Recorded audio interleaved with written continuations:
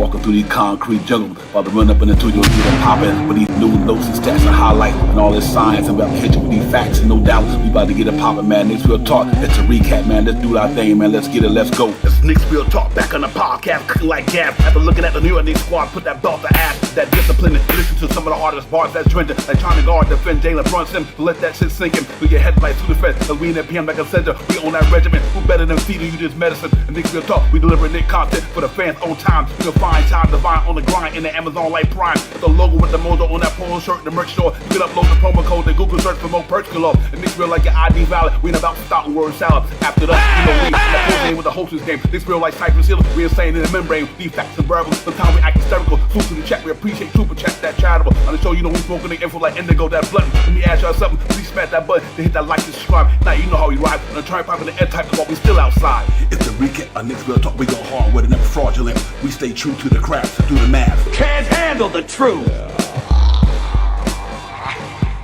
It's the recap of Nick's Real Talk. We go hard with it, never fraudulent. We stay true to the craft, to do the math. Can't handle the truth. It's the recap of Nick's Real Talk. We go hard with it, never fraudulent. We stay true to the craft, to do the math. Can't handle the truth. Recap of Nick's Real Talk, we go hard with it, never fraudulent. We stay true to the craft, so do the math. Can't handle the truth.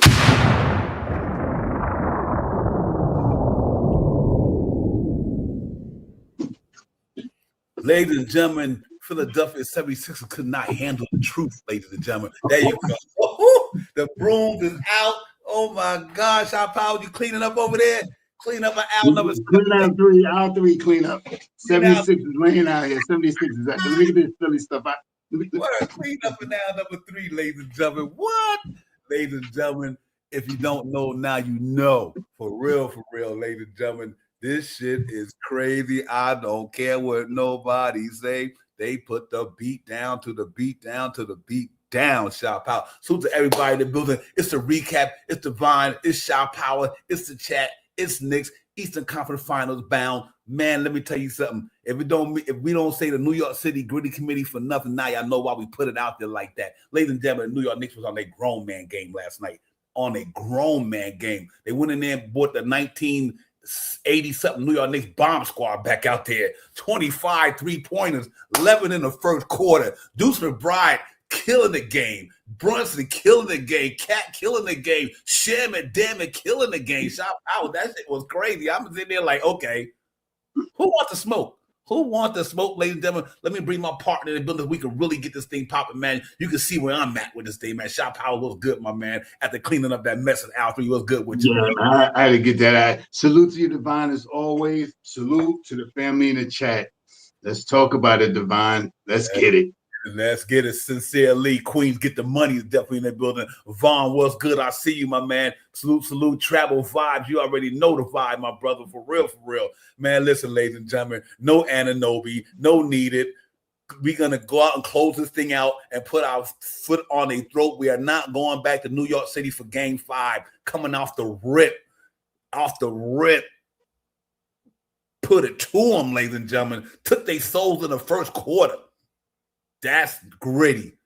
That's New York City Gritty Committee shit. Bully ball, bully up. That's all I can say. Ain't nothing else to be said, ladies and gentlemen. For anybody who will doubt this squad, we wasn't. We seen this shit coming from the beginning of the season. Word is born, this team right here, fuck the Detroit Pistons, forget the Cleveland Cavaliers. They don't even want it with us, ladies and gentlemen. And that ain't no fandom, and that ain't no hot homer shit. That's facts. They don't want it with us. Shot Powers. That was gritty, son. I can't say enough, but I beloved New York Knicks, man. Salute to them, man, for real, for making our fan base have a great playoff, because that shit was crazy. It ain't even over yet. 8 down, 8 to go, ladies and gentlemen. 8 down. Yeah, bro. You great minds think I'm like Devon, because that's exactly how I was going to start it off. 8 down, 8 to go. You know what I mean? And the way we have been finishing off these games against teams that are good teams in the NBA, ranked teams in the NBA, that's tearing them up, you know what I mean? And we're on a nice little run. That's nice little hiatus. So let's see what happens. You know what I mean? We got a nice little break, at least about a week, like we talked about last night, at least about a week or so. So we good. We got some time to let Josh Hart heal up a little bit more, get him a little better. Let Mitchell Robinson get a little stress test and get him a little better. Make sure OG Anunoby is ready for this next series about to come up, because we're going to need him in this series. Yes, I'm all the way turned up, man. The Knicks been playing basketball. This Knicks team has been playing basketball like I have not seen the New York Knicks, this team, play basketball all year long. This is not even like the beginning of the year when they was just beating up teams, just scoring 140 points and all. Nah, that wasn't. They was giving up when you get 140, you're still giving up 118, 116, 120 something. Not no more, man. I'm just happy to see these Knicks going on, and salute to my job and stuff, all that good stuff and all that stuff. But anyway, hey man, let's talk about it, Divine. I'm ready, man. I'm super amped. So I mean, this was just, it's easy to talk about a team that you appreciate and you've been watching for so long, and now at the apex right now, they're right there, man. And I mean, 8 down, 8 to go. Let's get it. Yeah, real talk. Hey, salute to the chat, man. What's good? Atlanta Hawks. I see you, my man. What's good, Hawks? ATL. Good to see you, man. Appreciate you coming in, my man. For real. Walter White, what's good, my man? Your drip should be on the way pretty soon. Travel Vibe, I did have the link in there. I throw it in there again, man. That way they can click on it. And normally it's at the bottom of the YouTube page, but I make sure I get it in there before we get off the pod, man. For real. But listen, man, appreciate everybody coming in. If you're a Knicks fan, you're feeling good. These guys are on another level, and I mean this sincerely. And me and Shaw Powell, we all talk about this later on. I'm gonna tell y'all something. Detroit, me and Shaw Powell just talked about this in the background real quick, and I don't want to get off the topic. Detroit was down 3-1 to the Orlando Magic, and they lost Franz Wagner. They were down 3-1, and they lost Franz Wagner. If that Franz Wagner went out, they might not be here. For real. Let me tell y'all something. Ain't nobody in here fucking with the Knicks in the East, and I ain't ducking nobody in the West. This team, Shaw Powell, I even brought this up at the last night game. You know what it remind me of? Here you go, ladies and gentlemen. The modern day bomb squad, ladies and gentlemen. 25 3-pointer, Trent Tucker, Gerald Wilkins, the Wilkins boys, the bomb squad, Rick Pitino clicked back in the 80s. There you go right there. 25 3-pointers. I mean, they literally was knocking them shit down like they was in practice, yo. This shit was crazy to me. It seemed like every time somebody came down, it was like, bang, you go a 3-pointer, do some Bryant, bang, Brunson. This shit was nonstop. It was like somebody was just throwing the haymakers at these dudes, and they didn't even know how to respond, Shot Powers. They did not know how to respond to that onslaught last night, and it took their will in the first quarter. Me and Shot Powers, even in the chat, everybody say, come out in the first quarter and put your foot on their throats right from the rip. Shot Powell, they put their foot on their throats, their necks, their backs, their legs, their arms from the rip, bro. They just put it on them, and they couldn't respond. They tried their best. And even in the second, what's the name? Nick Nurse said, we just got to, when we get to the third quarter, second half, try to get it down to 14. No, we went from this up to 30-something. I'm like, this shit is crazy to me. So, salute to the New York Knicks, man, for real. The New York City Gritty Committee, they just went out there and did what they did, man. I'm not even mad at these dudes, man, at all. I'm loving what I'm seeing, John Powell. That's game 4. Excuse me, ladies and gentlemen, 144 to 114. That should be game 4 right there. But anyway, the New York City Gritty Committee, Eastern Conference bound. New York Knicks, welcome to the grown man game, because they were only boys get beat by belts. Well, they beat them little boys' ass last night. So welcome to the grown man game, ladies and gentlemen. New York Knicks did the damn thing, man. Salute to them guys, man. I can't be prouder. President Boss was good. I see you, my man. What's popping? But yeah, Shot Powell, that was an awesome display of basketball. It really was belt to ass, Hawks, my man. And they just got to be happy that nobody escaped that thing other than Anunoby with a major injury. So that's a good thing, man. I'm excited. As they saying, it's not super duper. He could have probably been posted yesterday. You know what I mean? They said he worked it out, and he's going to have some time to recoup. And let's not forget this, man. They did kill the 3-point shot in the first quarter. They killed them with the 3-point shot. You know what I mean? But they also killed them down low too. They were beating them up down low, man. They were beating them up. They were bully ball. It wasn't just they were just hitting 3-point shots. It was they had to play that. This was the first game that Cat had extended minutes, and it showed, man. I mean, Embiid had a good game. His whack falling on the ground, Damian hemorrhaging every time he fall on the ground. But Cat went out there and played some good basketball, like we talked about. He's gonna get out there and he facilitated. This guy's assists went up from the regular season to the postseason.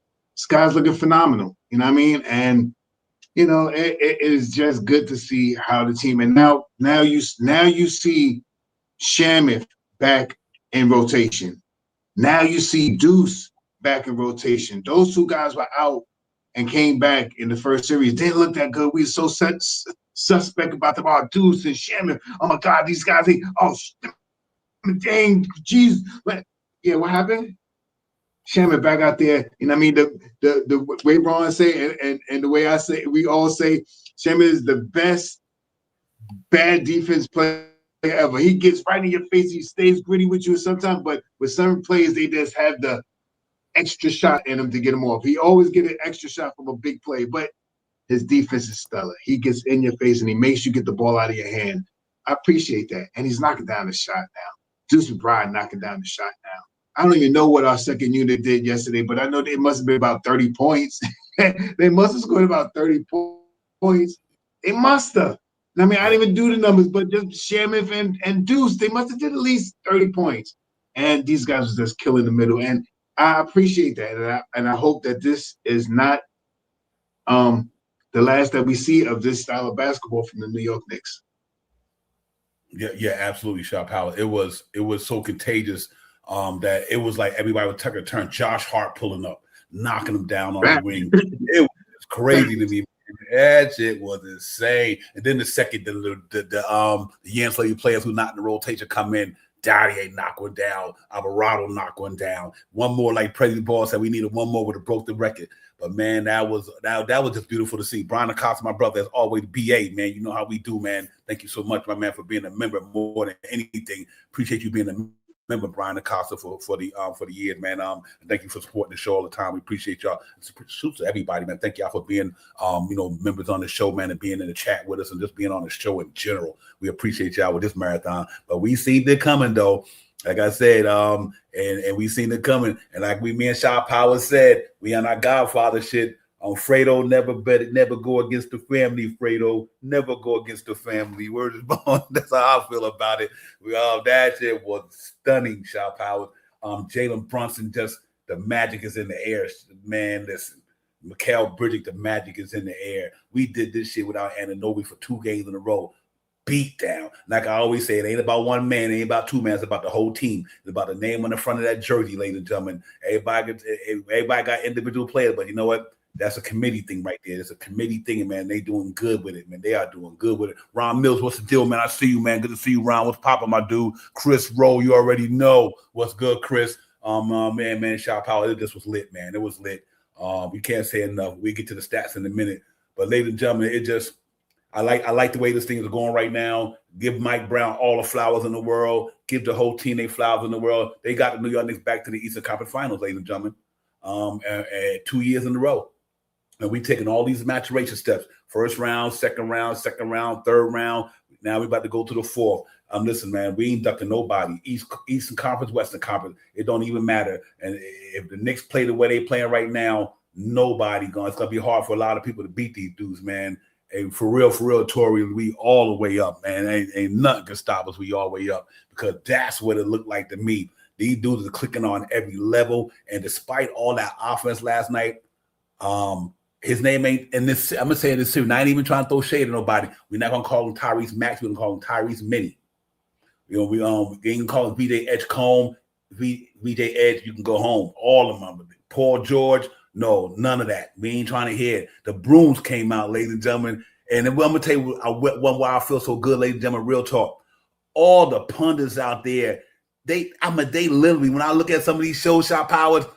They don't even know how to twist their own wrong predictions into right. They can't even do it. Like nobody, whether it's Colin Coward, right on Fox, him and Chris Broussard and them, whether it's the ESPN cats, whether you name it, any streaming podcast who said that the New York Knicks was going to get beat by Philly because Philly beat Boston. I'm like, y'all got to be out of your mind if y'all not looking at, if y'all don't realize the team that they going up against. And now they don't even know how to spin it back into reality. They can't even do it. The train full, ladies and gentlemen. You can't even get on the bus to get in. You can't even jump on the bandwagon right now. This train left the station a while ago. So they don't need to even try to jump on it no more. Let's go New York Knicks. I mean this sincerely. Turn this shit up because it's only going to get even more better. Ladies and gentlemen, New York Knicks going to have a week off to heal, like Sean Powell said, heal wounds, heal muscles, heal this. They get to scout both teams. It don't even matter who the Knicks play. I'm being honest with you because they got a whole week to scout Cleveland and scout Detroit. It don't even matter, ladies and gentlemen. It's gonna be finals in New York City. I guarantee you that. They ain't got nothing for us. Not Jalen Brunson. Where's Bond, yo? When this thing is over, and you look at that young man numbers, he gonna go down as arguably one of the best playoff performers. Period. Once it's all said and done, ladies and gentlemen, Jalen Brunson and the New York Knicks are being showing the people that we ready, Shop Out. And that's all I can say. I'm amped about it. Y'all know how I like it, man. We've been on this vibe the whole year too. I'm not even fronting. Like one thing I can feel good about when I come on the show, the numbers don't lie and the eye test don't lie. I ain't never had doubt for the Knicks the whole season because we seen what they did. They were there last year, Eastern Conference Finals. They beat Detroit. They beat Boston. So what makes everybody think the Philly gonna beat the Knicks? What makes everybody think that Boston was gonna beat the Knicks? We did them dudes in already. With a team that's not even playing like the way we playing right now. The team that's playing right now, we beat them with a team that wasn't even playing like this.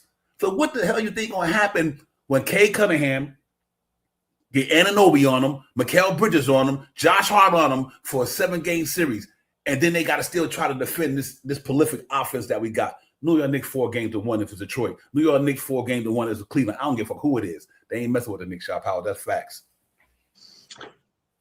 Listen, the biggest thing about right now is that we're gonna have time to rest. You know what I mean? I do want the series to speed up for Cleveland and whatchamacallit, but it's not gonna get no faster. You know what I mean? Unless Cleveland end up winning the next two or vice versa. So with that being said, I don't really want the Knicks to be laid off a whole week. And so, but if it helps us to get OG Anunoby more healthy, yes, I'll understand why. Because I think they'll start the first game, whoever they play, a little slower because they haven't been on the court against a top-notch team. But evidently, I think the fourth quarter is still going to be ours. And that's how the Knicks have been winning a lot of these games. And, throughout the season, that's how they won. They were a top-notch scoring team. And now it's even moved from the fourth quarter into the third quarter. You know what I mean? In third quarter games, they're starting to just go crazy. Last night game was a anomaly. I mean, they were 40 points and then 40 points. You get a 40 point, you get a 40-point quarter, you get a 40-point quarter, it was just going crazy, man. And we say 26 and under and 28 and over, but getting 40 in a quarter is hard. You know what I mean? It's hard. And they did it back to back to back. They was like, get a 40, 50, get 40. You hit 13 threes. So I'm not expecting, like I said, I don't want it the other series to last too long unless it means that OG is going to be fresh. You know what I mean? And then my biggest thing is the layoff right now that we're going to have. You know what I mean? 3-4 games, okay, but you talk about next week, Monday or Tuesday or something like that. Whoo, that's a lot of games off for the New York Knicks. You know what I mean? But evidently, I'm not nervous about that either because that first game coming back, OG gonna be ready and they're gonna run the same schemes and the same rotations with the same thing. It's the way they're moving the ball. It's not the way I see them moving the ball. Is not like I've noticed. I mean, the teams that they're playing know that the Knicks are gonna do it and can't stop it. That's big, man. The teams that they played They've been running the same high pick and roll with Towns on the top or on the corner, the same pick and roll with Jalen Brunson, the same pick and rolls. They can't stop it. They can't stop it. And let's see who's next. Yeah, for real. Hey, listen, man.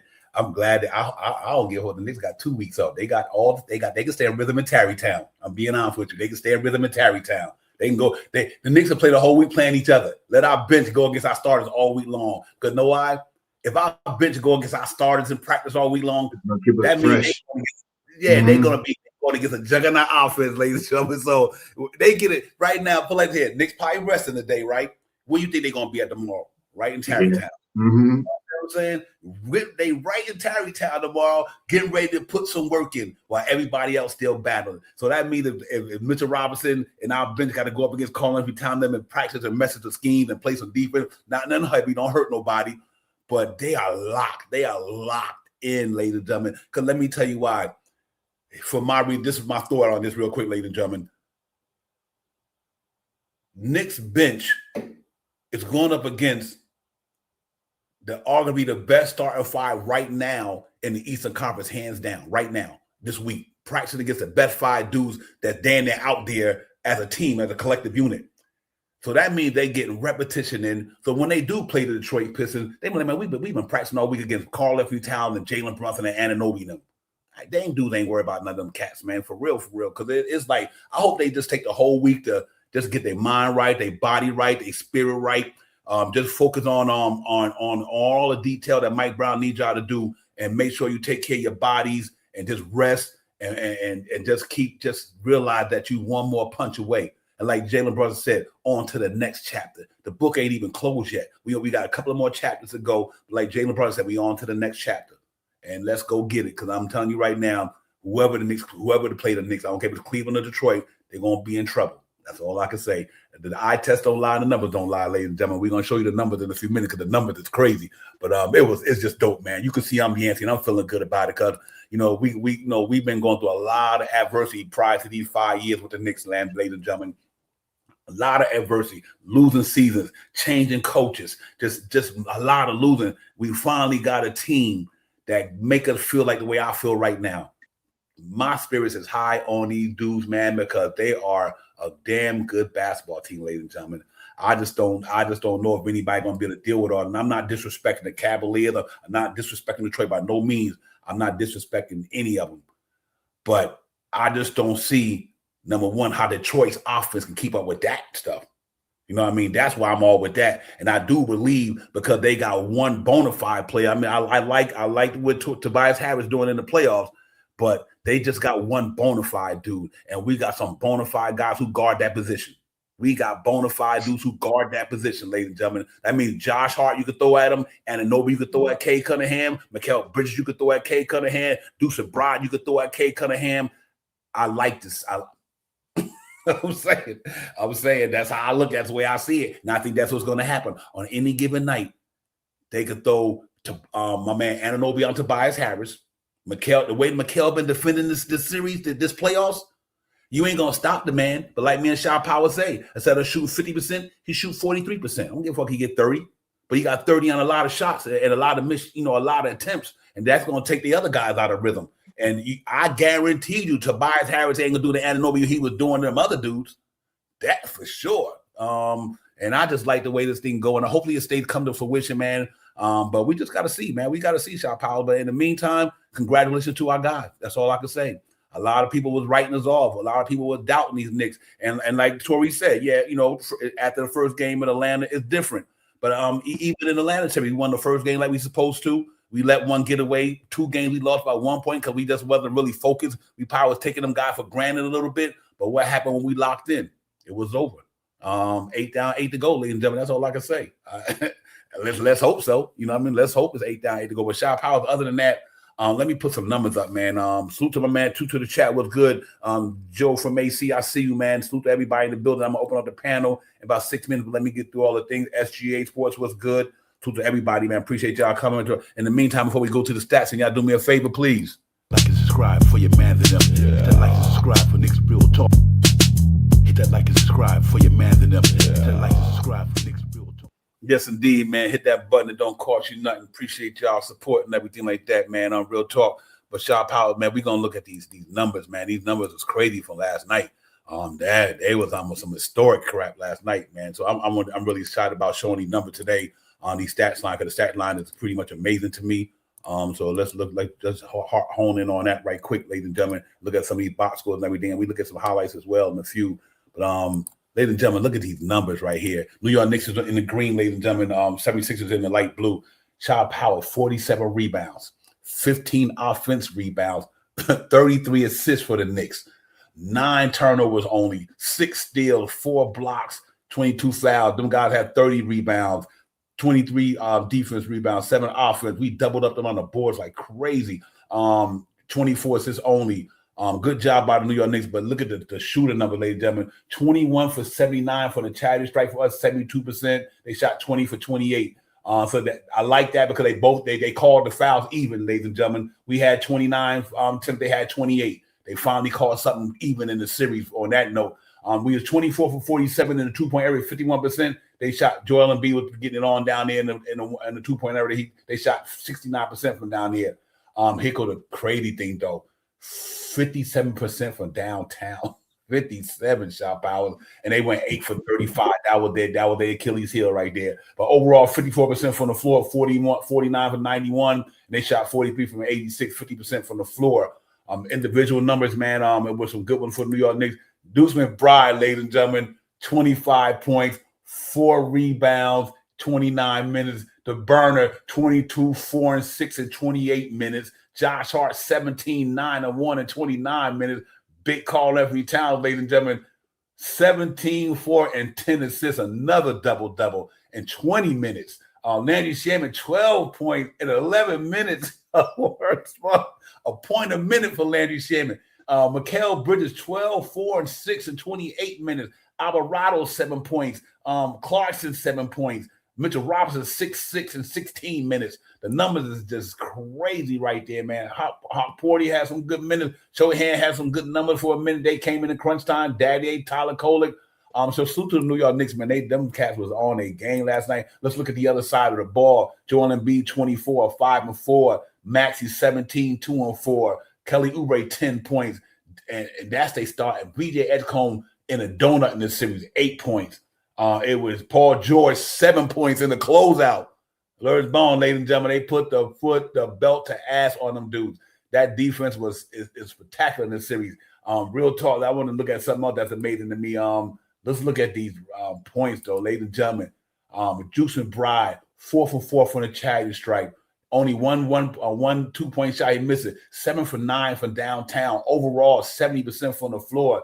Jalen Brunson, 2 for 7 from down in the 2-point area, 6 for 10 from downtown, shot 47%, 60% from downtown. Josh Hart, 17, 1 and 1 from the free throw, 2 for 4 from the 2-point area, 4 for 6 for downtown, 60%. KNICKS Towns, 5 for 6 from the charity strike, 3 for 4 for the 2-point area, 2 for 3 from downtown, 67%. Landy Schmidt, 0 for 1, 4 for 6 from downtown, laid them at 67%. Alvarado, 50% from downtown. Pacone Daddy, 100%. That shit is astounding to me, ladies and gentlemen. They have put up some gaudy numbers from that 3-point line last night. Salute to the New York Knicks, man. In Philadelphia, nope, no way. Tyrese Maxey, 14% from downtown, 1 for 7. Joel Embiid hit 2 of them. Edgecombe, 0 for 6, 0% from downtown. Paul George, 1 for 25 from downtown. You live by the jump shot, you're going to die by the jump shot. One-dimensional. Salute to the New York Knicks defense for making this team one-dimensional, just like the Boston Celtics. One-dimensional jump shooting squad, put a cap on it, and it was over. Shot power, that shit was crazy, bro. Rebounding numbers, I just want to hone in on the Knicks. Look at the numbers. 9 for Josh Hart, 6 for Mitchell Robinson, Hot Purdy 4, Brunson 4, Carl 4, Bridges 4, McBride 4, Everybody was in the rebounding numbers last night. Even Alvarado, Daddy, you know what I mean? You name it, they was on it, bro. So that was a great deep rebounding by committee. When you got the ball in your hand, I mean, the other team don't have the ball shot power. That's why we talked about in the pregame, the most important thing, rebound the basketball, because you rebound, that means they don't get the ball. And they did that shit at a high number, ladies and gentlemen, 47 rebounds, something like that. What a great job by the New York Knicks overall, man. So I just got to say this here, shot power. That was one of the best closeout games I ever seen. When your team got to do what they need to do, shot power, they close them boys out and we advance them. And that was a good job by the Knicks for sure. I mean, you know, that's what you're supposed to do. You know what I mean? And they've been, you know what I mean? You know, in the last couple of years, there was a team that the Knicks had with Julius Randle and DiVincenzo and Ahard. You know what I mean? That was a good team, but they got hurt that whole year. They really got hurt. Julius got hurt. Then everybody started getting hurt. Even what's the other guy, the white dude that was hitting the 3-point shot? Even he got hurt on a falling on the ball, hurting his hand. So, but this team right now, being as healthy as they are and playing the way they are, you know, yeah, I don't think they lose it. So, you know what I mean? I don't think it goes away. I don't think it's just all of a sudden they're going to forget how to play basketball. And this is a team that, you know, the Knicks are going to be biting on some leather for, because if it's Detroit, the word is out that Detroit got the Knicks number. So they're gonna be biting on that. And if it's Cleveland, they're gonna be biting on it because they know that Mitchell Robinson, all them guys are gonna bite anyway. Either way it goes, it's gonna be a gritty game for the next series. And I mean, the biggest thing for me, like I said, is the long extended wait. You know what I mean? But if it's for OG to get back to be more healthy, I'm down for a 7-game series. Hey, man, listen, that's what's so scary about this thing, man. They did this without Anunoby for 2 games. What you seen yesterday was arguably one of the best players in the playoffs this year. Arguably one of the best players in the playoffs this year. Didn't even play the last 2 games, and they still smoked him. Let that shit sink in. A 24 Deuce McBride went out there by himself and got Anunoby numbers last night, ladies and gentlemen. If that ain't called team basketball, next man up, there's nothing else to be said. This dude went out there literally and got Anunoby numbers. What did that tell you? And Shamit got Deuce McBride numbers. You know what I mean? This shit is crazy to me, bro. What? So they didn't even compete with all that being said, bro. And Clarkson doing what he doing. I mean, it's just like Mike Brown pushing all the right buttons. Big KNICKS Town got the Joker thing going. And that's another thing we got to take into consideration. When we play the Detroit or we play Cleveland, what's going to happen when Jalen Duren or Jared Allen got to come out there where KNICKS Towns at, because he out there at the top of the key doing what he's doing? Them lanes is wide open, ladies and gentlemen. All open, all day, every day. Because Big Cat, now Mike Brown said, I'm going to put you at the top of the circle, and I'm going to let you be the facilitator and let these dudes roam around that damn perimeter and just do what they do. Now that means all them big men on any opposing team got to come way away from the basket. Either you try to stop this man, or if he put the ball on the floor, it's a wrap. Or if he pass the ball to one of them dudes, because then what happens then? Or if he go down the lane shot powers, now they're going to be double teaming him. And all this shit just spray and kick and spray, whatever. It's crazy, bro. That shit is Mike Brown. Salute to you, my man, for real, for changing up that scheme, my bro. And much as we got on Mike Brown, that was my biggest target this year, ladies and gentlemen. Mike Brown, I knew what the players could do because we seen them do it already. It was Mike Brown. And Mike Brown got to that Atlanta series. He said, listen, we won one. We didn't play our game. Let me switch this shit up a little bit. He switched it up, and here we go. Here we go. Yeah, we moving on up, ladies and gentlemen. We moving up to the east side. We finally got a piece of the pie. We on our Jefferson shit right here, man. For real. Let's do it. Salute to the chat, man. We in the building. Turf Dome. I see you, my man. What's good? Turf Dome. What's popping? Johnny D, my brother. I hope that drip is there. If not, should be there any day. And I hope you got it. I appreciate you, though, my man, Johnny D, for real. Mr. Tito's, what's good, my man? I see you. What's popping? Piece of the God. Allah wide. Allah, what's good? What's good? I see you, my man. For real. Salute to the chat. AP, thank you for the super chat, my brother, as always. Tim Smith, what's good? I see you, Tim Smith. Long time, long see you, but I see you, my man. What's good, Tim? Salute to everybody in the building, man. Appreciate y'all coming in, man. Like I said, make sure you hit that button for your brothers and everything, and I'll open up the panel in a sec. Y'all can get in here and get it done with us. But listen, man, I just like what I'm seeing. I'm super excited, Shaw Powell. I'm happy from a fan perspective. Just from a fan, I'm happy. Being a fan of the New York Knicks, I'm just super excited that our team giving us another chance to keep playing as we move on.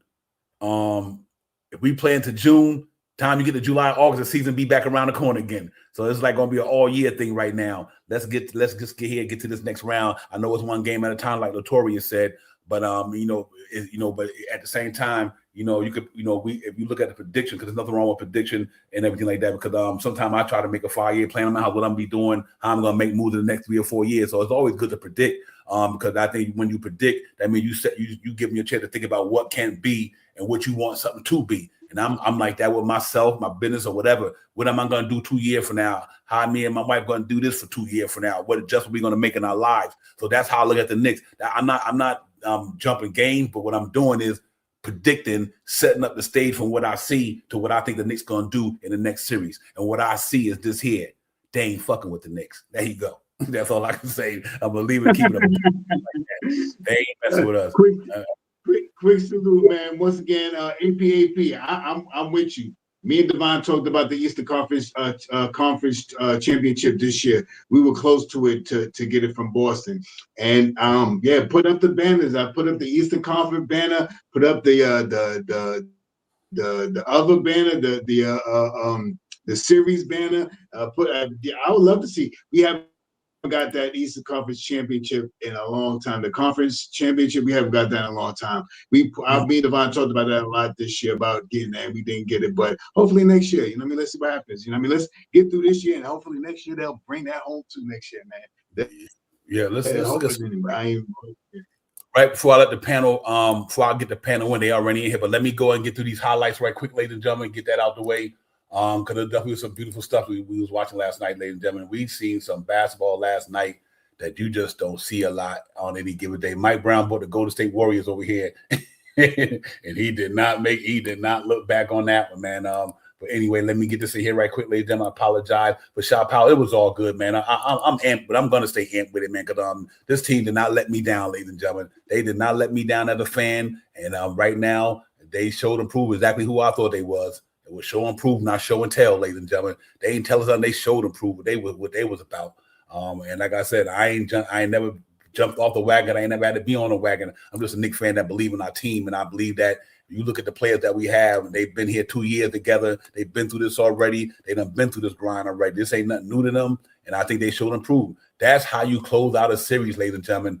You put the belt down to these cats, and they did it last night. And I don't know what else to say. They put it on them guys, man. Let me get this in here, man. And let's look at some highlights, and we'll talk about it on the other side, man. Then I'll open up the panel, let these guys in here. Give me 1 second. Let me turn this thing up, and we'll get it done. I might have to take somebody off the screen and come back in, ladies and gentlemen, because it's a screen share. So I'm not sure if they're going to allow me to get it in here. Let me see. Oh, they did. All right. Listen, they did. Here was some highlight from last night game. I enjoyed some of the moments, man, because these dudes was clicking on all cylinders last night. And here we go. Let's get it right quick, and we do the Shaw Powers. There you go. Coming off the pick, Josh Hart pulling up Shaw Powers. He just was knocking them down like crazy. This is insane to watch right here, man. Get it to Deuce McBride, spin around backwards, bang, give it to Deuce. This count them, ladies and gentlemen. Jalen Brunson seen him across court. Hockey pad, bang, step back. Charles Jordan, don't even play yourself. Don't even play yourself. Look at Jalen Brunson. You don't want it neither. You don't want it. Man, hand down, ladies and gentlemen. For real, for real. Look at this here. Look at this shit right here. Too big in the game, throwing double picks. Launching. Look at Shamit off the pick by Mitchell Robinson. Step back. Wow. What? Look at this pass. What? And one, Embiid. And one. Took their soul. That was soul taken. Watch this right here. This is the crazy one right here. Watch the pass. Midi off of one leg. Bottom. Jalen Brunson. Alley-oop. Mitchell Robinson is up in there, man. Yeah, he better not jump no more. He got enough freaking pitches to him. universe right there. Yeah, he cut him to death. And this is the best play right here. This is the best play. Whoopsie. That's the best play right there. Oh, take that in your mouth. Hey, listen, hold up for a minute. I don't care if I get a copyright infringement or not. Watch what my man say after this happened. Hold up. Deflected by McBride. Brunson a three. Bang! In a very hard-fought, emotional series at a lot of close games. Beautiful pass. Kolek to Sohan. You shot power, but on the regular one, he was like 29-point McBride. New York. I was like, Mike Green is like crazy for that, bro. But look at this shit here, man. This was hype, man. I can't say enough. You know how we do it. But them highlights is worth a million words, man. They was getting it, man. But listen, let me get some peoples up in the building. When y'all come in, let's get it done and talk about it. Let's talk about it, man. It was lit. Listen, first of all, I see a logo in the chat of all logos all over the universe. There's one major logo in the chat, and I'm putting that up right now. It's MBK all day, every day, nothing else to say. They do it day way. My brother from another mother, long time, long see. What's good? Sim, my brother, much love. What is popping, ladies and gentlemen? That name right there is self-explanatory. You don't even have to say it no more. What's good, my bro? I see you, my man. What's popping? Salute to you. Good to appreciate you coming in, man. You already know, my brother. For real, for real. Yeah, man. But that was about to ask Sim yesterday, man. That was crazy. That was crazy yesterday, man. That's all I can say. Crazy, crazy, crazy. But listen, let me get my man Corey Lee up in the building. Let me get SGA. Whoever else jump in the chat, they keep it brief, short. Let's get it popping. But listen, man, let me bring the people in the building where we really get this thing going, man. Corey Lee, what's good? What's popping, baby? I'm good, man. I see the brother Sim, man, the power father of all. Yeah, the power father. Shout out to the power father. Shout out to the chat. Yes, you know what I'm saying? Shout out to everybody. Hey, man, we talked it up yesterday. Yes, we talked Deuce McBride right into the game. And damned if he didn't show up, and damned if he didn't do his damn thing. You know what I'm saying? Yes, he did. Let me open the door one more time. Let's walk white. What a delight. Oh, man, what's good?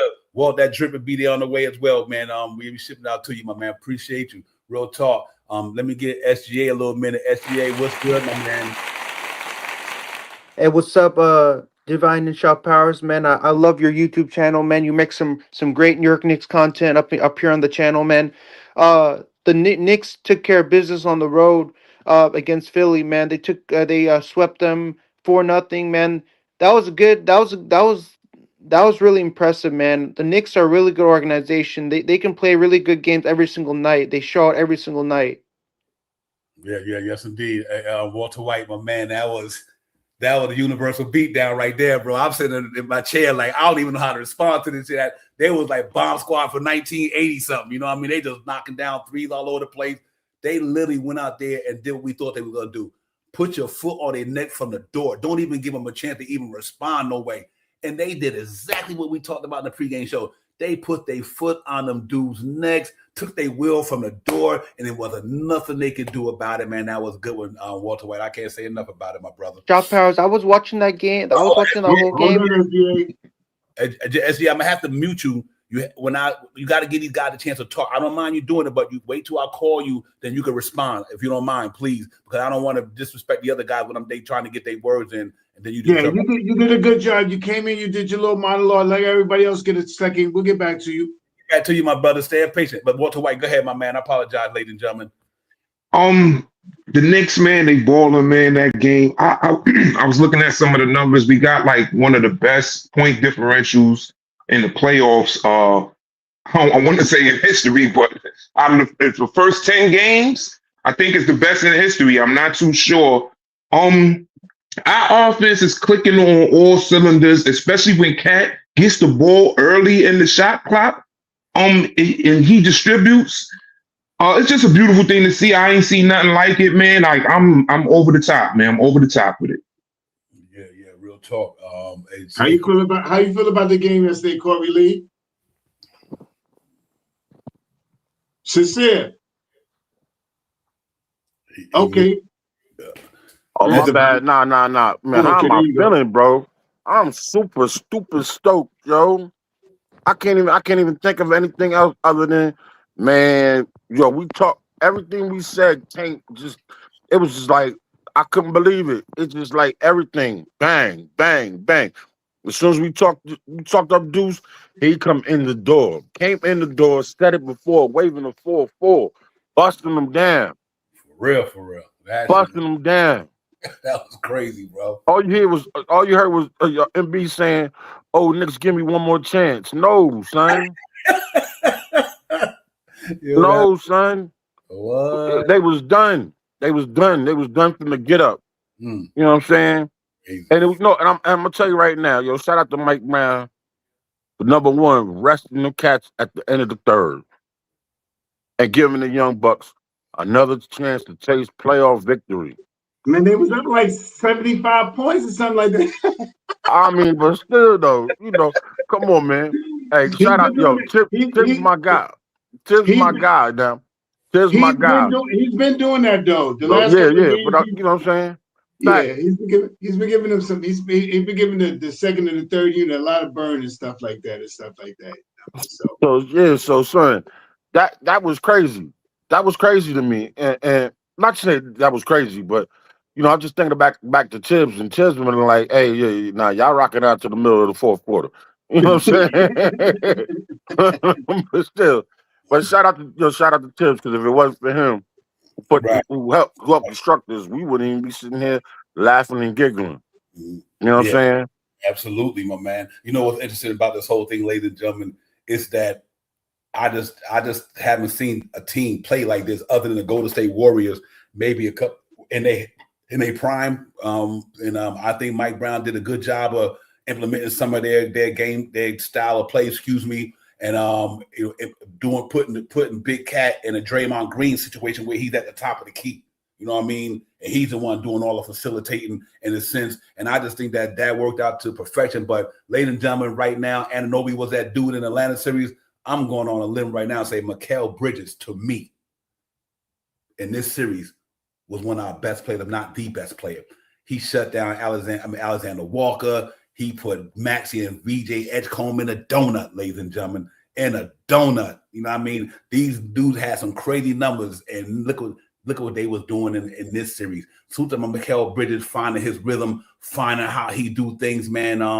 He just came out and let you know, like, you know what? I might not have my offense game every night, but I got my defense game every night. And man, did he shut them boys down. And like I said, I think you got to be happy about what the Knicks did, man. Paris Duggan, my brother, as always, thank you for the love and thank you for the super chat. For real, man. Masterful coaching, love how Shaman and Deuce got to compete with each other, making both better. With harder, savvy cuts off the back picks. Facts, my man. Real talk. For Cat's assist to a championship. That's what I'm talking about. That's the energy that I'm feeling. Same thing that brother feeling. And we appreciate you, my man, Paris Duggan, for real, always, my man. But yeah, shout Powers and everybody. It's on to the next, man. But we got to celebrate it. I like that the fact we got a chance to sit here and take a week to heal our bodies. Not heal our body, heal their bodies. When I say us, we mean the Knicks. Right. I'm glad that they got to get this rest, man, because Josh Hart got a little banged up. All of them probably got a little nicks and bruises. Salute to my man, Tone Crow. They all got nicks and bruises on there, man. So they probably got a week to heal them wounds and them scars and them bumps and everything. Anunoby probably like right now, he probably a Tyree shooting right now. He's so desperate to get back on court. He probably was mad at the Knicks because he couldn't play. You know, that to go to show you, he probably was like, man, I want to close out that game. Nah, you good, my brother. You close out that Eastern Conference Finals. That's what you close out. You know what I mean? So we hold Anunoby to the end. But overall, I'm impressed. Right now, like I said, Shaw Powers, the Knicks probably got a day off today. Tomorrow they probably in Tarrytown in the film room, game planning for both teams. Whoever come out the East, that's going to go, most likely can go 7. You know what I mean? It can go 7. If the Cleveland win tonight, that means you know it's definitely going 6. So you might not see the Knicks till next week. And I'm good with that. Right. That's a wrap. It's like Monday, Tuesday, or something like that. Yeah. So and Paris, not to jump in. Paris, you are so right, because we also talked about both of those guys last night. We first talked about Deuce, and if it wasn't Deuce, it should be Shaman. And they both played the role. They played the intricate role in this series, big time, other than last series where they were still trying to get back into the flow. They're in rhythm now, man. This is gonna be fun. And you know what's so crazy? And what's so crazy? That term "next man up" feel right in, right then. You know what I'm saying? The next man up mentality. That they just step right up and and filled the roles. Shout out to Chairman too, man. I forgot about him. I mean, I didn't forget about him, but you know what I'm saying? I can't underlook what he did. Facts. Yep. Hey, quick, Walter White. Regardless of what team that come next after this, is there anything you want to see different from my team that you think we need to kind of, how would I say, improve a little bit more, and while we got a chance to get some practice? Because one thing about basketball during the regular season and the playoffs, the games come every night. You know what I mean? Every other night. You know, but now they got a chance to literally get some practice in. You know what I mean? They got a chance to go in the gym and work on some game for about 4 or 5 days. That's why this team might be scary to me, because I just think they got a chance to practice some more, because it's hard to do that during the course of the season. But is there anything that you think you would like to see them improve on heading into the Eastern Conference Finals? I'm going to say. And on the tail end of that, before you answer that, Walter White, do you have a preference of who we play? For selfish reasons, I want to see us get back from Detroit, because they've been popping a whole lot of gas because they beat us in the regular season, and now Cade is a Nick killer from winning 3 games in the regular season. It's like, no, that's not good credentials for you to be named as a Nick killer. I want to say it might have been, I think it was that press conference that Mike Brown did via Zoom, the Zoom press conference. He said they got more wrinkles for the offense. They got more wrinkles. I want to see them work some more off the backside, as when he got the ball in his hand and they trying to pop whoever they trying to get free. I want to see more backside action, more cuts, get him more, 15 assists. He could do it. He had 10 yesterday, and what he played, 20 minutes? You seen him look a little bit more for Mikal too. I think that's another wrinkle. Mikal wasn't in the last couple of games. It was more Mikal this last game. I think he had like 2 assists from Mikal or something like that. So that's more than I seen him pass the ball to Mikal. Yeah. What about you, Corey? Anything that you want to see? Anything they want to do different that you think we might need to do that you didn't see in the series? I mean, hey, everything I'm telling you this. I'm gonna tell you right now. I seen it when I say it was between Shamit and Cat, and then he turned around and he caught Josh coming out the corner. That was so crazy to me. I was like, that was the most unselfish basketball. I've seen some unselfish basketball, but I'm talking about New York Knicks unselfish basketball, and I love the fact that this team was just committed to winning. You know what I'm saying? And I mean, it's like we totally reinvented ourselves in the middle of the playoffs. Yeah. I mean, like Mike Brown has shown us how to be like we were sluggers. We get in the middle of the ring and duke it out. You know what I'm saying? Now he's teaching us how to counter punch, bob, duck, move, slide. You know what I'm saying? So, I love it. You know, and if we get more of that, especially when we got, regardless, I heard my man Walt White, you know what I'm saying, hey, he want to see Detroit because of that, that regular season garbage they was popping, which is cool. You know what I'm saying? They're the regular season champ for the East. Big deal. You know what I'm saying? Big deal. You know what I'm saying? I want to see what that trophy look like. But still, hey man, they almost got eliminated by Orlando, a playing team, bro. That's what I'm saying, though. That can't shoot. I'm gonna tell you like this. This is something that me and Freezy was talking about the other night. You know what I'm saying? Amongst us, all of us on the show. These cats is really tripping. These prognosticators, these pundits, all these people are crazy. We have beaten every single one of these teams in the playoffs. Exactly. From Boston to Cleveland, Detroit. You know what I'm saying? The Sixers, this is 2 times over. You know what I'm saying? Ain't no way to go but up. And Detroit can't, number one, Detroit can't shoot. We cut the basket off. It's a wrap. Let's make them shoot. It's over. So with that said, I don't care. I could care less. Detroit, Cleveland, they mama, they grandmama, they uncle. You know what I'm saying? From St. Louis. Who cares? Pack them all up. As a matter of fact, they could take them two teams and combine them, and the Knicks will still smoke them. Hey, listen, I ain't even mad at you for that, because I'm going to tell you something that's interesting to me. Ladies and gentlemen, this is real. Shy Power said, I can understand why we want Cleveland, because that gives us home court advantage. But after what I see the way the Knicks play, it don't even matter, ladies and gentlemen. I'm being honest with you. I eat crow. You know me, I eat crow, and I don't do that a lot.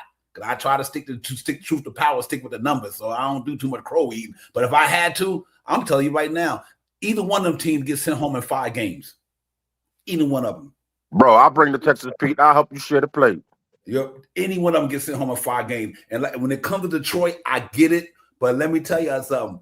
We got bodies of where K. Cunningham ass out all day. I mean, Anunoby, Josh Hart, Deuce McBride, Mikal Bridges. I mean, you could throw bodies at that man all day.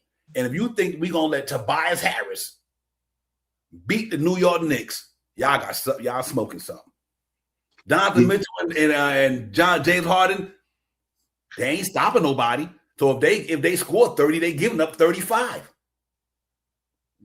You know what I mean? And Evan Mobley, he nice. Skinny, tall. He's a tall man. He's not a big man. He don't play a big man game. He play a tall man. He be on the outside. Anunoby shuts that down. He ain't getting down there shit on Anunoby. Or if we had to, we'd throw double big Mitchell Robinson in real quick. You know what I mean? I just don't think these dudes got nothing for us. And they defense is suspect. You know what I mean? Cleveland defense is suspect. How the hell they gonna stop that juggernaut that's coming at them if we still on the same level that we on and we didn't lose anything? Them dudes ain't beating the Knicks, ladies and gentlemen. Jalen Brunson is on a mission. He is on a mission, and I don't think nothing going to get in his way because everybody in the playoffs to this day, he sent all of them home already. All of them. Jalen Brunson sent all of them home. And not to jump the gun. Yeah, man. Sent all OKC looking, even though they sweeping their team, but as a team, especially SGA is looking real human right now. He's not looking superhuman. Facts. And the one major reason, like my preference is Cleveland because of the home court advantage. The one thing that we did have against these last 2 teams that we just played is I-95. You know what I mean? Both of them are connected to the I-95. Somehow, some way, they connected to the I-95. We got people that travel.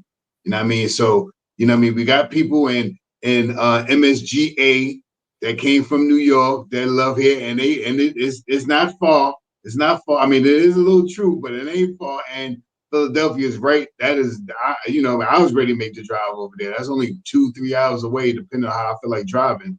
You know what I mean? So that's why these next series against either Cleveland or Detroit, we may not have as many people in the crowd, which makes no difference to me. But the one thing that I would like to have, if we could, to have the home court advantage if Cleveland wins. But that doesn't make no never mind to me if Detroit, because the first game we go into Detroit, we just punch them right in the mouth. That's it. First game we get in there, that's not. That's all we need. That's all I'm looking for. That's all I'm looking for.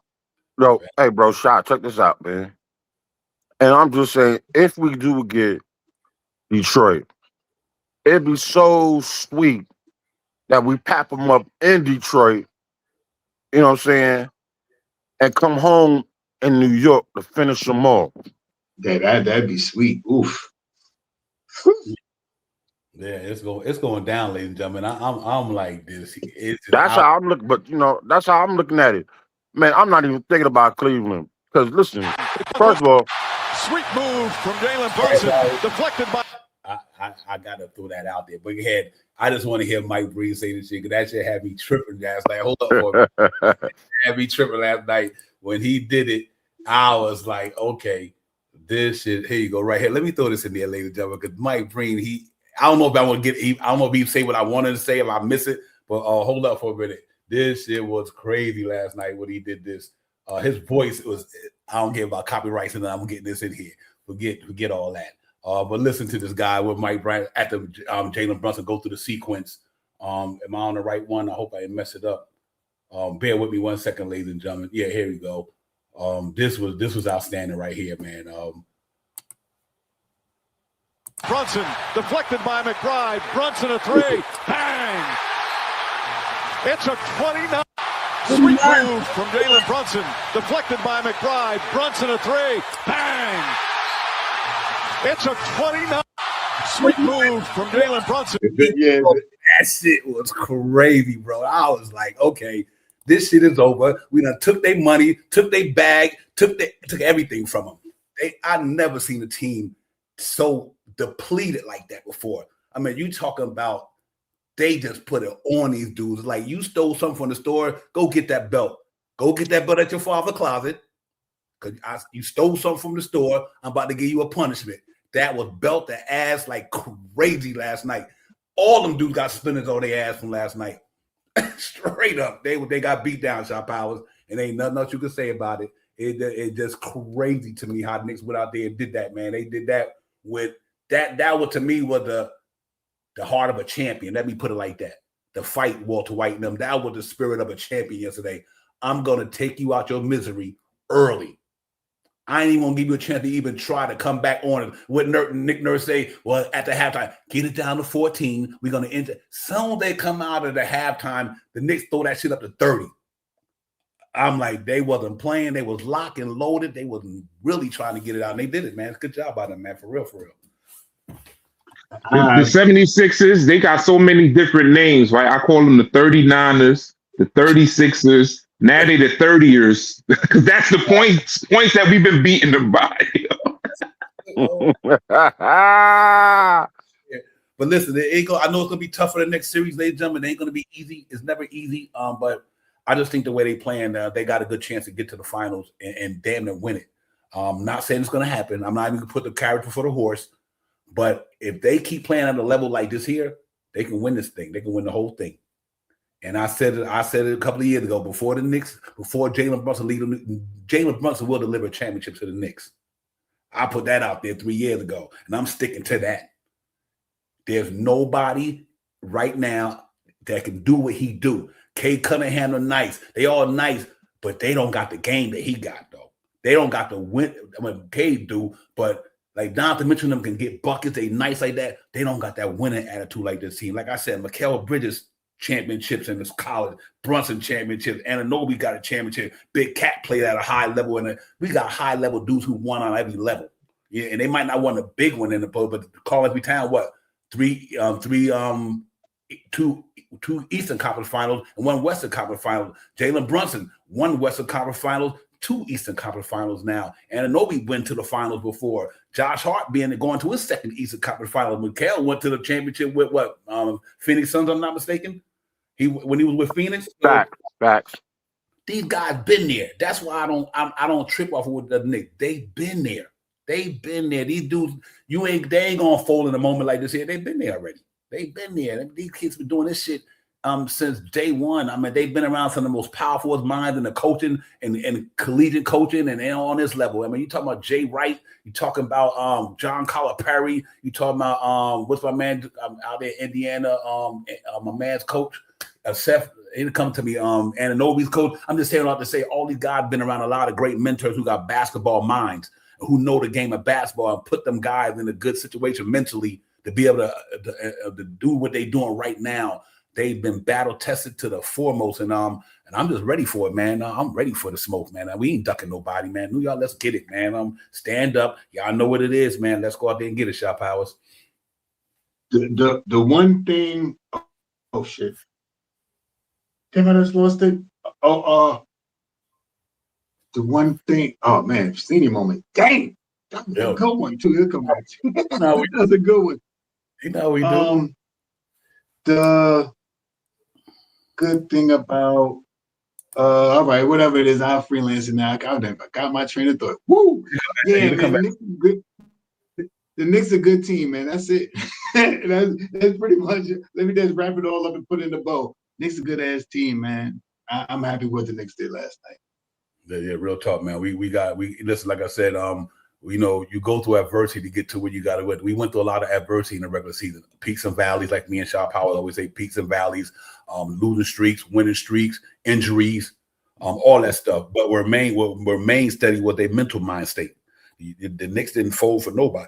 They said we're not giving up. You know, we go through our little adversity, our bumps, our nicks and bruises, like I said earlier, but we remain intact. And Mike Brown found a way to get his A game on. Now that Mike Brown and Mikal Bridges got their A game on, Shaman, like Shaw Powell said earlier, Shaman and Deuce McBride after coming off the injury at the end of the year. Now it seems like they getting in the rhythm, and they about to go to Tarrytown to get some more shots up. They got a whole week to go to Tarrytown to get more shots up. So to me, that's even more crazier because now they get the chance to practice. Jay Chosen, what's good, my man? What's popping? Man, everything good. Peace to the chat. Peace to the panel. Salute. Peace to my brothers. Yo, we are beyond battle tested at this point right now. Nobody in the entire division is nearly as battle tested as we are right now. Right. No, nobody in the Eastern Division has been this battle tested, this prepared, and I really bring it back to the day that Papa Brunson called out his son, and from that day on, I don't really think there was a division. I just think there wasn't communication. I think that's the difference. I think that everybody wanted to make it seem like it was division, but it was a lack of communication. Because really, Cat was only saying, I just want to be part of this, part of the offense more, not I want to score more, I need the ball more, he just want to be part of it more. And the moment that he called them out on that floor, like took the belt off like you did the other day and said, get your ass over here. And when they had that talk, they unleashed a cat to a lion. And he's become a lion ever since. And we haven't lost one game ever since that moment. So not only battle tested, but now we are locked in together. If you pan to the bench last night, especially after the game, the last game, who was it? It was Brunson and it was Cat, and they were just chatting and talking, and they were jumping and hollering and hooting away and going off and all that. I bet you anything they were talking about what they had to do next. I love what I'm seeing right now. It's almost like a dream to me. You know, the wildest thing to say is because my favorite teams was 90, 94, 99, the Spreewell years. This is the best team that I've seen in my life. Overall talent. So I'm talking about from the starters through the entire overall bench. Talent. Yep. Overall talent. Overall talent. I mean, I'm not going to sit here and say, Brown necessarily was a better coach than Riley, but that, it's the coaching crew is good. When you're a team, the whole team works.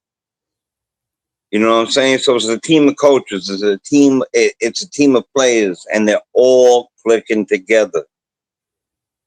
Yes, sir. You know what I mean? And your favorite player should be the Knicks. Yes, that's it. And I'm going to stand by this last thing. I've been saying this for a long time. I've been saying my saying is the only team that can beat us is us. Yeah, facts. Yo, salute to the chat. Geraldine, what's good? I see you. A Sunday nice Nick Smoke. He's like, listen, we focus, man. Tell Stout to holler at me, man. For real. for real. Focus, man.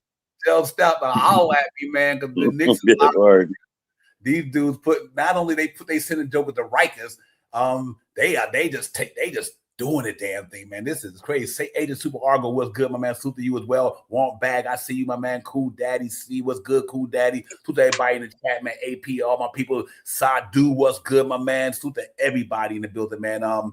We got a right to feel giddy about the way the New York playing. Forget the pundits, forget the naysayers, procrastinators, but all them jokes. Forget everybody. If you're a Knicks fan, you got to be feeling good about your team, ladies and gentlemen. We should be.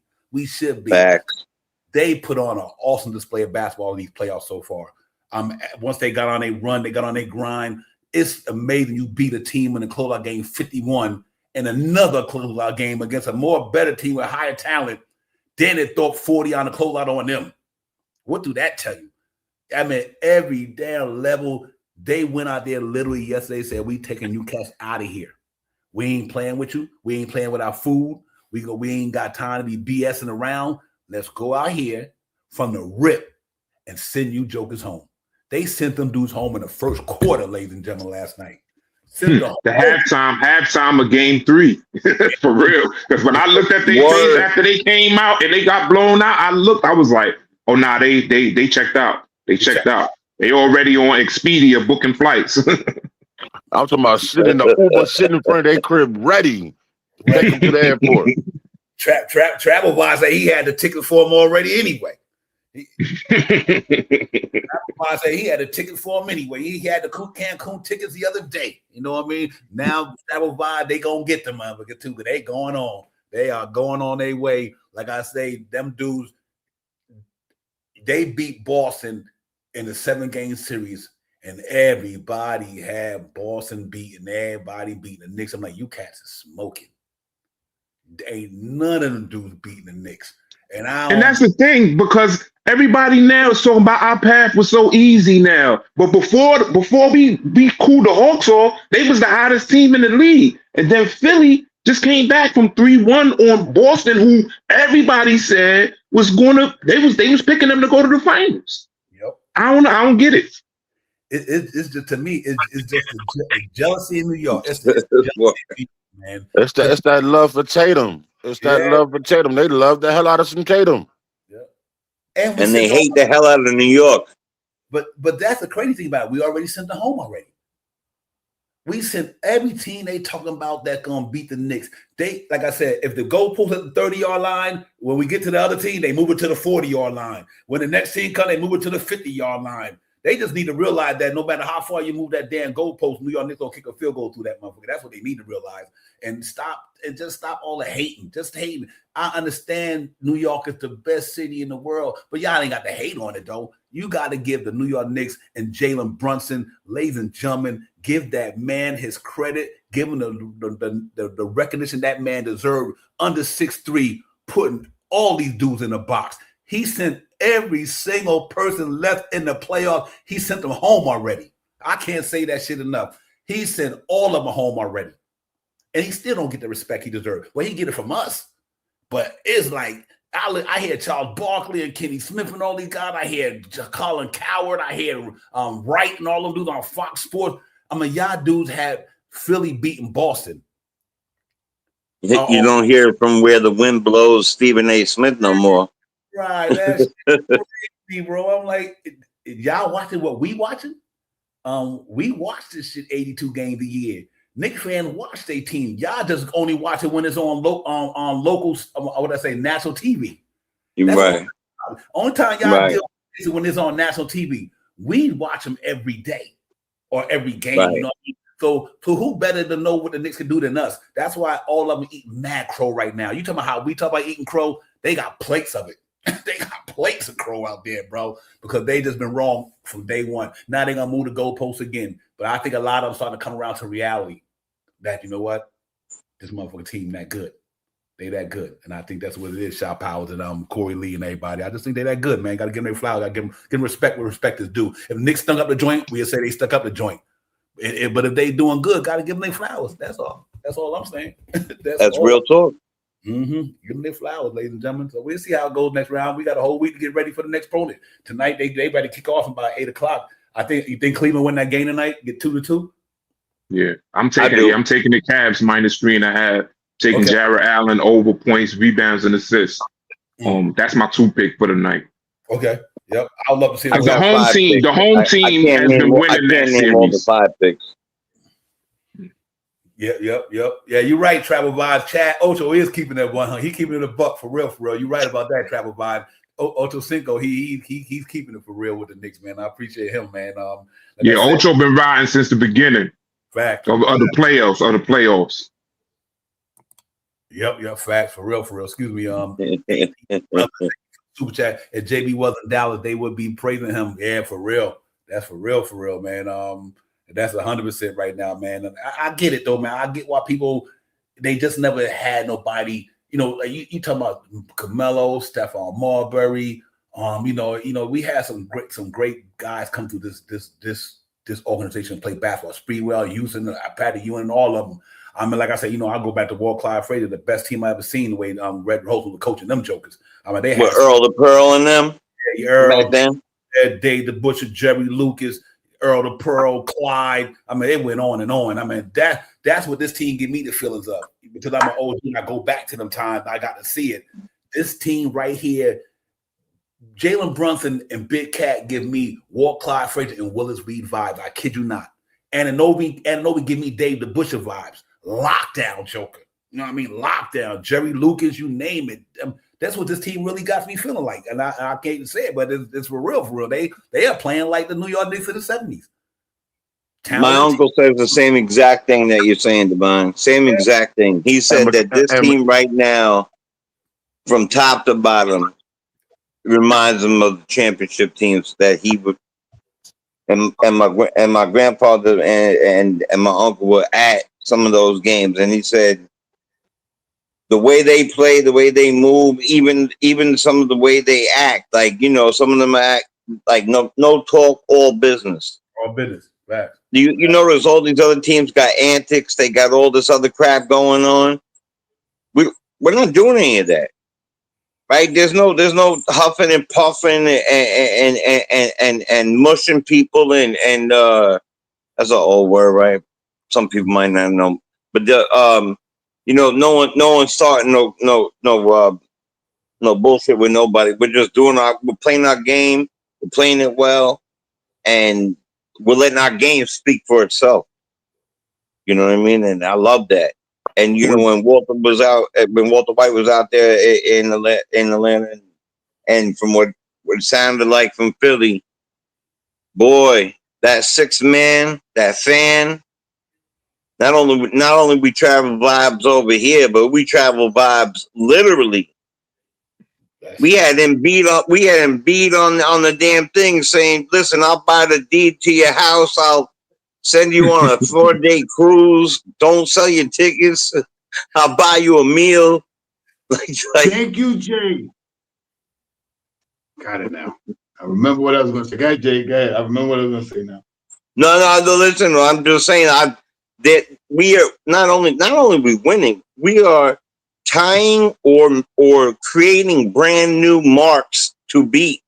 We are making history while we're playing. We unlocked something in our team that we already knew or we were supposed to get to the finals. And then we unlocked something. And when that thing became unlocked, I really believe it's unstoppable.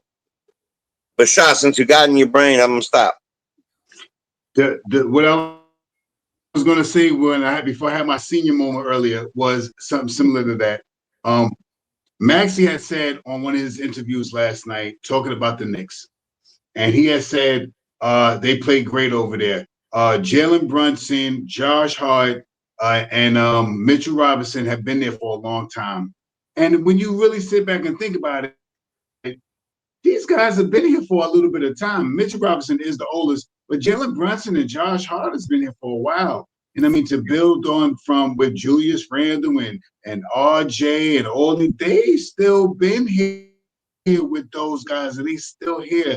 And now they sprinkled in Mikal Bridges and Cat for the last couple of years. So this young veteran team right here has been through the strife, the struggles, the ups and downs, all the hoopla, all the Knicks fans booing them, yelling for them, all that stuff.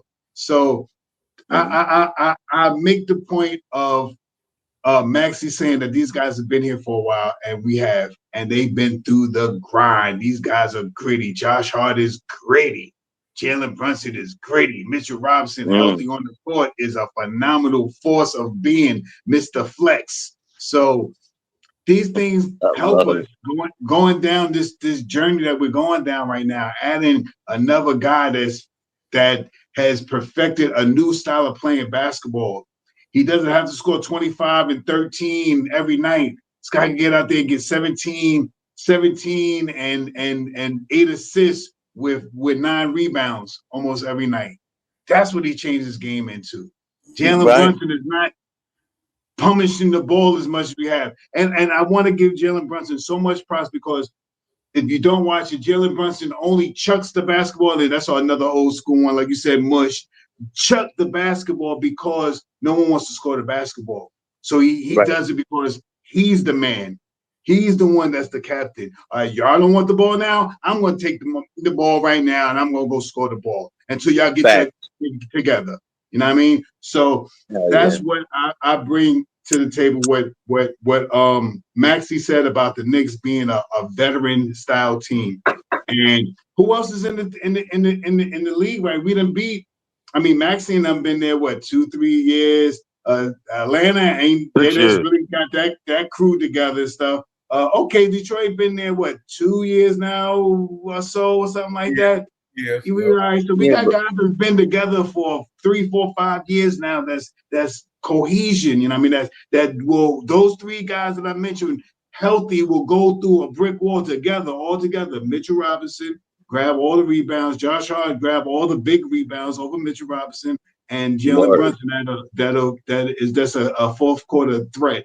So that's saying I don't fear none of these teams in the East. Like I said, I would prefer Cleveland win because of the home court advantage, but never mind. That's the only reason why I say that, for the home court advantage. But aside from it, because this is not going to be like Atlanta, and it's not going to be like Philadelphia. This is going to be, when you're away, you're really going to be away against these 2 teams that we're about to play. Yeah, and Walter White. Oh, good knowledge. Real talk, Walter White. But check this out, though. Here's something that's crazy. $3.something million. 7 threes, 27 points, impeccable defense. That is the best contract right now in the NBA. Deuce McBride, ladies and gentlemen, hands down. Hands down. The best contract in the NBA. We got to enjoy it now because it's almost time for him to re-up. Walt, I just had that conversation with my man last night. Same thing. Yep. He's playing. Enjoy it. My God, Walter White, he was locked in. We've seen that happen. I mean, his defense is crazy. His defense on ball, and then just to get in the rhythm like him and Shaman in right now. If them dudes stay in that rhythm like that, ain't nobody beating the Knicks. If Shaman and my God, bro. The only team that's getting this kind of contribution from the others like us is OKC. That's it. Right. Yeah, that's what. Hey, Corbin Lee. I tell you what, Shaman and Deuce McBride came to play, man. Shaman 2 games in a row. Them same two players didn't really have a rhythm because they came into the playoff injured. They were just facts. You know and they found a way to. Mike Brown said, "You know what? I'm gonna have to run Alvarado to a minute until you guys get your rhythm back." And sure enough, they got in the second round series. And they lightened this. They lit it up last night, man. They was bomb squad all over. With no OG. Right. Check this out. Just like Rick Ross said, they was in the gym. Right. They was in the gym, getting it in the gym. They were and they remain ready. Mm-hmm. And that's the one thing I've been trying to say about this team. We've been going into the arenas, whether our fans are there or not, with straight professional attitudes like, let's take care of business and get the F up out of here. Mm-hmm. Let's go. Mm-hmm. I'm not sticking around. There ain't nothing to talk about. Right. Let me ask you and to your point about us running, they've been in the gym running offense. Look at our third string. They run a beautiful offensive scheme too, if you watch them. That's a fact. They do. I like it. That's a fact. That's the scout squad. That's the scout team. That's the scout team. And I think, and that was crazy that to me, guys like Tyler Kohler could be a backup on any team. That's how deep this team is, where Tyler Kohler literally could be a backup point guard in just about a lot of teams in the NBA. I'm just gonna say this real quick. Dewara with more minutes on the court is starting to look a little okay too. You know what I mean? He still was fumbling the ball in the beginning, but once he started getting his knowing where he was and getting cognizance of his surroundings, he started knocking down the jump shots, start driving the basketball. So things that look bright for the Knicks, just saying. It feels good that we literally can go on. We could talk a whole show, and the only thing we could talk about some good shit, because sometimes you go on these shows, when the Knicks even when they win it sometimes, that's what's good about the playoff, because I think after this Atlanta series, there's no reason to talk nothing crazy about the Knicks. Just hope they win. That's all we can do is hope they win. You know what I mean? There's nothing. Mm-hmm. What can we say? Like, what can you go to the last game and say, what did the Knicks didn't do good? Or the game before that? Or the game before that? Ain't nothing you can say. Ain't nothing you can say. But do you want to say we need to throw a better screen? I don't know. What can you really say about this team over the last since they've been on this winning streak? I mean, only thing I really would say is Cat got to stay out of foul trouble. Yeah. You're right. But check this out though, Walt, and this is real talk, folks.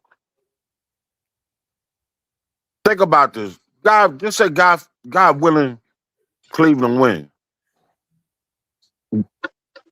My man, the Butcher's already destroyed him and the other guy over there. That whole front court by himself with a bad leg. Because after we played them, that's when we played Embiid, and Embiid did that sucker-ish. You know what I'm saying? Mm-hmm. And Mitchell Robinson on one leg destroyed what's them two cats' name? Them two clowns? Allen and Mobley. Yep.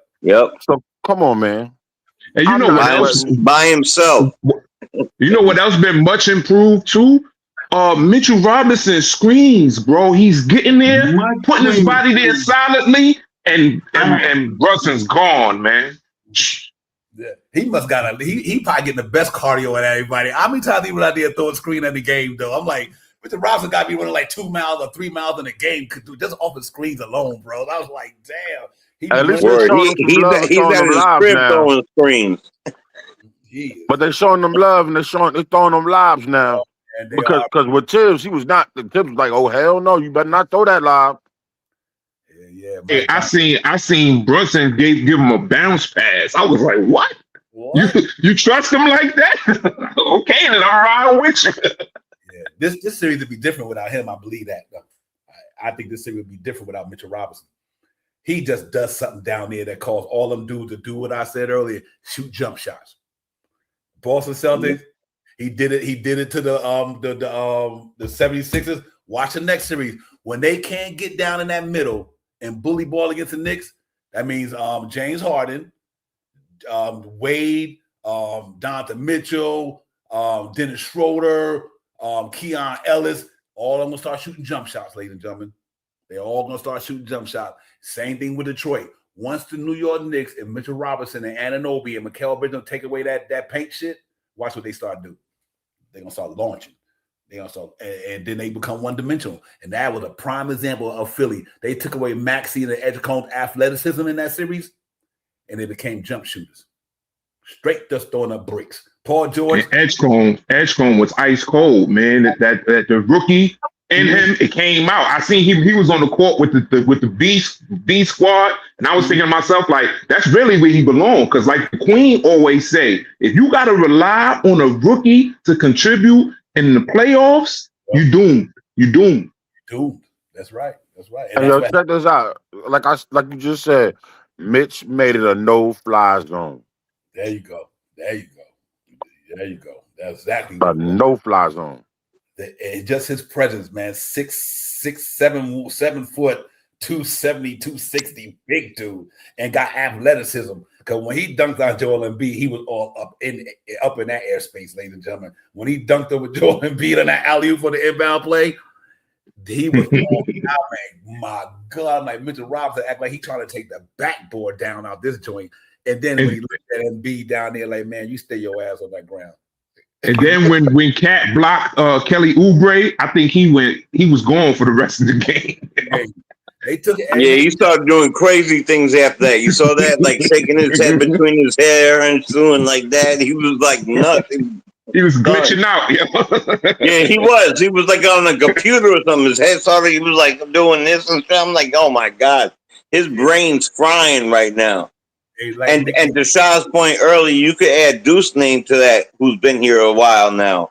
Absolutely. You know, to the core people that have been here for some time. Him and Mitch, the longest tenure right now. Him and Mitch, but like Nick Yak said, Deuce McBride 29-minute shutdown. BJ, ladies and gentlemen. Yeah. Another big add to the team was Clarkson. Yeah. Jordan Clarkson is a very important part of that second and third unit. You know what I'm saying? Like a very big part. Because when he's on the third, he's a veteran. When he's on the second, he's just a part of the flow. So it really works out really good. And he chose us for minimal money. You know. I'm sure he waited out somewhere else. He probably got double what he got. But hey, right. Hey, Ribby, knowledge, my brother, for real. Born peace. I'm telling you, knowledge, born peace, bro. There you go. That's some mathematics right there. Because I'm going to tell you why. Them boys came out there and did the damn thing, ladies and gentlemen. They put, listen, I'm happy. This shit is working out just the way we think. There you go. It's working out just the way we think it should work out. New York Knicks got a whole week off to prepare to get a beat down to the next person. Ladies and gentlemen, that's how this is what championship teams are made of. You go put your foot on people's neck when you have to put your foot on their neck. Get them out of there. Get yourself rested. It's all about the rest, ladies and gentlemen, because you play 82 games in a rigorous season already. Then you got to play a rigorous playoffs. For the New York Knicks to get 8 out the way and 8 more to go, but they still got a chance to sit there and get ready for the next series. It's like soon that, like Shaw Power says, soon Cleveland or Detroit win, 2 days later, they got to go up against a team who's been waiting for you for almost a week, bro. They about to get smacked up. That's like OKC. If OKC win the day, even if Minnesota and the San Antonio Spurs, whoever win that series, got to go the next day and play the number 1 team in the East Western Conference by far, hands down, all year long, off a week's rest. That's the only reason I'm going Knicks and OKC, because both of them teams swept their opponents and they get to rest their bodies. They get to study film. They get to do everything, bro. Everything. And K is playing 40 minutes a game, yo. He gonna need some rest. If they get past Cleveland, he gonna need some days off, and you're not getting it. Sorry. Right. And not only you not getting it, but our guy who needed it is gonna get much more of it. And when he comes back, he's gonna be healthy and sticking the guy who has been playing 40 minutes a game. Facts. You understand? OG about to come back fresh, like he just did a 2 cruises and 3 vacations, legs right, everything's right, against a guy who's been playing 40-something minutes a game every game and tough games. So, everything is in our favor right now. Every damn thing.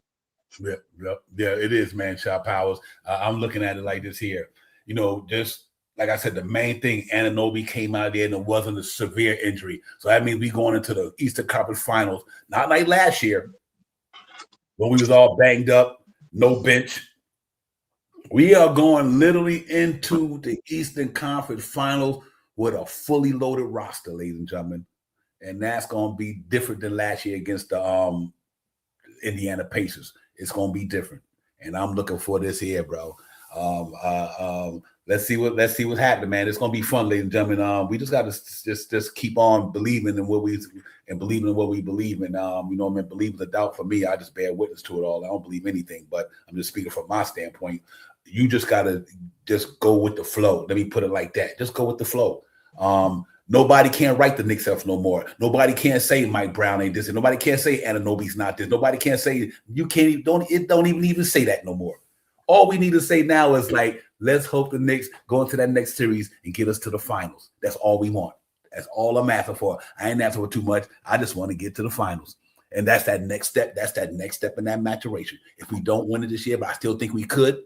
If we don't win it this year, we come back and win the whole thing next year. But I'm not counting this year out at all. I'm not even. If we win it this year, we're gonna win multiple chips. I'm telling you. If they let us in the door this year, we getting at least 2. Walt, they've been talking about that everywhere. Yeah. About it being a type of team, what you would call it? A type of team that could be one after the other, Dynasty. Yeah, I've seen that too. Yeah, dynasty, right. Dynasty. That's what they've been talking about. This is a dynasty-looking team. And salute to my man. I'll be happy with this one right now. I just want this one right now. You know? I want another big thing. If Detroit does make it to the next round, and OG being healthy, K turns the ball over almost like a triple double.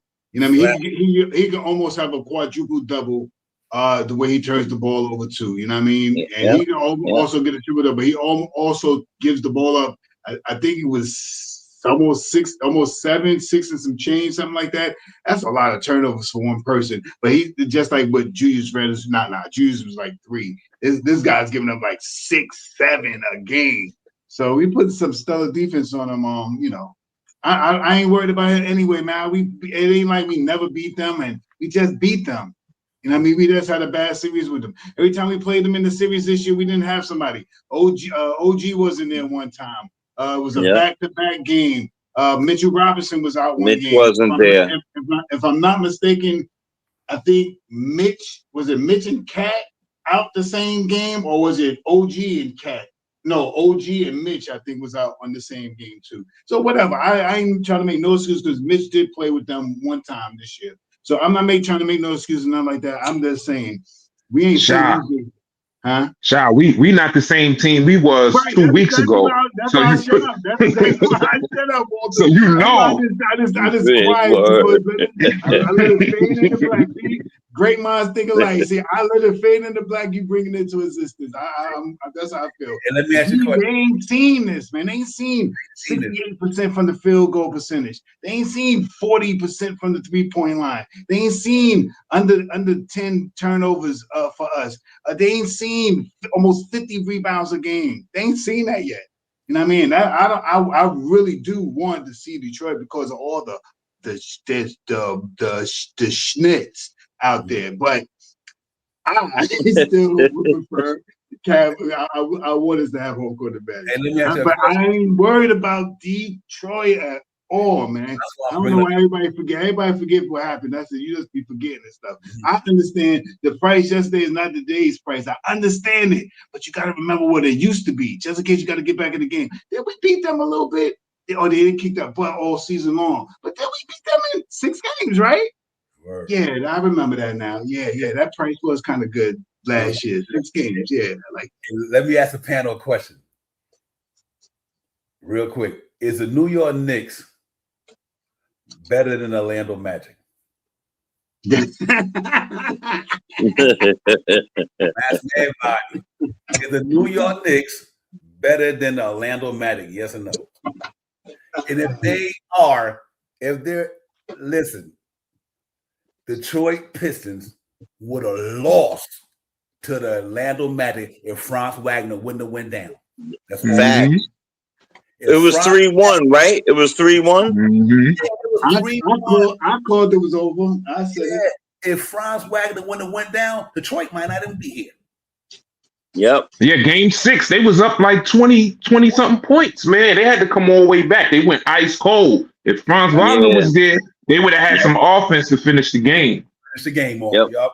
They overloaded on Bob Carroll. And then now, if that's the reason why I'm that super optimistic about our team. And even with Cleveland, if Brandon Ingram in game 5, I think it was, or something, wouldn't have got in trouble. I don't know, whatever came with injury or foul, he didn't play the rest of that game. That series. Oh yeah, yeah. You know I think he got hurt. He got hurt. Words, man. That's why I'm like, yo, Yep. these dudes ain't messing with us. Not fully loaded. Not fully loaded. I don't know if And they took him to 7 games too, right? 6 or 7. Yeah. 6 or 7. Yep. No, they're not ready. They're not ready, bro. They was up 3-1. Up 3-1. They was up They're 3-1. not ready because they need more people. Mm-hmm. Yep. You're not ready, word. Oh man. Cleveland roll record. This playoffs been like it's been ugly. I think they like 0-5 on the road in the playoffs. Like I said, sometimes you get fired. Somebody outside, Corey Lee, you outside? I think Knicks caught fire at the right time, ladies and gentlemen. And I just think I don't know if you could deal with that. That's a lot to deal with if they play like this. If the Knicks play like this, that's a lot to deal with, ladies and gentlemen, because I don't think they got enough offense arsenal. Detroit got enough offense arsenal to keep up with the New York Knicks. Because what do they do other than Jalen Doran? Other than Doran, and when K get in the middle, that's their only inside threat. Everybody else shoot jump shots too, like Duncan Robinson, Levert, them. You could keep our wing position is too dominant for these teams because these teams, a lot of their best players are at the wing position, and we got the best wing defenders in the playoffs right now, hands down. Mikal Bridges, nobody defended better than him in the playoffs that I see from the wing position. Then you add Deuce and Brother Chairman to the mix. That's a lot to deal with, man. I just think it's a lot to deal with, Walt. I don't know what y'all doing, but if y'all watch the game tonight, Jared Allen is schooling Durant, man, schooling them. Yes, he's been playing ball. He is a real center in the East. Jared Allen is a center. He's a center. He's my man. Dudes put it on him in the first round too, though. Batazi and Wendell Carter. Mm-hmm. Giving it to Jalen Doran in the playoffs, ladies and gentlemen. Wendell Carter was literally giving it to Jalen Doran. He was. Wendell Carter. Orlando had that series. Wendell Carter was giving it to him. He was. He ran out a little bit of gas that last game, but yeah, he was. Yeah, and I think that's the difference to me. Big Cat at the top of the key.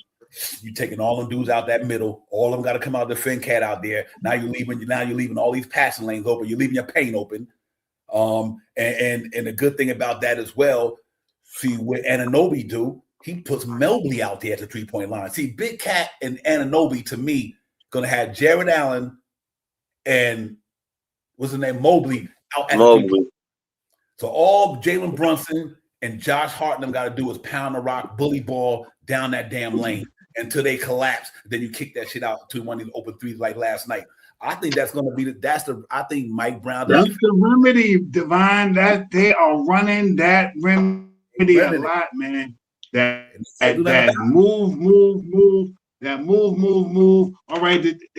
Another thing the Knicks do very well is get the ball over half court quick, 18, 19 seconds. So this way it gives Cat a good opportunity to waste 4 or 5 seconds to see what can pop off in his hands. And if he doesn't, he quickly gives up about 5 seconds. Then he gives off. You still got about 8 to 10 seconds left. Then you see another switch and mix. And then it's either going to be Mikal or it's going to be Jalen Brunson. And if Jalen Brunson drive and he don't have the shot, watch Hart in the corner where he passed the ball. He passed the ball to Hart more than he passed to anybody.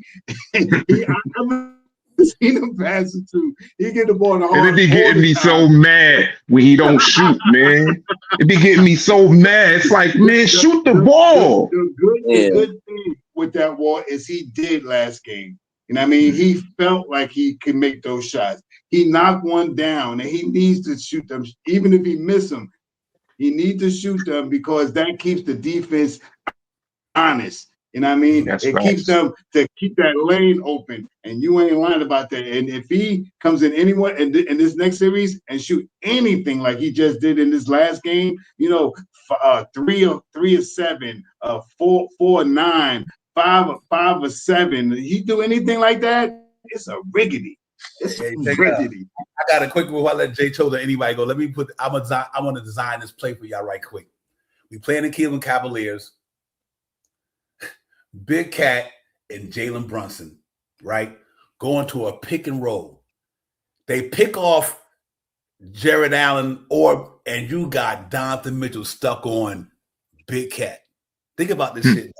Now Anunoby got Evan Mobley out at the 3-point line.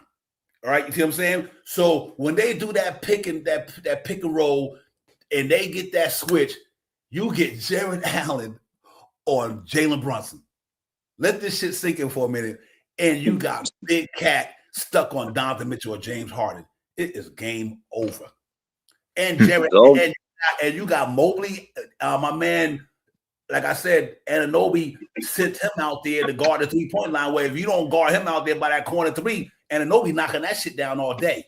It just open season on this shit to me. I don't see how they defend this shit Mike Brown got them doing right now. Just because 100%. 100%.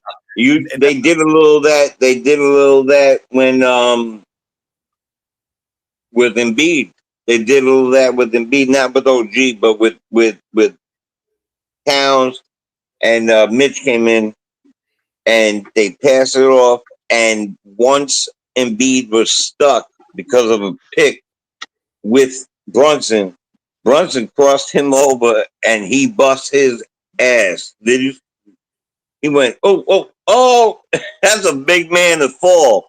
So if he can do that with him, he's gonna do that all day with them. I pictured exactly what you said. Yeah, styles make fights, ladies and gentlemen. Styles make fights, and like I sure do. You know, listen, you play the game like you said, and just like they said in the chat, one game at a time. But you also can see trends, though.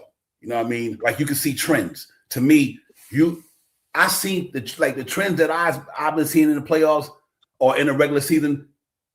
We predicted. What did we predict on our show?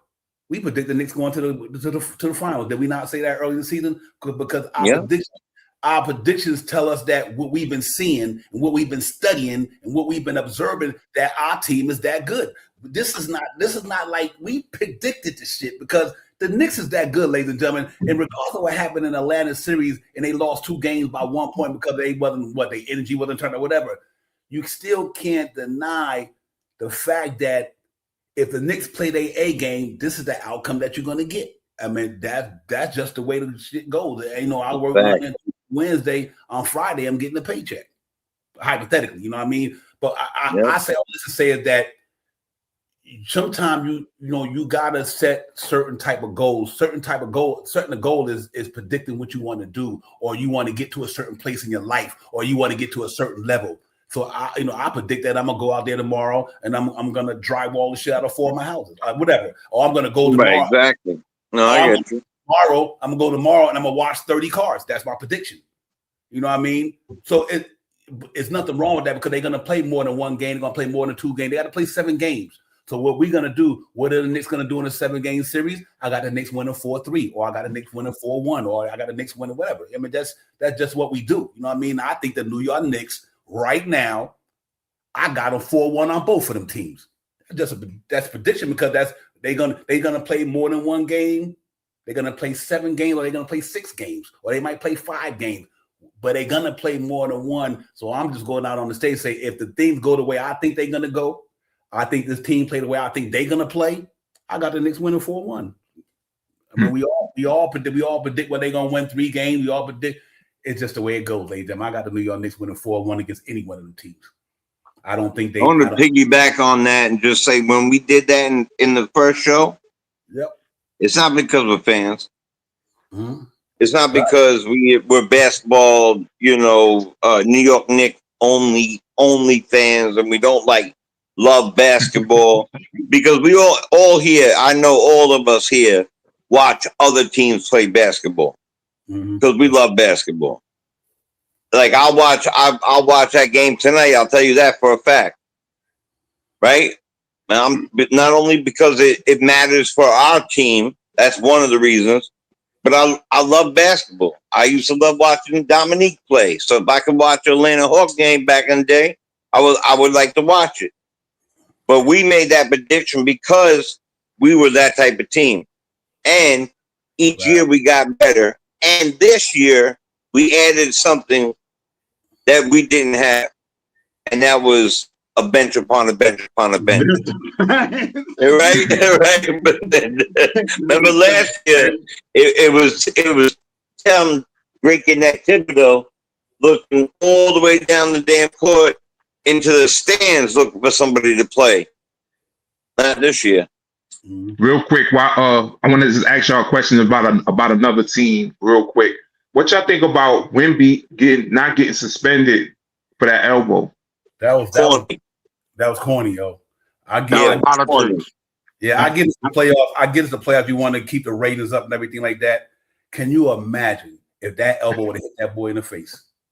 If that was Draymond, it would have been multiple game suspension, man. Yeah, I don't give up. You should always protect these players like that. I understand Wemby's box office.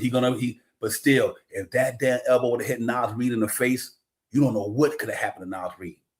And then what they would have did. Then they would have said, okay, I'm going to suspend you now because it hit him in the face. No, that shit could have hurt that man permanently. It could have tore an eye socket out. I just think that I understand the TV part of it, guys, Walter White, but Wemby, that should have been suspended. I don't give a shit. Because I've seen people get suspended for less worse than that. Way worse. I'm going to tell you this, real talk.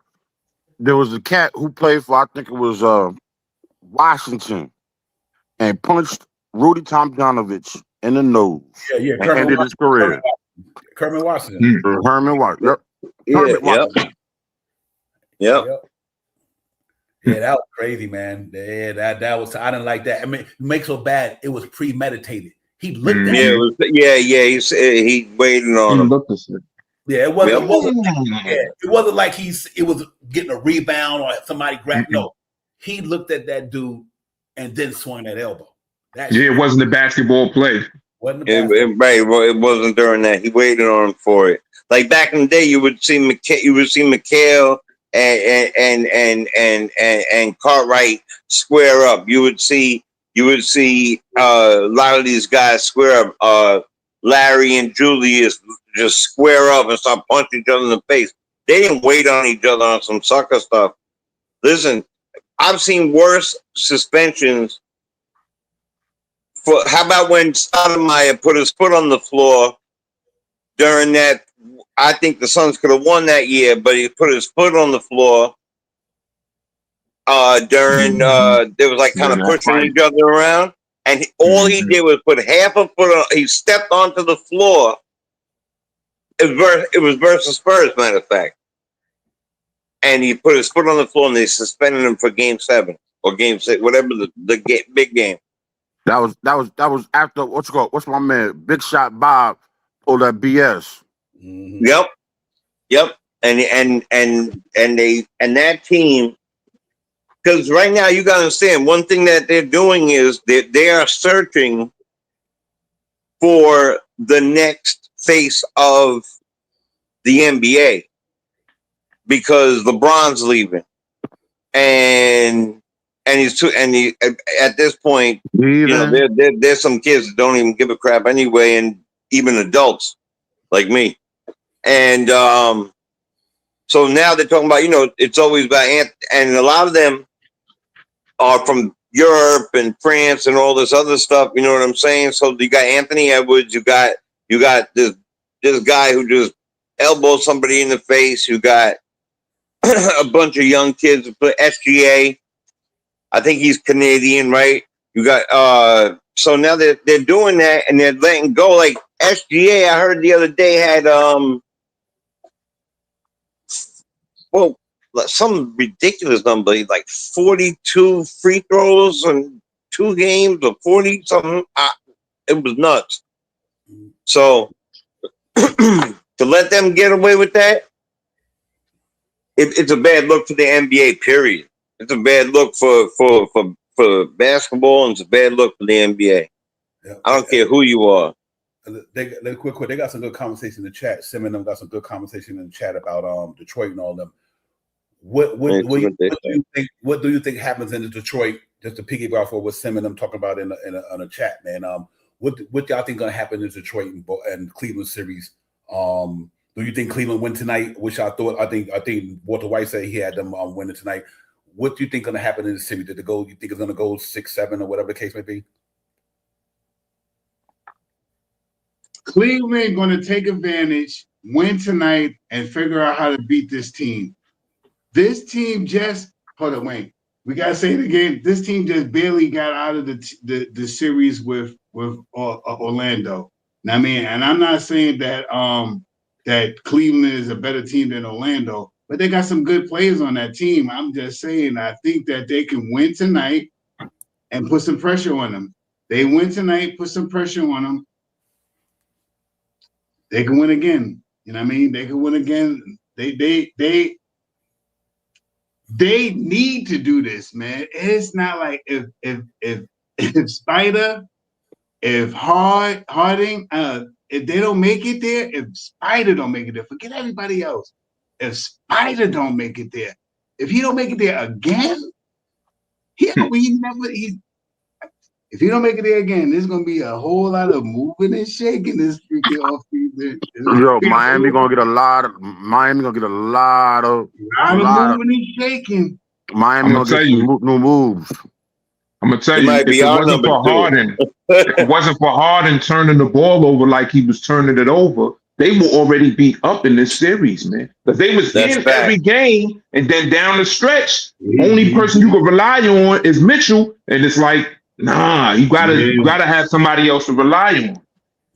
Harden, I don't want to put it out there like he's a bad player, not like that, but we've seen how many teams Harden been on that's been championship bound and they bust. Harden is a pumpkin.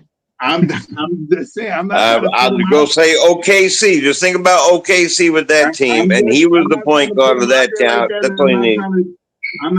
I'm not trying to downgrade him. He's gonna be in the Hall of Fame. He's gonna make it there for somehow, some way of what he's done in this league. He's assist wise, whatever you want to say. He's gonna probably make it in there somehow, some way. But because he's one of the greatest regular season players you've ever seen. You see my face? Facts. You see my face? Like, my fault, man. You know what's how interesting? you say Devon? He could score all the basketball that he wants, but is he a winning player? Is he a winning player? I think that's the advantage I got the Knicks over all these teams. We got winning players on our team, winners who've been there. Here's another thing about me. Like, let's say if this Knicks and Detroit Pistons. Yeah, but I'm coming. Do y'all realize that the New York Knicks right now in the playoffs is not even giving up 100 points a game? So the reason why I got the Knicks over a lot of these teams, let's say if the Knicks and Detroit, both of them got stellar defenses, right? Detroit got a good defensive team, and we got a good defensive team. But our offense is light years to me better than Detroit. By miles. You would have to get Tobias Harris to score, which he's doing right now. He would have to score like 25 a game. And now you got 30. You got Anunoby on him for 7 games or whatever. Now you got the way Mikal Bridges have been locking up these dudes in the playoffs, Alexander Walker, Maxey. Now you could throw him, Josh Hart. Just take turns on Cade Cunningham. Like somebody said earlier, Cade playing like 40 minutes a game. That's what me and Walter were talking about. Yeah. And New York Knicks deep. Listen, regardless of what people may think about Philadelphia 76ers, that's a talented basketball team, ladies and gentlemen. I understand all the tiredness, but we didn't make no excuses because nobody made excuses when the Knicks got blowed out the other year against when we got blowed out. We lost to the Indiana Pacers. You can't make excuses for these teams because they play who they play. You get to where you get to by what you do. You know what? Detroit was the first team in the league this year in the East. Boston was second. Boston got home. Okay. You know, a lot of other teams got, but to me, the New York Knicks defense right now is on another level. Think about that. They on another level. So, okay, if we play Detroit got a bona fide defense. Cleveland, they ain't a defensive-minded team, not like that, only up front. That's why I'm not scared of them because nobody can stop down. For Jalen Brunson. Nobody on that team. Nobody got footwork like him. No one dribbled the ball like him.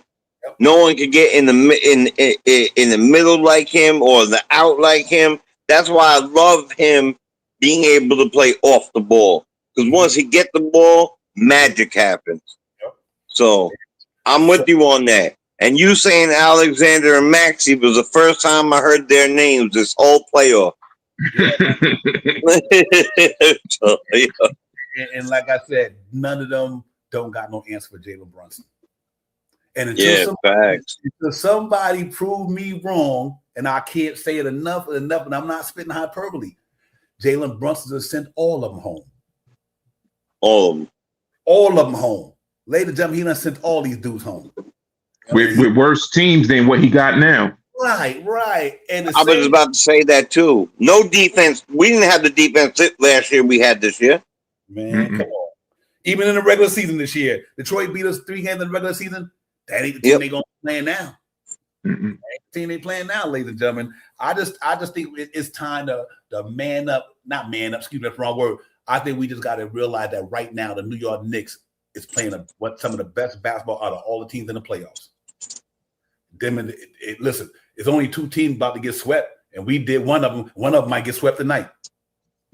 The Lakers, and that means OKC and Knicks.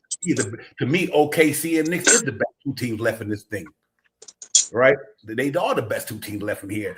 From the numbers and the record and the talent, nobody can sit up there and tell me that we literally gonna think that Cade Cunningham, this is my opinion, I could be wrong, I eat crow later, that Cade Cunningham by himself with a bunch of ancillary players, jump shooters, whatever, gonna beat the New York Knicks the way they play in basketball. I mean, that shit don't even look like it makes sense to me. That's why I got Cade. The only people that could really like create a shot or create for their team on the team is Cade and Dennis Jenkins. That's it. The rest of them others is spot up shooters, or they got to get the ball from the from the point guard. Mr. St. John's. Yeah, I'm not disrespecting none of these teams. I'm not. But right now, I just don't see how they're going to handle the Knicks. Because if their defense is good and our defense is good, what's the difference?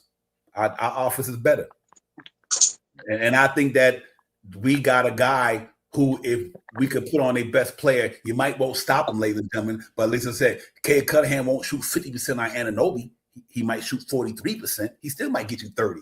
But he's going to get you 30 on 43% shooting. You know what I mean? Because Anunoby got enough talent to make him Mr. Mid-range jump shots.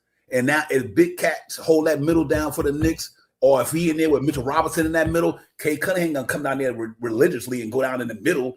And like Shaw Power said, Mitchell Robinson make y'all go east and west. Y'all don't go south for Mitchell Robinson. So that's right. Mitchell Robinson in that lineup, and he being guarded by Anunoby. Anunoby weighing his ass down, play after play after play. Did he try to get in the lane and Mitchell Robinson standing there? I mean, it's something I thought I would never say. Cat defense been good. Exactly. He been moving his feet. He definitely been moving his feet and blocking shots. That's a fact.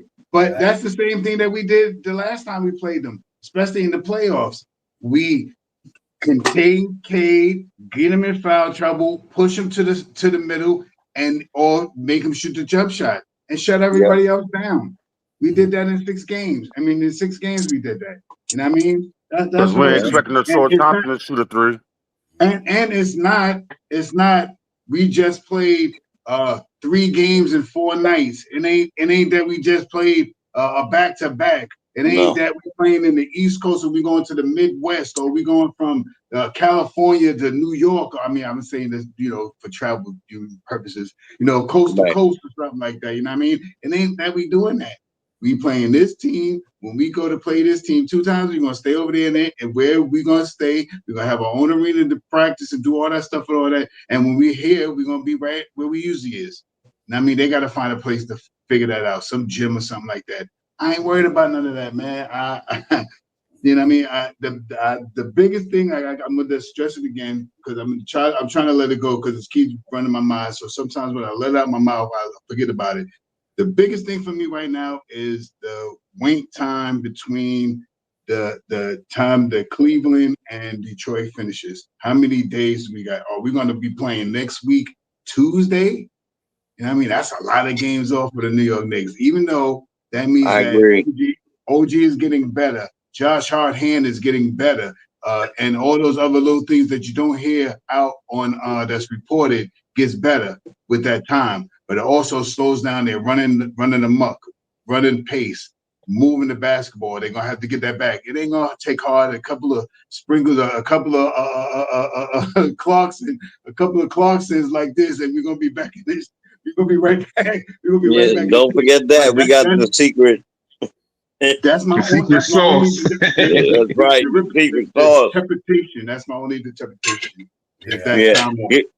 It's funny you mentioned that. I said that the other day somewhere too, that I was a little bit, because we're doing what we're doing, I was a little bit I'm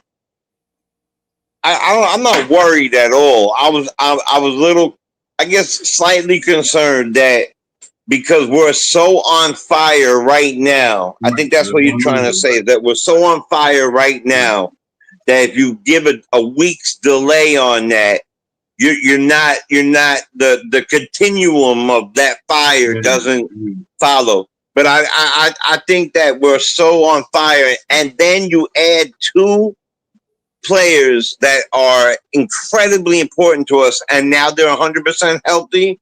I think that was when I decided I'm okay with it, because we need OG fully. He was before he got hurt, he was the MVP of the playoffs. So we need him fully. But I understand that. Like the word is momentum, right? Like we have great momentum right now. And you don't want to see that shut down. But you do want to see OG on the court for a fact. So if he could get there and Josh Finger get better and all this other stuff happens, either way, I'm happy either way.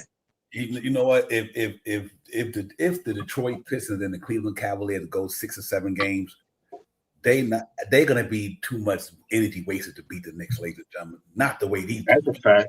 That's all I'm saying. It's not even about because they talent. I'm not even. Detroit is a nice. They the best team in the league in the regular season. That's why they were the #1 team in the league in the regular season.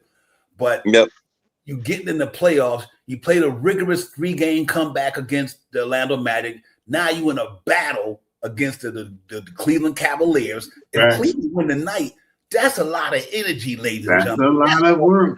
That's all I'm saying. I'm not saying that Detroit ain't worthy of being where they at. But that's a lot of energy. You had to fight your way back against Orlando Magic without Franz Wagner. And I still think if he was there, they wouldn't have won that series. Because I think they would have won it in 6. Then you got to go up against and chase Donovan Mitchell, James Harden, all them big dudes around for 7 games. And the New York Knicks them breeze through this thing. You see what I'm saying? The energy level. I think Hey Cunningham, I think that after the first 2 or 3 games against the Knicks, them dudes gonna be tired, bro. They're gonna be tired because you know why? They're gonna waste a lot of energy on the offense side trying to score against the Knicks. And believe me, that's gonna take energy because when you're trying to fight over screens, you're trying to rebound with a team who rebound just as good as you, or you know, it's just a lot of. And then when you go to the defense side of the ball, you got to chase Jalen Brunson all around the damn court all day. And you got to try to stop Anunoby. You got to try to stop.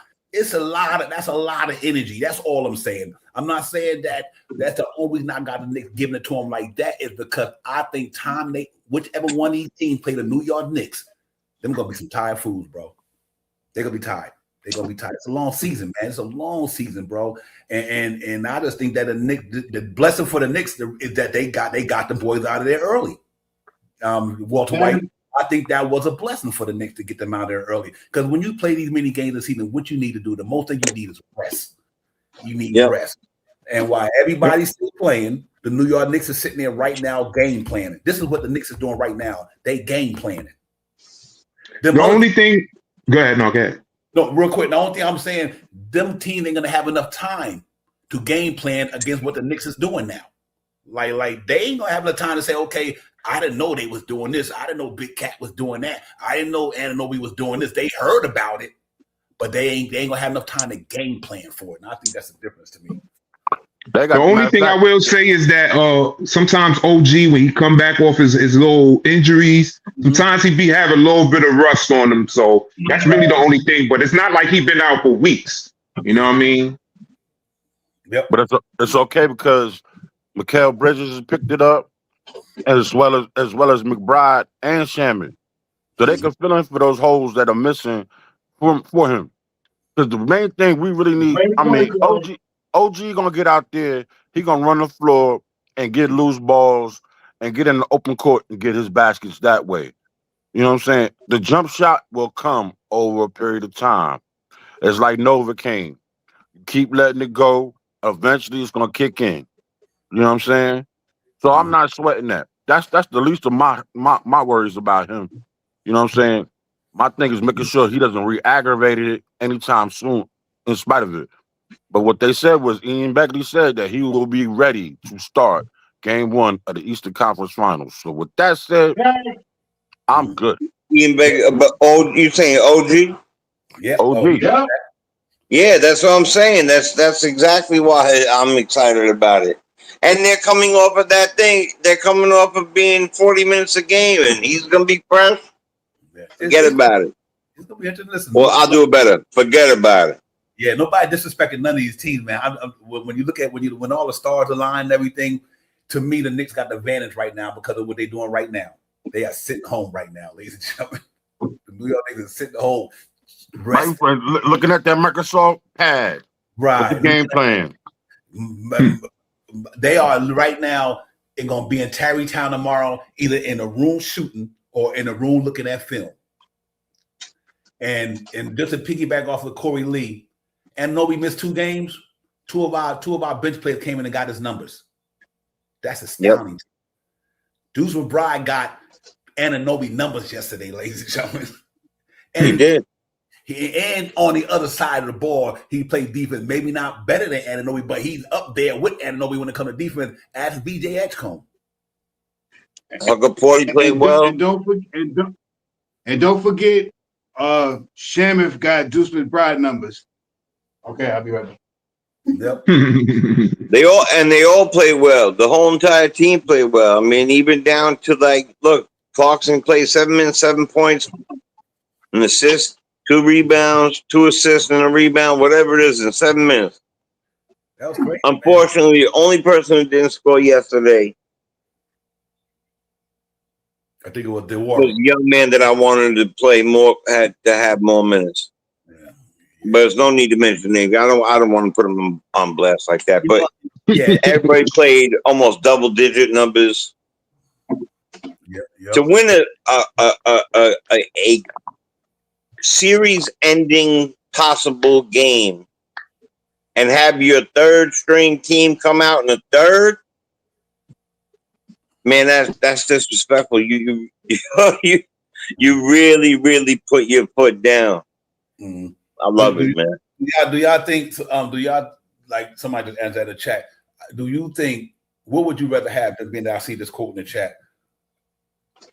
The New York Knicks can, to me, let's just say hypothetically, we might not be playing no competition for as battling another team, but what we are doing though, we working on our craft though.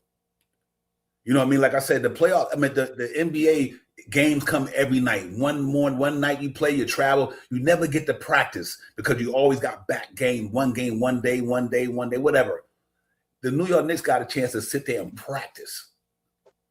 And I think that says a lot about, because in order you to be better at your craft, you got to practice. You got to work on it. You know what I mean? You get better by putting the work in the gym. You know what I mean? And the New York Knicks right now got a whole week possible to work on their game. What can be more scary than that? So even if they come out a little rusty in the first game, I still think with them being rusty, they still win the game just because of their talent and their skills. Like I just think that they can still weather that storm by not playing, because you're only going to be out of rhythm in that first game. Probably you might throw a brick in the first game or two, but I think that they got enough talent to offset that. But one thing they will have is the energy to defend. Right. And if you're a good team, even if your shot's not falling, but if you play good defense, you're always in the game. And rebound the basketball. Rebound the basketball. Yeah, them two things that I think you can manage even having a long week off. But them two things I think is manageable. Playing defense, which is more about effort than anything, and knowing your schemes. Because like I said, New York Knicks got a whole week to prepare for these dudes. They know what Isaiah Stewart, how he played. They know his tactics. They got a chance to watch what Isaiah Stewart do. They got a chance to watch what all these players do for a whole week. Jalen Brunson can sit down there with all his guards, with Deuce and Bride, with Alvarado, with they can sit down there and watch these films and say, look at how this guy played. Look how Jenkins played. We got to counter that. They got a chance to do this, ladies and gentlemen. They got a chance to say, okay, look how my man come off look how where Duncan Robinson like to get the shot at. Look where he coming off the screen at. That shit is important when you strategizing. You know what I mean? When you go to war, you try to set the battlefield in a certain position where you can be able to maneuver the way you want to. And so right now, the Knicks got a chance to set the battlefield the way they want to set it because they watching these dudes, ladies and gentlemen. What do you think the Knicks doing tonight? Watching Boston, they watching Detroit and Pistons just like we about to watch them. Right. Sit there tonight and watch Detroit and Cavaliers play basketball tonight. New York Knicks watching them play. That's all I'm saying. Right. They're gonna watch that game. They're gonna hang out with their family, and when the kids go to bed, they all got gyms because I know they got enough money to have a gym. I know Mikhail's in there shooting the basketball and working on certain things. I know JB's doing certain things. You know, I know Mitch is fishing. So, like, you know, definitely they working. And with everything, all the technology, they got the tablets with them. They got the TV in one room. They got a whole room filled up 4 or 5 TVs, and they're looking at each different things. I'm excited for it, man. Don't give us enough time to battle plan. Forget it. Strategize. AP, I think AP, it was on YouTube TV, AP, and it also was on Sling TV. I don't know if you might could go to YouTube TV and it might have it, you might could get a replay on that. I think most likely on YouTube TV, if anything, AP. That's the only thing I can really think of. If that's the game you talk about, the Knicks game, or unless it's going to be Highlight City, but I think you can't get it there. Unless MSG decide to play it tonight because even though they're not on how would I say, the prime time playing of the game or the actual playing of the game, but they might run it back like they used to do MSG sometime just to get the rights to run the game over again, highlight wise. AP. So check MSG and YouTube TV. I think that is Liberty playing tonight? Because if so, well, I'm not sure. Yeah, because they might be on MSG. But you know what? I found it on yesterday. It was on ESPN. So. Yeah, it was on ESPN. Yep. Yeah, so you might be able to go to ESPN and go to look at yesterday's game. Yeah, I think AP, you talking about the Knicks game? Am I correct? I just want to make sure I'm saying the right thing. You talking about? Can you even tell me where I can find a replay of the game? Yeah, I would say most likely go to YouTube. That's what I thought. YouTube. Yeah, you might. Yeah, YouTube. Yeah, somebody might have it just filming their own TV. Right, you might not get the whole game, the whole logistics of it, but you'll probably get about 35 minutes or 30 minutes. They'll play like the clips and the highlights and stuff like that. You may even find it if you type it in. You might find the whole game. It's possible because it wasn't on like MSG or something like that. I mean, even when it's on MSG, they clip it. They clip it up, but it don't be from Madison Square Garden. Yeah. You might could get it. I think your best shot might be if the is New York Knicks MSG run the game again. They used to do it with their games on MSG. Now I don't know if they could do it there, but it's a good shot. AP. I wish I could have it. Right. Where was it on yesterday again? ESPN and YouTube TV. Channel 7 yesterday, right? Channel 7, ABC.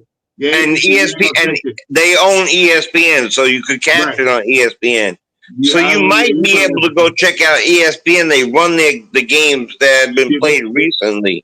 They got like 300 ESPNs, probably. Right? Yeah, you might get it on You might get it on Spanish ESPN. Yeah, they got like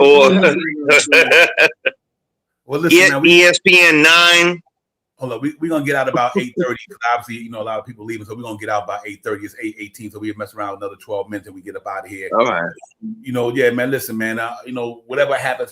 We just gotta hope that our guys be ready to go, man. I know they are. That's one thing I do know. This team gonna be ready. I agree. And I'm not gonna, I'm just doing my prediction because I just believe this team is locked in, and I do think they got enough arsenal. They 15 deep, ladies and gentlemen. Whoever thought that we were talking about why Tyler Cole not getting minutes, why D. Warren not getting minutes, why Shohei not getting minutes? Because the team is that deep. So yeah.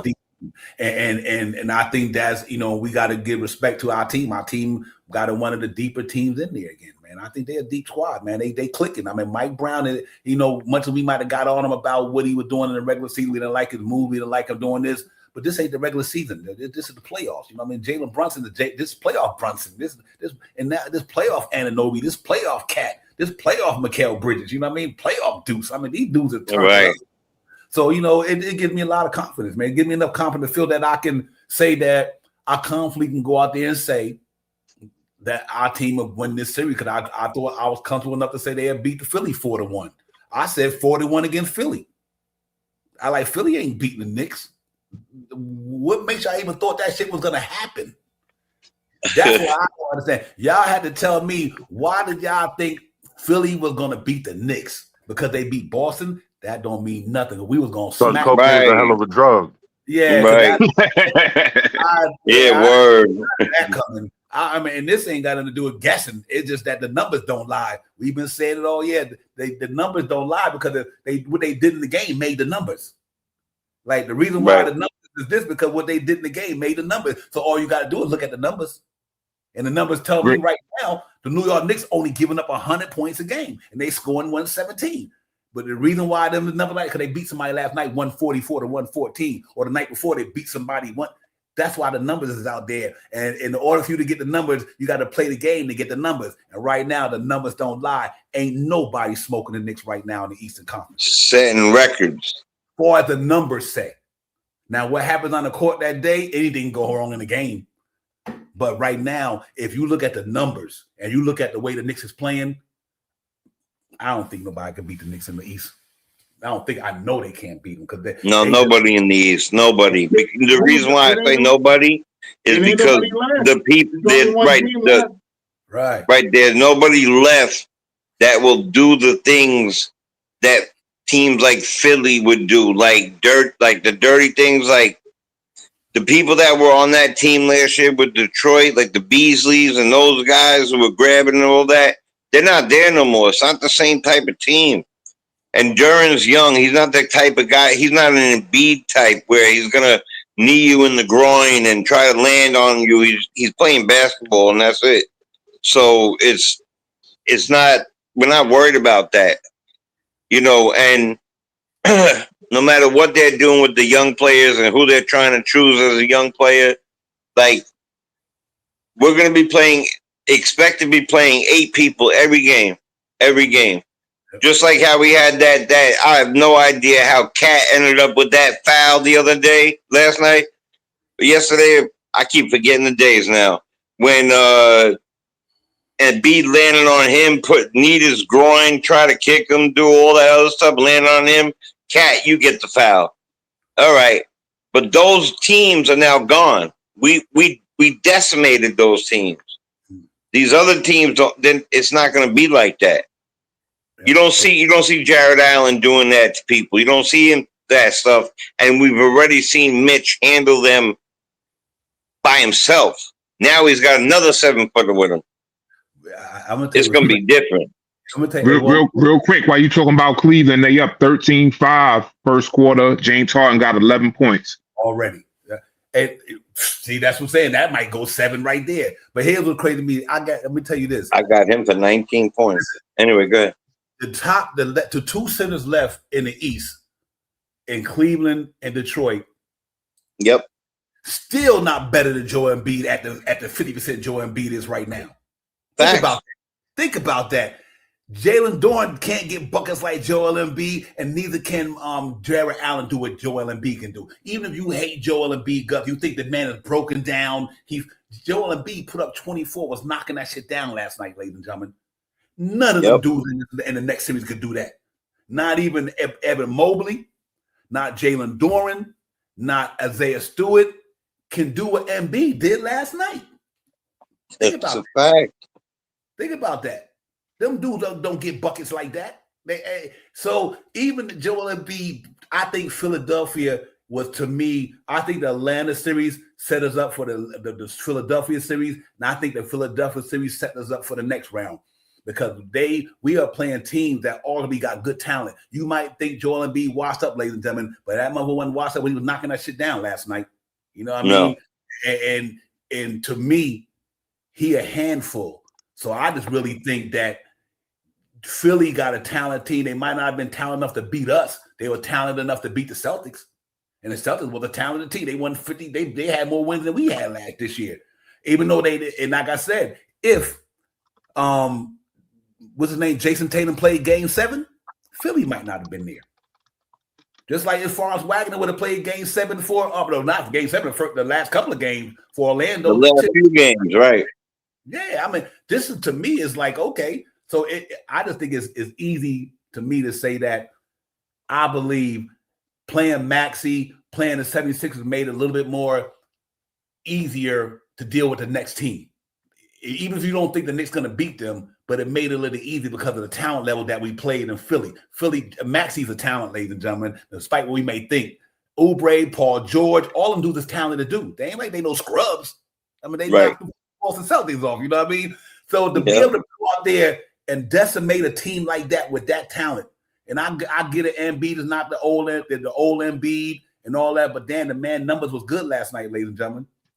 So to me, it seemed like every series the Knicks played, the teams that they were playing made them more stronger, and it made them prepare for the next team. So when we go play, let's say if it's Detroit Pistons, we are, even the Cleveland Cavaliers, Donovan Mitchell, Therese Maxey, they both had 30. They had good years scoring the ball. You know what I mean? I guess what I'm saying. They had Maxey down there up there as one of the better guys in the league this year.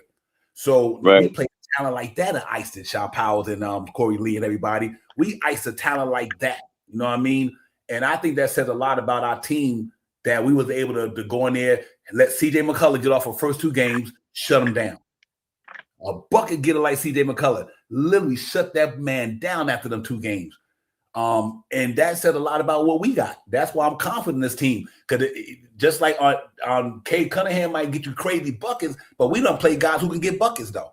We played C.J. McCullough already, who can get buckets. We played Tyrese Maxey, who can get buckets. So when we go play Cade Cunningham or Donovan Mitchell and them, it ain't nothing new to us. It's not nothing new because we done played them already. We played dudes who literally was scoring 30 points a game this year, Shaw Powers and everybody. So that's why I'm confident about our team. Not because I don't think other teams suck. I think the New York Knicks avenue to get to where they got by playing a lot of good talented guys, like they ain't gonna scare us. Like Cade Cunningham and Donovan Mitchell do not scare me. Or James Harden do not scare us. They don't. I don't think they do. So we'll see. I agree with you. We'll see. I don't know. That's just my thought on it, man. I think we played a lot of talented people, man. And I think that when you play talented people, the other one ain't gonna be no surprise. We know what my man can do. Yeah. What's his name? Cade Cunningham. We know what he could do. We know what Donovan Mitchell could do. We don't play them already. We know they game. So it ain't like they're gonna come in and surprise the shit out of us. James Harden might be a little different because we haven't played him a lot this year. But other than Donovan Mitchell and Cade Cunningham, we know what they can do. And he's usually in the West, and we don't see him as often. But yeah, I agree with you. It's not going to be a big deal. I got Cleveland 18, Detroit 12 right now. Mm-hmm. Okay, that's I'm gonna I saw Thompson out 2 fouls. He on the bench. Yeah. Yep. Yeah. Wow. Well, listen, man. Yeah, you said you said something that was really important, is that we already know what they're going to be doing, and I just think that we are so tuned in right now. The word is relax. Mm-hmm. Like, not relax on the court, not relax on how fast we're going and how much unity we have on our team, but just sit back and relax, enjoy it, because this is for really real. It's gonna be fun, man. Championship. I'm thinking about this shit, yo, for real. I want you to think about this. This is crazy. I thought about it right at the end when you were talking. You said something that sparked in my brain. We just played, what was it, 10 games total? Mm-hmm. and we lost 2 games by a total of 2 points. Ain't that some shit? Ain't 2 that points. some shit? Ain't that some shit? Only. Think about that. We played 10 games and lost 2 games by a total of 2 points. And if we were to hit our free throws, we could be talking about 2 sweeps. Yep. So exactly. That's exactly right. That's exactly it. That's it. 100%. If Mikal even if Mikal hit the midi at the end of the game and Jalen Brunson don't turn the ball over and we scored, or that one. Right. Or knock down our foul shot. Right. But yeah, that's what I was just saying is that if they would hit them free throws, we could be talking about 2 sweeps. So, but I'm okay. 10 games, total of 2 points.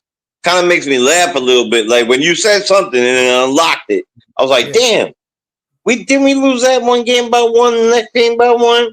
And OG missing 2 free throws. I was like, damn it. And then the other kid came up, and he missed 2 free throws. And you're right. They threw it to Mikal. Mikal hits that turnaround. We're talking about 9 games, 1 point.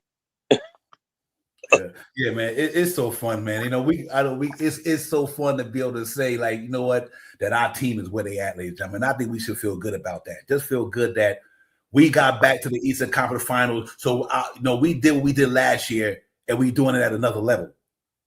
Our season is successful in the sense that we got back to the Eastern Conference Finals. You know what I mean? And for me, my season was finals. I want to say bust, but after watching this team, anything can happen. If the Knicks get to the finals, then I see, we went further than we went last year, right? We took another step in that direction. But I think if we get to the finals this year, we got a good shot of winning it. I just think we got a better shot this year to win it than the last year because of our team. 100%. I can tell you this: out of all the teams playing, I can tell you OKC is not room for us to get there. Like we don't care who we see, but I bet you they care. Yeah, Knicks on it, man. They on it. They on it right now, ladies and gentlemen. Yeah. They shot power. Yo, I'm so hyped. Yeah, man. Let's see how it goes tonight in the next couple of days, ladies and gentlemen. Because we're gonna see where this series goes. So after this game, they go back to Detroit for Game 5. No matter what, they got to for Game 5, and that's gonna be Wednesday, ladies and gentlemen. Wednesday, Game 5, and then Game 6 will be Friday. So, and Game 7 will be Sunday. And then after that, the next game probably going to be, so if they go Game 7 games, the 7th game will be Sunday.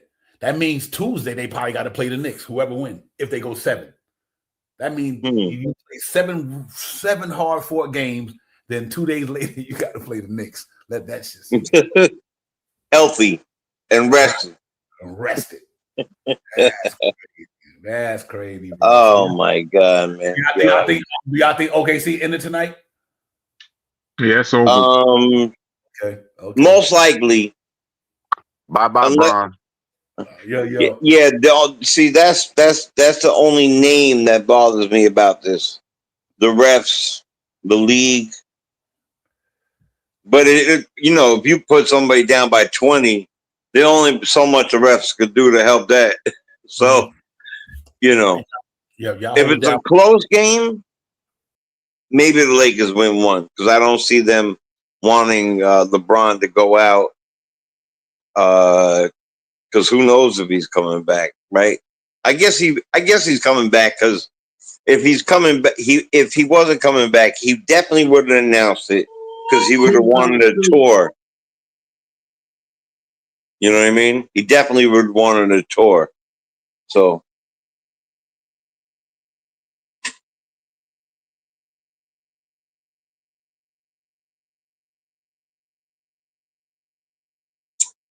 So Divine just say peace to everybody? I'm just like. Did he? He's like, I'm good. I had my head on. I was watching the game. Yeah, I'm watching. Another thing too. Don't let the Knicks sweep distract you from the fact that Indiana lost their first round draft pick. Right, and they lost it. That's why I can talk with you, man. That's another one. Oh man, everything seems right. They got Pistons is rolling again. They up. That's crazy. But I mean, it's a game back and forth, ebbs and flows. I got Cleveland pulling this one out. Yeah, I'm with you. I think Cleveland wins this game tonight. Probably about 8 points,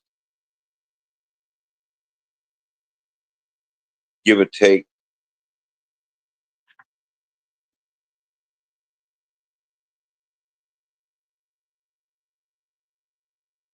It's quiet. What happened? What happened to Yeah, I don't know what happened. Maybe something happened with the internet. LeBron, a tour show that man. Yeah, tour show the man the door. If it was up to me, D-Ross, that's exactly what I would do. Show the man the door. What, man? Look here, bro. Yeah, I'm so happy man. to tell him beat it and take Bronny with him. Yeah, and take the kids. all your family. Man, we love the kids.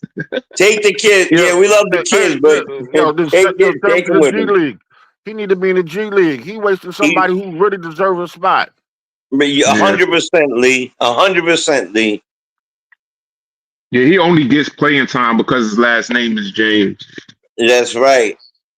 There are a lot of people He only got last name drafted James. because his name is James. That's right. That's the only reason he got drafted, period. 100%. That's why his pops took a pay cut. Yeah. And a haircut. They saying that the Lakers going to try to get, because they saying that the luxury tax is going to have OKC paying so much that they're going to try to move Hartenstein. So the Lakers are going to have a little bit of cash. They're going to either try to get Hartenstein or Mitch. Yeah, I keep hearing that. I keep hearing they're going after Mitch. Hold on a second. Check me out, right? From what I heard, if we win the chip, Dolan is gonna go over the second apron and bring everybody back. We off? Are we still in this the background? No, we off now. No, we're still live, brother. Yeah, we live. I think but I something don't know what happened to Divine. Yeah, I had to go use a restroom. There he is. There you go. Yeah, y'all on. Keep doing your thing. Yeah, no doubt. So yeah, I mean, look, I think that there's a lot of moves going to be made. I mean, who knows? Maybe he wants to finish his last year in Cleveland, and maybe Donovan wants to get the hell out of there now. Hey, yo, and also too, this is what they I meant to mention out earlier. with him and Allen. This is what I wanted to mention. My bad. Yeah, he good. This is what I wanted to mention earlier. And B was sitting in there talking about he don't know about what's going to happen to him in Philly. It's going to be a whole team. Huh? Yeah. They can't get off that $200 million. Yeah, right. They ain't gonna do it. They'll make room for him in Las Vegas. They're gonna tell him, yo, I need you to fall down so the insurance can pay the rest. They make room for him for the suspension. They're gonna amnesty him. I mean, they're gonna amnesty him. Yeah, they are. If Embiid was to stop using his body as a weapon, he probably will be able to stay healthy, man. It's true. It's a fact. It's a fact. He needs to change his game up, period. All that flopping around, landing on the floor, landing on other players, that take a toll on your body, man. I don't care. He'd be all right. I was watching a show where they said he fell 11 or 12 times during our game. Something like that. He fell on the ground. That last game. He's going to have enough time right now to go get his foot taken care of, go get the operation, go get Affleck, go get get Affleck. Go get him a little weight loss, get a little weight loss. He'll be just fine. He'll be fine. Right, he got to go get Ozempic. Yeah, so You gonna get the State Ozempic, Farm. right? Get the shot. Right. Don't get the You gonna shot. get the fake cheetah leg, that spring Don't one. get the shot. Yeah. Oh man, Man, you can come yeah, on. you can. Hey, what's the score in that game? 24-21, Detroit. Detroit going hard. Yeah, they came back. Yep, they came back. Yeah, it's gonna I didn't be want to say nothing because I predicted they were gonna win by 8. Nah, it's still early though. You know that. Yeah. It's early. Hey, I heard y'all talking about that second April thing. Listen, if they win it all, hey, I ain't mad at Dolan. You have to sign Mitchell Robinson, everybody back. Yeah, You go because over for that. the word is that the Lakers are gonna try to throw a boatload of money at them. D Cool said, "Go to the general and save some more time." Yeah, D Cool, good to see you, my man. I ain't seen you in a minute. What's poppin'? Yeah, that's crazy. That's fucking crazy. That's a good one right there. Who get that? Yo, it's all good. All right, on that note, let me come on real quick. Let me let y'all see my faces. Let me see if I can hold it on. I will see y'all later. Hold up, Shamari, what's pop? Let me. I don't want to give him his first. All right, let me give him his first one. He trying to eat this bottle. I can't really. Shamari, what it do? I'm just trying to eat. oh wow. Okay. I'm trying to eat this bottle. That's why I've been in and out. Sorry, y'all know I like being more focused on the thing, but Oh, that's good. this You ain't never got to apologize for that. He's hungry and heavy. It's all good. It's all good. All right, on that note, John, what's his name? Deamari Sharif Jonathan. What a blessing. All right, John, I'll holler at you, my man. Yo, may God bless him. May God bless him forever. The next couple of days we'll be on. Once we find out who it is, once we find out who we're gonna go up against, we'll be back on that day. But on that note, Joe, what up? I'm out. Yo, man, salute, guys. What's All going right. on? See Thanks for y'all having me on later, the panel, man. So yeah, we bouncing. Let the force. Oh, you guys are getting out of here? Yeah. No, you good. Go ahead. Sharp Powell's going out. Yeah, we're chilling. I'm chilling. Yeah, I'm stepping out. I'm stepping out though. Tomorrow, Divine. Peace. All right, All right, peace, Corey Lee. Peace. All right. Peace. Sean, Peace, holler at Sean. you, Sean. You heard? Yes, I'm here. Hit me up. All right, no doubt, brother. I'm a holler. Joe from AC, what it do, man? Yo, man. Yo, straight up. I just want to say, man, one of the reasons I was so optimistic all season, I said we were going to go deep in the playoff run, is because my man, Deuce McBride, man. Because I knew one of these days he was going to turn up and when we needed it. Because I've seen his growth and I've seen his development, man. And I just can't believe, yo, he was making last night, he was putting on a clinic, man. Every time the ball, he was shooting that ball, man, it was going right through the rim. Wasn't even touching the rim. All net, man. Absolutely. All ocean. Man, and I love it, man. Yeah, And yo, salute to him too, because his defense as well. Like he's been talked about because his defense, but man, I knew he had that type of stroke where he could just be absolutely lethal from three, and we needed it, man. We totally needed it. You know, he's the ultimate. See, he plays who he is. People just say, "Well, he can't." I say, "No, this would do some right as 3 and D, 3 and D." He plays his role. He's a 3 and D ball player. Don't worry about him not being he can't score a lot of buckets. That ain't what he is. Deuce McBride is a 3 and D player. And that he well, bro. That's why we signed Deuce. Listen, real quick, everybody talk about Quentin Grimes. Quentin Grimes don't shoot consistent like Deuce McBride do. Yeah, I knew. Not even close. Not even close. I just knew it, man. Yep, you don't shoot consistent like Deuce McBride, and Quentin Grimes was talking about getting $25 million. Yeah, okay. and don't forget this, that Deuce was the only and the primary first person off the bench last year. Right? He was our primary bench player. He was the bench. He was the bench. And when he had all the room in the world to ball out when he needs to and be with that Lego to move him around and be with different players, you get to see the real Deuce. Yep. You know, whether I got to shoot, whether I got to pass, who I got to pick up. And I like the way this year, how he switched better. He switched a lot better. able to move through picks better and a lot of things, man. So I agree with Joe on that. A lot of I'll be growth. honest with you, man. Like seeing him start, like kind of half of me was saying, like, I don't know if I like him starting, but if he's gonna shoot that lethal from 3, man, keeping him in the starting lineup, I love it. But he's got to shoot like that. You know what I'm saying? Yeah, but I gotta see that 5 times straight first. Let me tell you crazy about Duke, though. Just to piggyback off you real quick, what you were talking about earlier. Last year it was Deuce with Campaign and whoever. This year it's Deuce with Jordan Clarkson. That's different. You know what I mean? And a healthy Shaman or Alvarado. See, Deuce and Brian and Mitch. Yeah, Mitch. Right.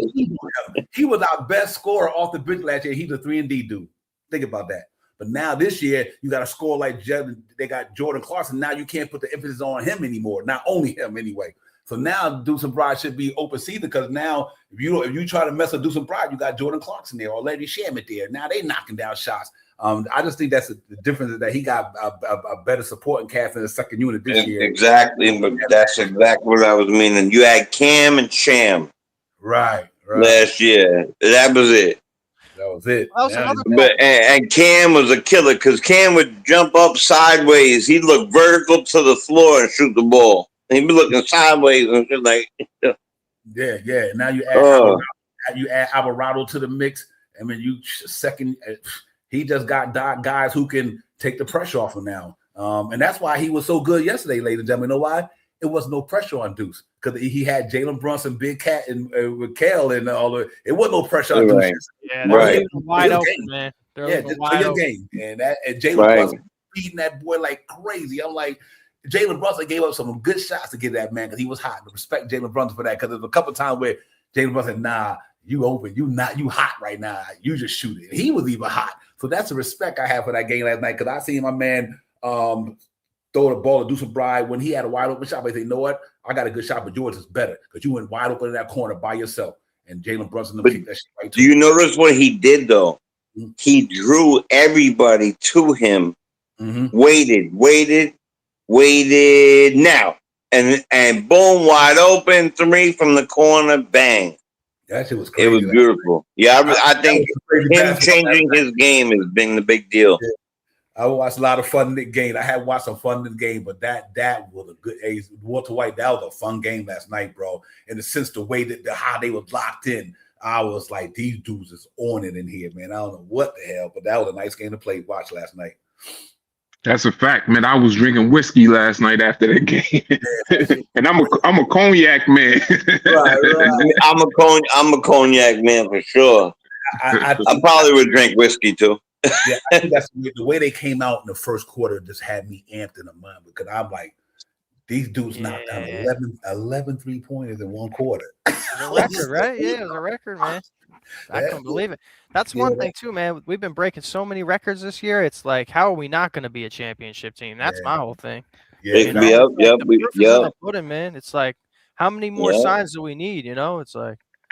Yeah, that's facts, bro.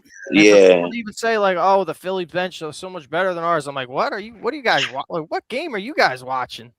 Just these optimistic Sixers fans trying to say that they were going to beat us. I'm like, hell no, man. You guys are getting swept. Here comes the broom, baby. I was the first one to say it. I said, yo, the Knicks are going to sweep the Sixers. Yep. And then I had so many people coming, oh, man, we should be cautious. We should be humble. I'm like, get out of here with that. I'm not being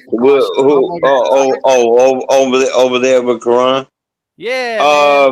Yeah. I've talked to them. I forgot to put my bracket in, but I had them sweeping this one.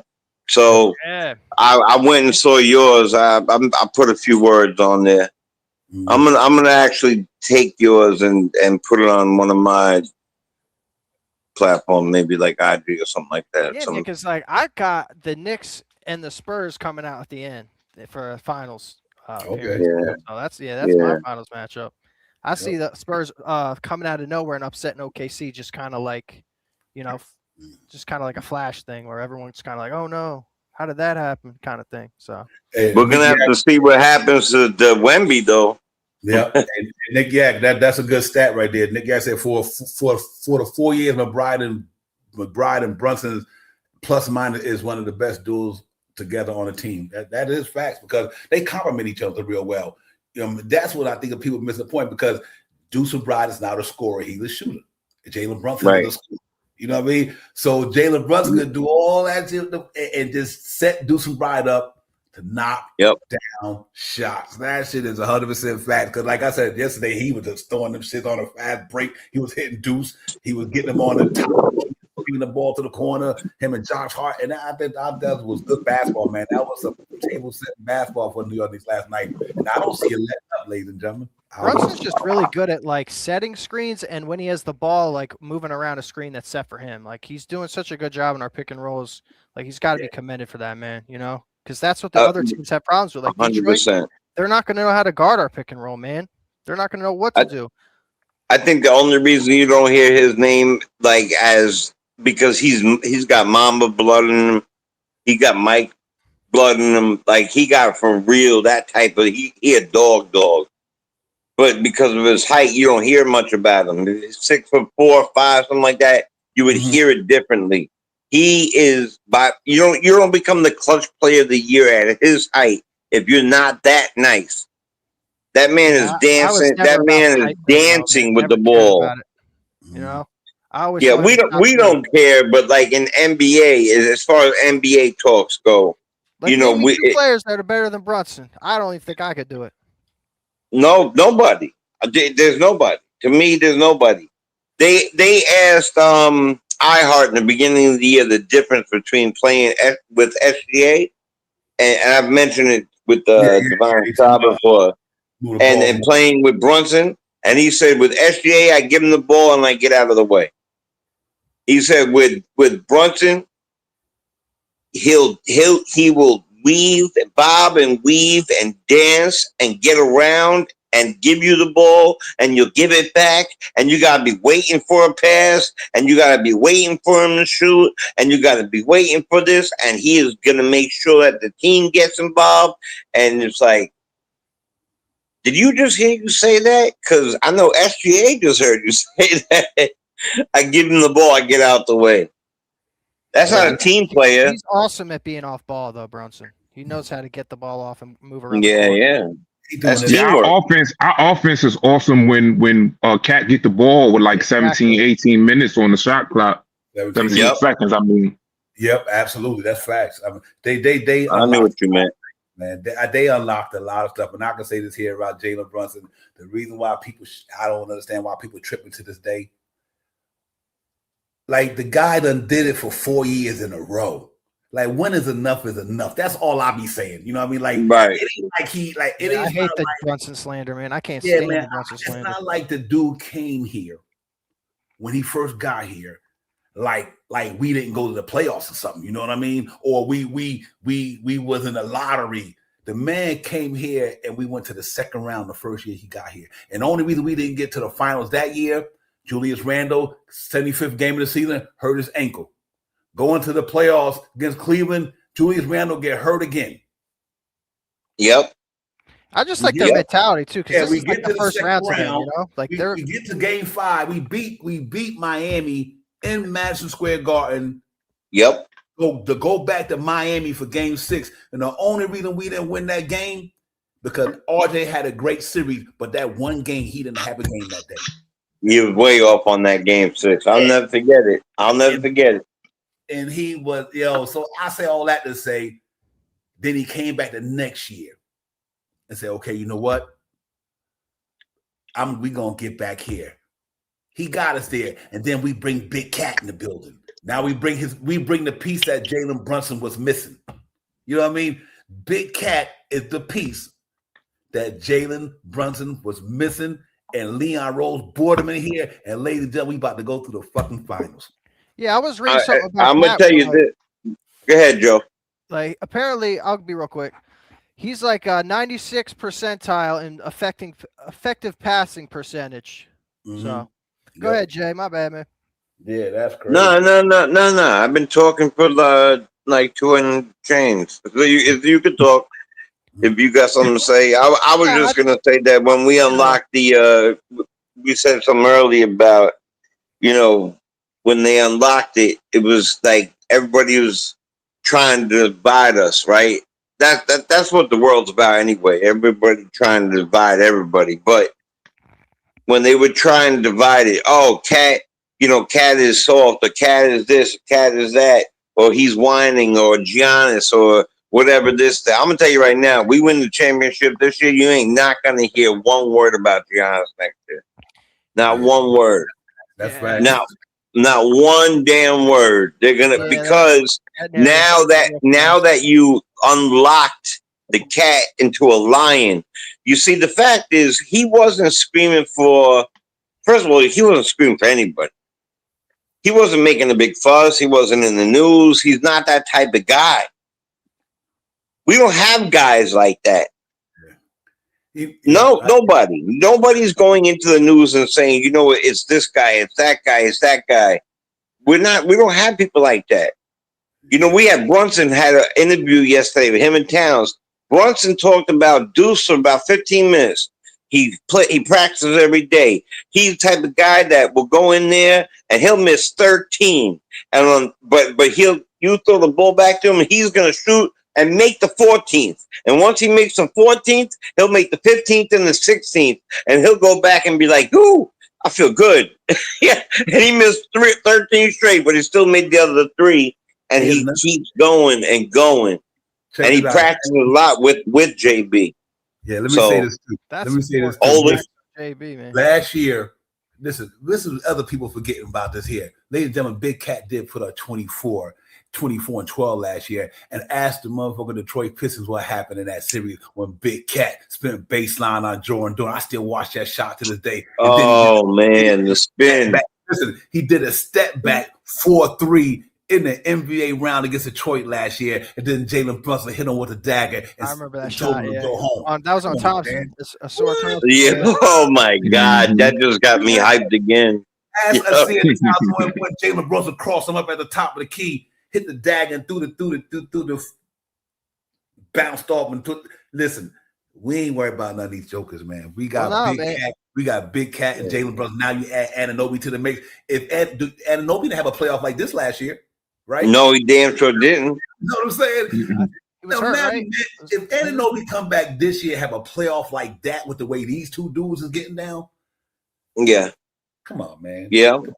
But another thing is that people are saying, well, you don't hear Bridges' name. Yeah. But until Divine mentioned their names, I didn't hear Alexander or Maxey's name the entire playoffs. That's because who are we talking about? I don't know. I don't even know who they are. I don't know who they are. I had to ask Divine who are you talking about? Who are they? But Never heard of them, man. Think about this, Joe, too. We were saying right before we got on that first series, right? We lost 2 games by a total of 2 points. Yeah, the series everyone said be afraid of. Real quick, tie ball game 38 apiece. A stat that I want to highlight: Cleveland had already shot 22 3-pointers. Wow, ooh, that's a good Live stat. by the 3, die by the 3, and that's why that score tied right now. Live by the 3. They let us shoot 22 rebounds and 22 3-pointers in the first half. You know that's going to look. Killing forget about it. Effective. Like if you can get your, you can get we your 3-point percentage up and take less of the whole game yesterday. in the paint, man. We could drop 140 easy. That's why I was like, yo. They were asking me for my prediction. I'm like, yo, we're gonna blow this team out by 30, and guess what? We won by 30 points. I literally got the prediction on the score exactly. I mean, I didn't guess the score. I just said we were gonna win by 30, and it was 144 to 114. Yeah. We had one. We had 81 and a half.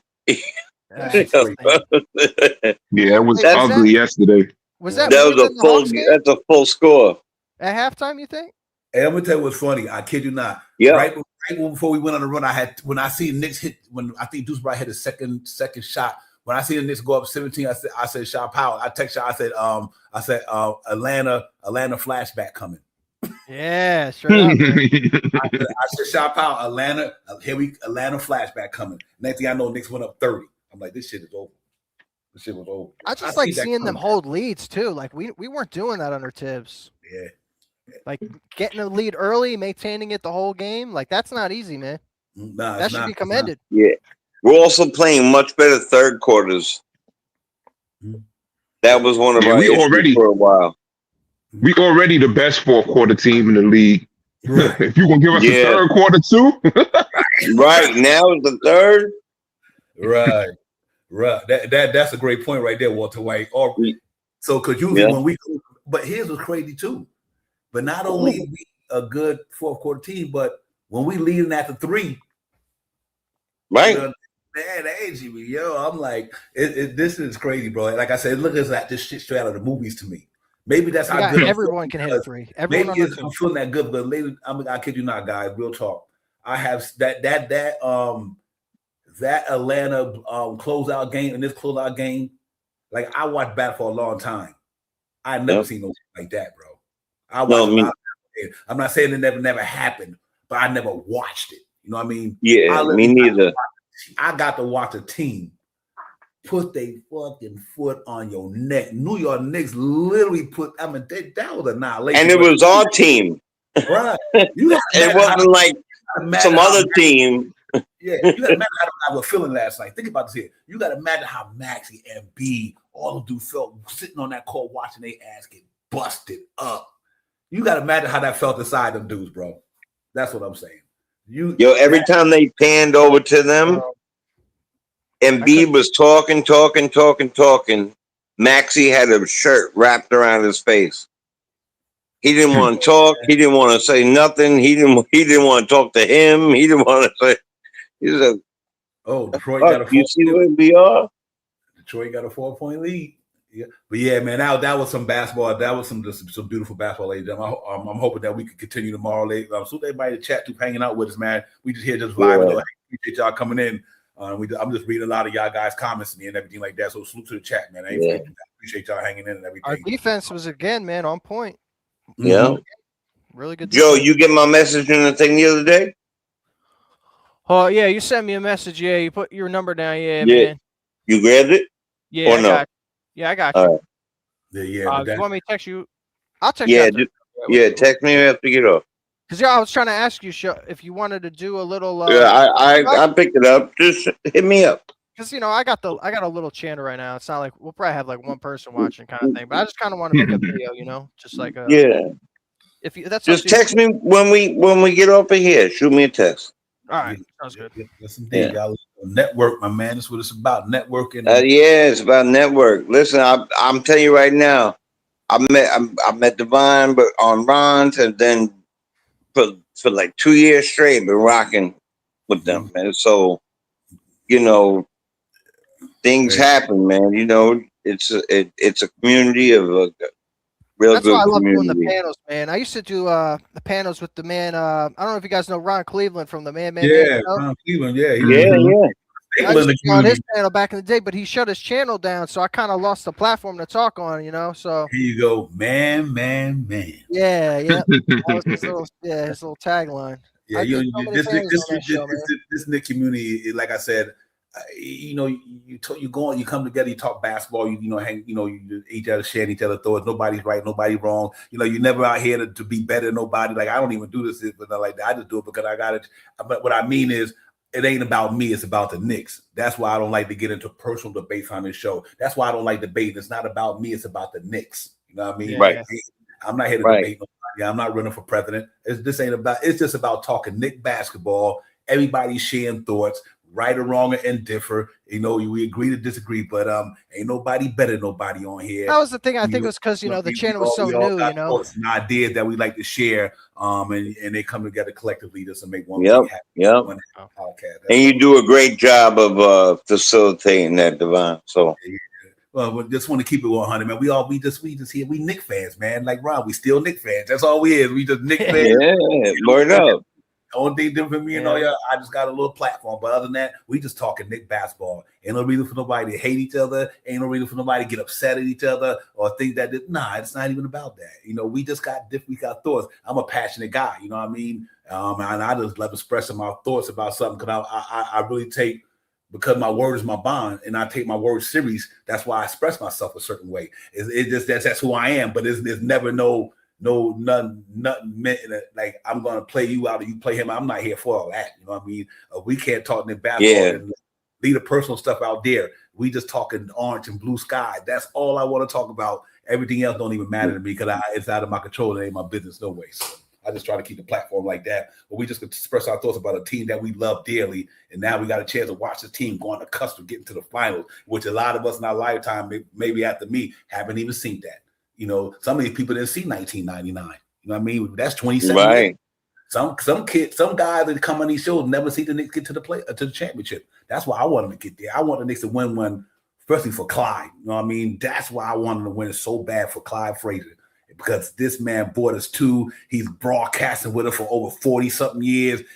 Before that man leader return to the essence, I know all Walt Clyde want to see the Knicks win the championship. So he can say and he says it all the time, Divine, all the time. That's for real. Like, I mean, orange and blue skies, man. Shit the hell, bro. Let's go get hell it. Yeah. We've come such a long way, man. Since that Ennis Cantor season when we went 17-65. Right. I still had such a good time. I watched every single game that season, man. Every single game. Yeah, and I still had fun watching, even though we were terrible. We were the bottom of the bracket, man. Yeah. We're not the bracket, the standings. I still had fun watching my Knicks, man, even though we were bottom of the barrel at the time, and I'm still here. I'm still rocking with the team no matter what. I really want to see us get us a chip because, like you said, I've never seen one. And, I feel like with my, it's time, man. It's time to go. Hey, D-Rod, were you alive? Were you alive for the finals? The other ones? Hey, check what D-Rod says. He said, "Yeah, Divine, I just choose to come on here and just to beat up on Cat." It's all good, D-Rod. Listen, we got to hold them accountable too, though. When they stick up the joint, we calling them out. That's the beautiful thing about it. You do right, you get rewarded. You do wrong, we getting on you. When Mike Brown was effing up, we was on him. But man, I was on his head, yo. Right, now that he doing good, I'll put something in the back right now. I got a small little 322 subscribers on my channel. Most of them came from music. But if you look at my channel, my first video in 2013 was about the Carmelo Anthony Knicks, man. Really? Wow. Yeah, man. It's amazing though, man. But yeah, it's all good, man. I love this thing. I love the community because, like I said, we get to talk Knicks basketball, man. You hang out with people that that you don't even know from how I say from a can of spray paint till you get to learn their past personality. You get to walk with them, talk with them, kick it with them, and we all in the same gang, man. We just trying to walk. It's orange and blue, bro. That's all I say. Keep it orange and blue. That's what we do. So it's all good. Word, orange and blue skies. Yes, sir. Yes, sir. Yeah, but man, listen, man. We just gotta hope our boys do what they do, man. I'm ready for it though. I'm ready for the journey, ladies and gentlemen. We 8 down, 8 to go. 8 down, 8 to go. God, if the Knicks win this thing, 8 down, 8 to go, and only lost 2 by 2 points. I'm gonna be no good, bro. I'm dead serious. I'm gonna be no good. My wife. Yeah, I'm gonna be crying like a baby, man. yo, you ain't the only one. I was just, you told. That's wild, bro. I was thinking that the same thing right now. Hold on. Yeah, oh my God! Good. The Knicks win the championship. You best believe it. I don't think none of us gonna be any good. We're gonna be, but I'm gonna be a happy camper though, man. I'm gonna be a happy camper, bro. And I don't even like camping. Yep, for real. You know what's crazy though? I think a lot of people don't understand it. Believe it or not, ladies and gentlemen, the Knicks is a way of life for us. It's like it's literally a way of life for us. And now everyone's afraid of us. We put on our sneakers, just like we put on our coats, just like we go to work. That's the Knicks has been a part of our lives like that because we sports fans, we die hard loving Knicks fans. So like that's a part of my life. It's literally an everyday reality and a part of my life. It's like when I go do this or I go do that. The Knicks is in that equation. That's amazing to me. So that's how much of a fan we are. And I love sports, but I'm a Knicks fan though. Like literally, you know what I mean? I'm a Knicks fan. I love the Giants. I love the Mets. They're my team. But let's go. Like out of all the sports, basketball and the Knicks are my favorite. Out of because I'm a Yankees fan. Yeah. Like I like all the New York teams, man. Yep. So that's why we rock so good, Divine. Those are our teams, boy.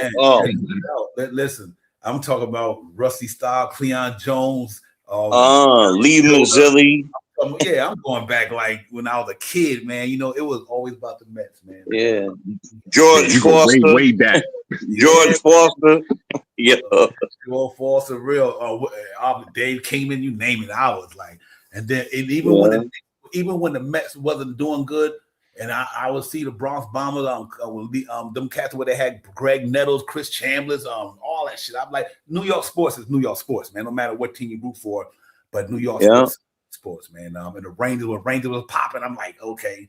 I mean, when the Islanders won them 4 Stanley Cup, Phil Esposito and all these dudes, man, it was like, yo. Yeah, I remember his boys coming on to that damn channel. Hey, folks, and I can remember all that stuff, man. When we used to come on Channel 9, remember WR, whatever the hell it was, and they would come on 11. Then we ended up coming on to 11. It was crazy. Yeah, yep. Yeah, and 86 was a hell of a year. 89, 90 was a hell 94. Oh, God, bro. 99 was a hell of a year. Check it out. I went to a spring training game. This is real talk, ladies and gentlemen. That's so funny. I just mentioned that the other day. I went to a preseason game years ago with the Yankees. You know, it was it was a preseason game, not spring training, whatever, preseason. It was the Yankees at Yankee Stadium. So we used to get the train, go up to 150 feet, walk across the bridge, go to Yankee Stadium, me and the Clay.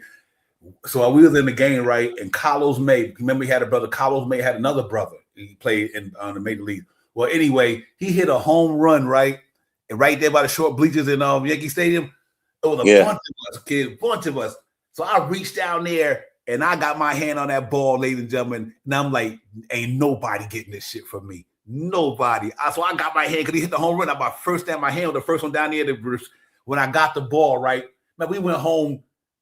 We took that baseball with it because we played baseball on the concrete sometimes, you know, and we tore that down. We got back to fact we was ripping that ball. We just we literally just played baseball with the ball on concrete. We wasn't even in a baseball field. We was in a concrete parking lot playing with that. Right. I remember there was a certain time where they kept begging to build more fields in different places. Because so many fields weren't, you know, they were tore up. You know what I'm saying? They were tore up. Yeah, actually, he's seen Mickey Mantle and Whitey Ford. Salute to you, my man. Damn. You showing your age, big dog. You must be what? He must be what? 19 years old? Yo, that's amazing, Nick Yak, for real. That's a blessing. Yeah, that was one of my favorite highlights. And obviously, I went to the 1970, I think it was 71 the championship game in New York. Yeah, I was a young buck then, man. I had some good friends of my family. They took me to the game in that championship game, Knicks and 71. So that was a really blessing in my life as a young buck too, man. So I say all that to say that, man, it's just fun being a part of the New York sports scene for all these years because, man, you've seen some outstanding stuff over the years, bro. I mean, it's crazy how sports have played a part in our life, but it's all good though. I'm ready for this one. Like I said, Knicks win this one, y'all gonna get me in a straitjacket. Real quick. Detroit 54, Cleveland 50.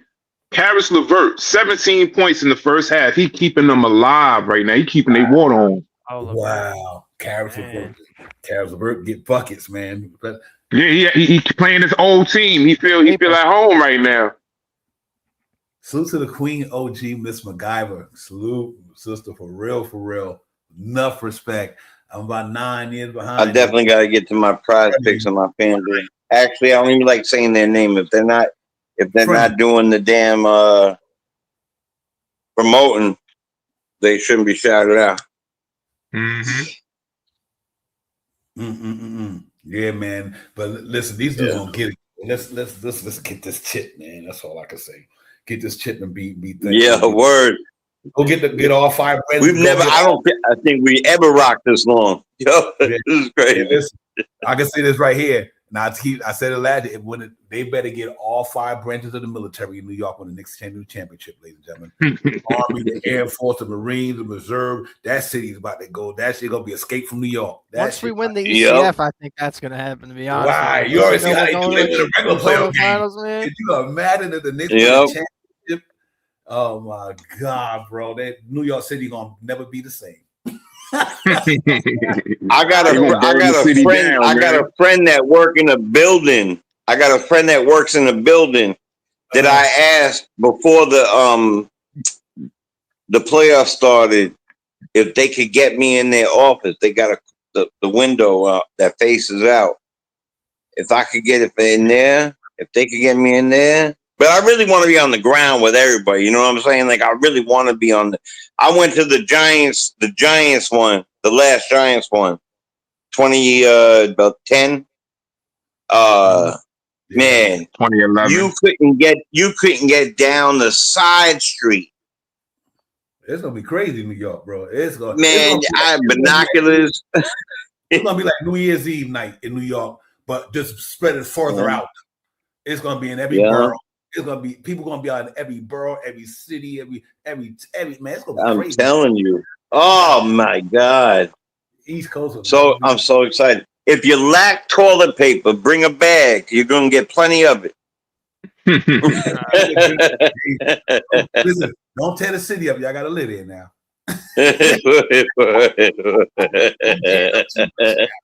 Y'all gotta wake up and go to work tomorrow. Now Nick's gonna be going home on Cancun because they went on their own. Y'all got to go back to work and I gotta navigate through all this. Yeah, talking about getting litty. Dwight Gooden didn't even show up to that first one. Talking about getting litty. Yeah, him and my man. He said, "Why do you think we donate?" D-Rod said, "Why do you think we donated $500,000 to NYPD?" Yeah, you got a point there, bro. They couldn't stand us that one game. They were kicking us out so fast after that game, man. They were going crazy. It was that JR night. The night JR got toppled on. That's when the cops just said, enough of this. Yeah, for real. Yeah. They were trying to scream. And JR fool for being out there with them crazy fans. I could not believe that, man. Like, what are you doing out there, man? So bad. I just see. Don't you know you're gonna get top. He just graduated the other day. Mm-hmm. Yeah, my wife, she's a professor at A&T, and he goes to A&T State University. So she was showing me the graduation. I'm like, damn, that JR got his diploma, man. That's what's up. Oh, that's what's up. Salute to him for that. Yeah. And I think they say he on the golf team or something like that. Yeah, he's on the golf team. Did good. He could play some golf now. He's nice with his club, though, for real. I mean, he's not one of them athletes who just want to, like, I can play golf. No, this dude literally could play golf. I mean, he good. Not like Barkley, right? J.R. Smith literally could play golf. Like, I think J.R. Smith could be on a PGA tour if that was his. He could play some golf, man. That brother can really get. I hope he don't shoot it in the wrong hole like he did with the playoffs when he went the wrong way. Yes, right. There's something. Go to back 9, go to the back 8. Yeah, he nice with his stuff. I loved when JR was on our squad. That was fun, man. Yo, he's a character. You always need a character, man. His skill was that he was that dude with that back. Yeah, man. He could ball. That JR. Yeah, he another one that could go on the heater from outside. Yeah. Yep. And he had mad hops. Like he was athletic. Stupid hops. Crazy. Yeah, J.R. Smith was the real deal, though. That's why I was disappointed remember when we had like that front line I thought the Knicks had when they traded to get Derrick Rose, but I thought that Robin Lopez, Porzingis, and Carmelo Anthony front line, they kept that front line. That front line was nice. Robin Lopez complimented Porzingis, like Porzingis can go to the outside, but Robin Lopez had that defense. I loved that front line. Right. I thought they would have ran one more year with that front line with Robert Lopez, Porzingis. He would have been another year's season. And then you had Melo there. That was a nasty front line. I was like, damn, the motherfucker let that. Yeah, no doubt. Rose traded Robert Lopez. They brought Derrick Rose in, and that worked out too. But that was. I'll never forget it. I always tell a story, man. And don't forget, Brook was the offense. His brother was the offense. But Robin played crazy good defense, and he was tough. Mm-hmm. So I'll never forget it. I tell the story all the time. It was my birthday. I couldn't wait to go there. We stopped at Dallas BBQs. I got the extra big joints with the extra shot in it. Ate a whole bunch of freaking wings, cornbread. My stomach was filled. You know, I burned something. I don't know what it was. Maybe my finger on something. You know, was sipping. I get to the damn game, and Porzingis and Melo are in suits. Yo, I know you was mad. and they were in suits, and I was like, "Are these mothers sucking cow?" And I had great seats. I was 4 rows behind Tracy Morgan, bro.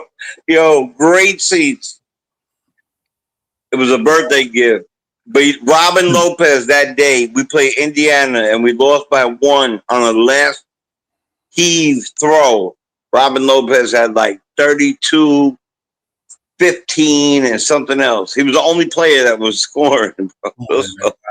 Yeah, that front line was nice, bro. I thought they had the Porzingis shot blocking and Robin Lopez playing that Mitchell Robinson role. I thought that shit was crazy. I was like, damn. But then, like I said, Derrick Rose came in and got 21 a game though that year. They still had a good team, but I just thought that front line, they would have gave it 1 more year. I think the Knicks would have did something with that team because they had a good team there. They really did. I thought they would be able to finally do something in that era where Melo was playing with no superstar players. Too bad for him because other than Stoudemire, that he only lasted a year, hit a punch of fire extinguisher. Phillips goes down with a mad back. Oh man, they never. One thing that haunted Melo and Patrick Ewing, they never played with another bona fide superstar. Right. I mean, listen, when Stoudemire got here, right, when he first got here, because I know he's not a superstar, but the way he played in Phoenix, what he brought over here was winning mentality. They always won a lot of games in Phoenix, a lot of games. They had a good team. They had Steve Nash, of course, set the tone. But they played offense only on that team in Phoenix. Only offense. It was D'Antoni's team, so it was only an offense team. Right. But it was the same year that this fool came over to New York and made the big announcement that he was going to Miami. And we picked up Stoudemire. And Stoudemire and for 5, I think it was 5 years, 100 million, something like that. And I was so happy he was here because I was a huge fan of him on that Phoenix team, man. Yes, Stoudemire.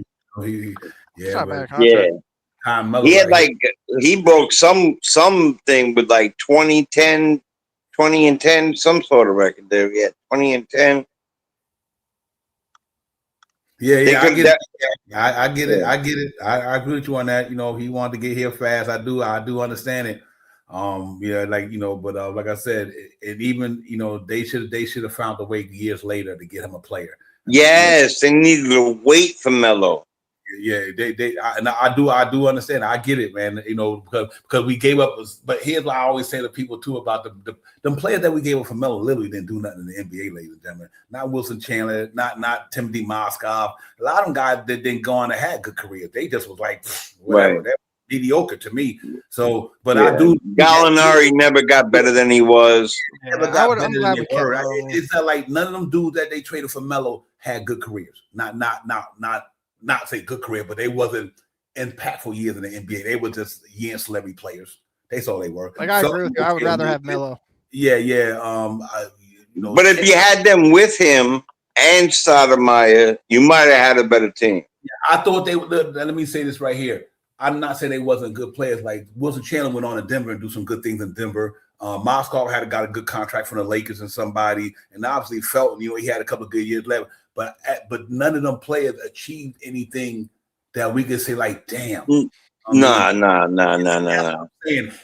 Remember we got Raymond Felton back like after he had an all-you-can-eat buffet? Yeah. And I'm a big I liked all them guys, but I don't think that they. Yeah. I just think what happened to me was when Melo got here and Stoudemire and Chauncey Billups went down in that Boston Celtics playoff series, Melo was lighting the motherfuckers up, but this dude punched the fire thing. Chauncey Billups go down with a bad back in the first game of that. That killed me. Killed me. I think Knicks would have knocked Boston off that year because they had somebody to compete against Kevin Garnett and Paul Pierce. They had Stoudemire and Melo, and then they had Chauncey Billups who can kind of offset with what's the name, Rondo. But them dudes get hurt the first game. I'm like, fuck, and Melo still. Yeah, the very first game, bro. Oh my god, dudes, man. I was like, yeah, that was crazy, man. But anyway, you know what? Knicks Stoudemire punching that thing really pissed me off because get hurt going in a game is way different than your emotions. Losing your emotions and getting hurt, is different. Yeah, you're right. Hey, no, Nick Yak, you're right though, man. And you know what? And with James, I think James Dolan wanted that bad. You know what I mean? You know, James Dolan was willing to do it because all he had to do was say no. So you know, James Dolan, who was the general manager when I think Donnie was still right. Yeah. Okay. So yeah, Donnie Ward, he probably had no say so in that at the time. It was the owner. Yeah, because they said I think I heard that they said that he was against it, but Dolan pushed it. Right. Dolan overrode it. Yep. They was playing good that year though. That team was going to make the playoffs. That started my Gallinari and all them guys. That was a good little team. I think they were going to make the playoffs, and how good they were going to be was a different story. But yeah, I agree with you. And it was a sign and trade or something like that, because he only had to wait. The next year he was a free agent. Right. Mm-hmm. So, yeah.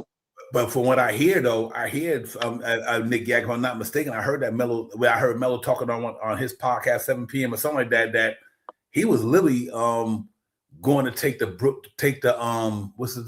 Brooklyn Nets offer. He said he was literally going to take the Brooklyn Nets offer. Yeah, he was close to it. I heard him say it on something. And Dolan his podcast. And it was on one. Either was on his 7 p.m. in Brooklyn, or was on one of his shows he was on. He talked about it, I guess. You know what I mean? But was that when Duran was there? Williams? I want to say I think Darren Williams was. I think it was Darren Williams was there, right? Yeah, right before Billy King bought in all the other dudes. You know what I mean? All the Boston guys. Yeah. Hey, thank you, Geraldine. Appreciate you, Miss Madiba, coming in for real, hanging out with us, sister. You know we appreciate you and everything, man. APA. Yeah, Queen.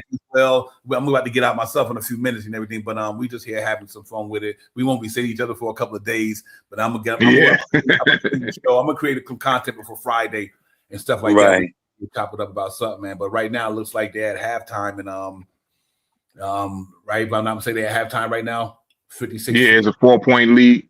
Yeah, 56. I gotta get on that gambling mode right now. Sorry about that. Yeah, it seems like this 12-day break or whatever we have is going to be like content heaven, because there's going to be nothing to watch. There's going to all YouTube content, so that's what I'm hoping anyway. Yeah, man. Come on, Cleveland. Y'all need to win this thing tonight. Yeah, word, me too. I'm feeling the same thing. I need a 7-game series, man. I need a 7-game series, at least 6. Of 40 minutes plays for everybody. Right. Everybody play 40 minutes. And you get 40 minutes. And you get 40 minutes. Mm-hmm. Wear them out. Hey, this is called strategy. Word, exactly. Yes, indeed. But listen, we're gonna get out of here, my man, and everything, man. I'm gonna get out here, get ready to go up and get ready to start my day tomorrow. I was cool hanging out with y'all, talking out everything like that and all that good stuff. Nick Yak, man, appreciate you coming in always, my man. You already know that, and everything, man. But listen, y'all enjoy the next couple of days, man. I'll definitely reach out to you, y'all guys. Now, y'all see the notification when I get ready, when we throw something out there. Probably between Thursday, most likely Thursday or Friday, something like that. I'll probably do it, but it'll give me enough time to get ready to create some content and everything, to get the new thumbnail. I got a lot of work to do between now and just like the Knicks doing right now. I got to do too. When they on a break, I got to be on a break doing the shit I got to do to get ready for them too. So they getting ready for the Cleveland and or Detroit, and I'm getting ready for Knicks and whoever. Exactly. When they get a break, I get a break. You know what I mean? Word up. And I'm creating the same shit, different day, different sport. Man, we work the same intangibles though.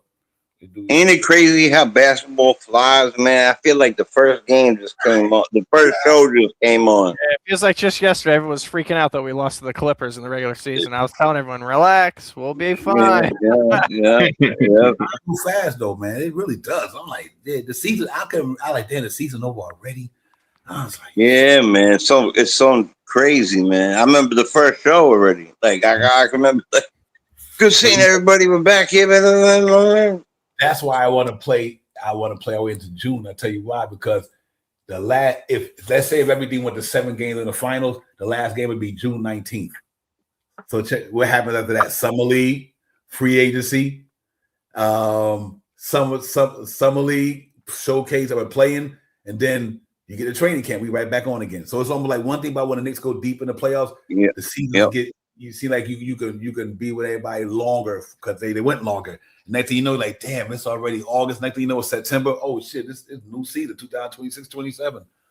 So let's this thing come by you, life come by you fast, as they say, man. But it's been a good season so far. I can't even front. I haven't had no real quick. I didn't have no the bad moments this season. Far as the Knicks sucked to me, even when we went through that 9-game losing streak, whatever it was, I knew that wasn't the case. I just knew that they just trying to figure out this man, each other, and figure out this man what he doing and how they doing this and that.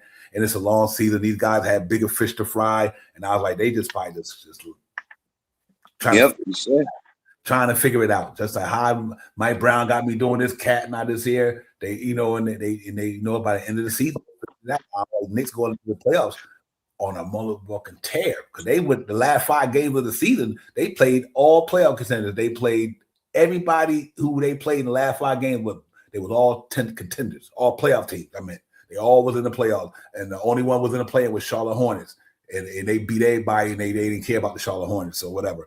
So I knew going. Playoffs, I'm like, this team's gonna be dangerous, bro. But they going in on the momentum. Then they win the first game of the playoffs, right, against Atlanta. Then we kind of fell up. We kind of know what we had in the 2 next games, but still, now look at us.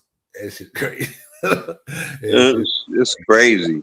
I just think it's crazy how the Pistons are so afraid of us, man. They've been in our chats and every YouTube channel all season, just trying to bring us down, man. But it's not working. Like now, we're finally gonna get to see you guys, and we're gonna take it to you. I'm gonna say, yo, Knicks and 4, yo, we're sweeping the Pistons, man. They don't got nothing on us, man. I'm tired of these guys coming to our chat acting like they're gonna beat us, man. Yo, we're our personnel. We're gonna outclass them like we did against the Sixers, man. And yo, you Pistons fans, man, you got something coming for you. So I got Knicks at 5. I said Knicks 4-1. Yep. 5. Our bench is in this one. In this one, I have 4. I think the next one is they're a different echelon team. They got better players. Gotta give them their respect. Yeah, you gotta give them a little respect. But the fact is, I still think we'll beat them in 4. But if we beat them in 5, gentlemen sweep, it's still super impressive. You know what I'm saying? Like I said, we shouldn't have even played 6 games with the Hawks. That was bad free throw shooting. I just saw Cade bumbling and stumbling all over the place. Wow. When they were playing Game 6. Yo, Buzzer Beater, what's good, Buzz? What's good, my man? What's popping? Buzzer Beater for life. What's good? I see you, my man. Appreciate you coming in, man. You've been here just wilding out, just talking sports. But salute to you, Buzzer. You know what? I think if you look at all the teams to me real quick, it's just our time. I don't think Detroit should win a ring before us because it ain't their time. I don't think Cleveland or any of them teams, it's the Knicks' time, ladies and gentlemen, because we've been building the longest towards this. You know what I mean? Like Cleveland pretty much, but we've been building the longest, and I think it's just our time now, and I think maybe them guys come next year, but I do believe this is the Knicks' time because we're the ones been building toward this for 4 years or almost 4 years since Jalen Brunson's been here, and Detroit maybe a couple of years. Cleveland, you can say almost 4 years or 3 years, whatever the case may be, since Donovan Mitchell came over there.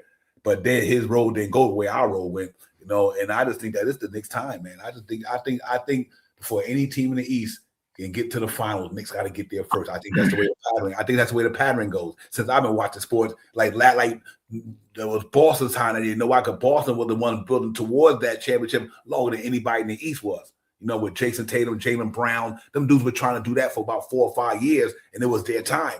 And they got there. I still don't think they would have got there if Nick would have been injured when Anunoby and all them dudes went down that year. Yeah. I don't think they got it that year. I think Knicks was knocking Boston off that year. when Anunoby went down, Mitchell Robinson went down. Who else went down? Bogdan went down. It was like 4 or 5 of our top players went down that year, man. And that's the year we beat Philly. But then my man Anunoby pulled the hamstring. My man Bethune clips my man Bogdan trying to get a loose ball. And then after that, we had a couple of more players. And Julius Randle was out that year. Man, we had a That's the problem. That was the problem. We would have smoked Boston that year. I don't care what nobody say. No Julius Randle, no Anunoby, no Bogdan, no Mitchell Robinson. Think about all these players you missed that series. And that's the only reason Indiana. And look where we went. I mean, look how good we were. I'm telling you, that was the year. I think right now, this is. I'm not. I don't want to compare teams or whatever, but right now, I think we're in a state even above that. And that team was different because that team was filled with clutch shooters. I mean, filled with clutch shooters. But the Bogdan just off the bench was crazy. Yep. Crazy. What year was that when? Oh, yeah. Matter of fact, because remember, DiVincenzo and Josh Hart was coming off our bench. Off our bench. That's what I meant. Yeah, they were coming off our bench. And then we also still have he eventually had to go to what was my man? He was on our team twice. Oh, you talking about Cameron Payne? No, not Cameron Payne. No. I know you're talking about. He went down there to Miami after he played with us. Yes. I can't think of his name. No, you know who I'm talking about, Devon. And he played really good for the Knicks team. Alec Burke. Alec Burke. Mm-hmm. Yes, thank you, brother. Yeah. And when he didn't come in, and I kept saying, "Yo, throw him in." He finally threw him in. The man hit 4 straight shots. I'm like, "Come on, what the hell, bro? You doing?" Them injuries. That's the only reason I don't think Jalen Brunson ain't got a ring in New York yet. Because that first year, dog, I'm telling you, that team was loaded. And I was like, I said, Chef Powers, watch what the Knicks gonna do. They're gonna trade this person and that person to Detroit Pistons for Bogdan. Somebody a week later, we get Bogdan for Quentin Grimes. We traded Quentin Grimes for Bogdan. It's somebody Alec Burks. Now it's Burks. Yeah, I like that. That go to championship. That go to championship that we need right there. Not championship. I was like right there. Pieces we need to get us where we got to go. And when we traded Quentin Grimes, and damn, the mother got hurt in that series against Philadelphia and who else was it? Indiana Pacers. And we Pacers and Philly. That was when he got hurt, Mitch. Right. So it was Philly, and then it was Indy. Look, Nick said 6 players. 6 players in that Indiana series. It was like 6.5. Yeah. His thumb right in that last game or something like that, game 7. Yeah. Come on, man. Yeah. Man. And now we're here. So like, yeah, but you know what? The thing is, when you look back on stuff like that, I'm still mad that they weren't healthy, that Embiid did what he did, because I know we would be working on our second championship right now. Yeah, they lost a lot. They lost a lot of fuel in that. You couldn't withstand what they had with the amount of bodies we had out. We had damn near right. You look at Julius Randle and Mitchell Robinson alone, that's damn near 30 rebounds. Because the reason why they work so well, you remember you talking about this.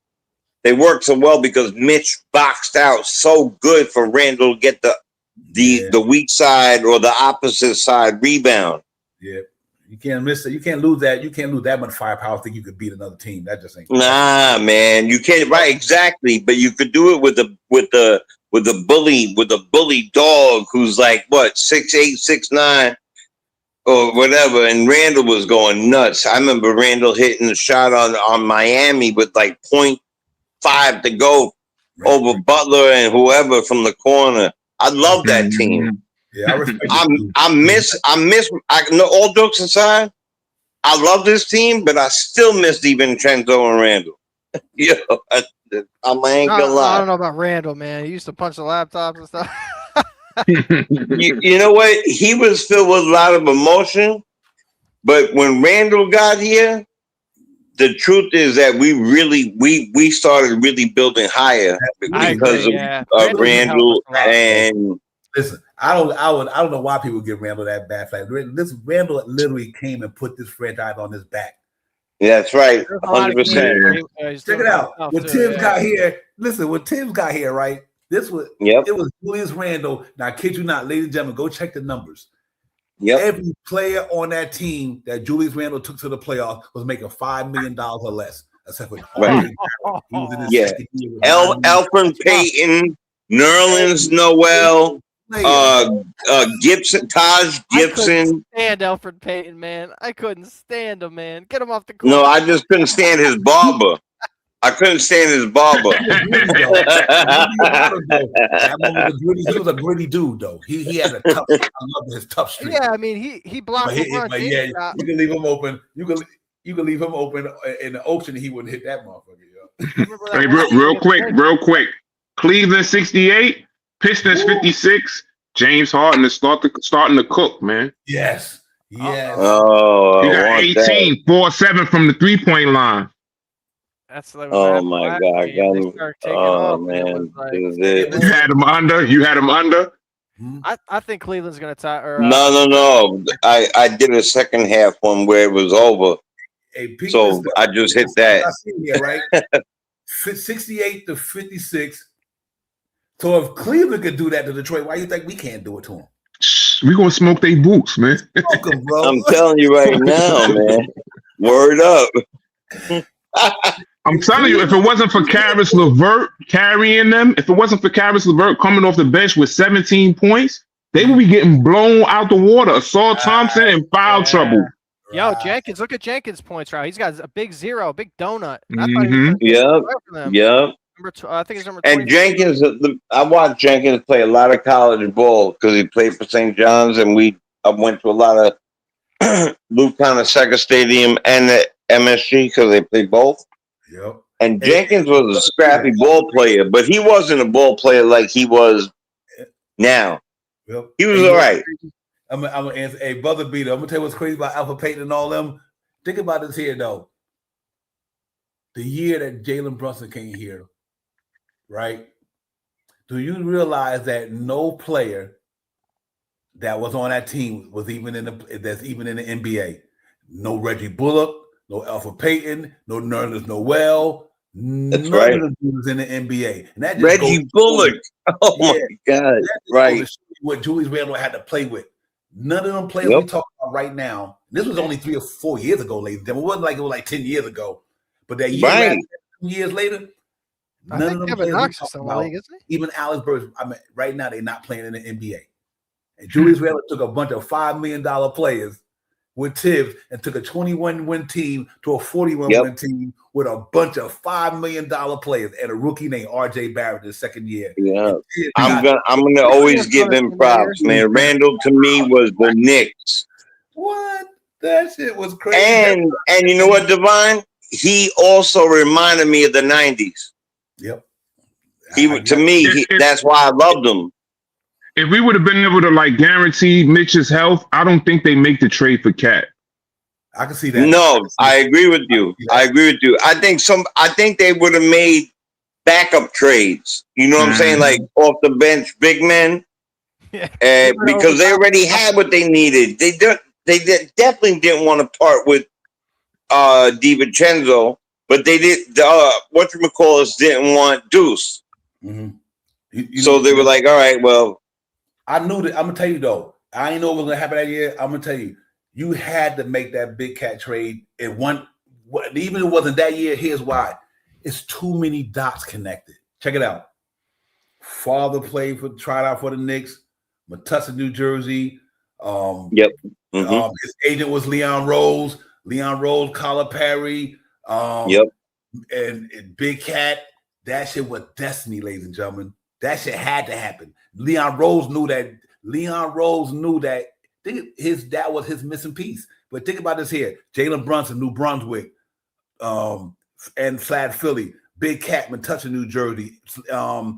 Josh Hart, Baltimore, that whole East Coast corridor team. Think about it. All them dudes, New York, the I-95. You look at that whole Knicks team, other than Anunoby, because he came from overseas, I think in England.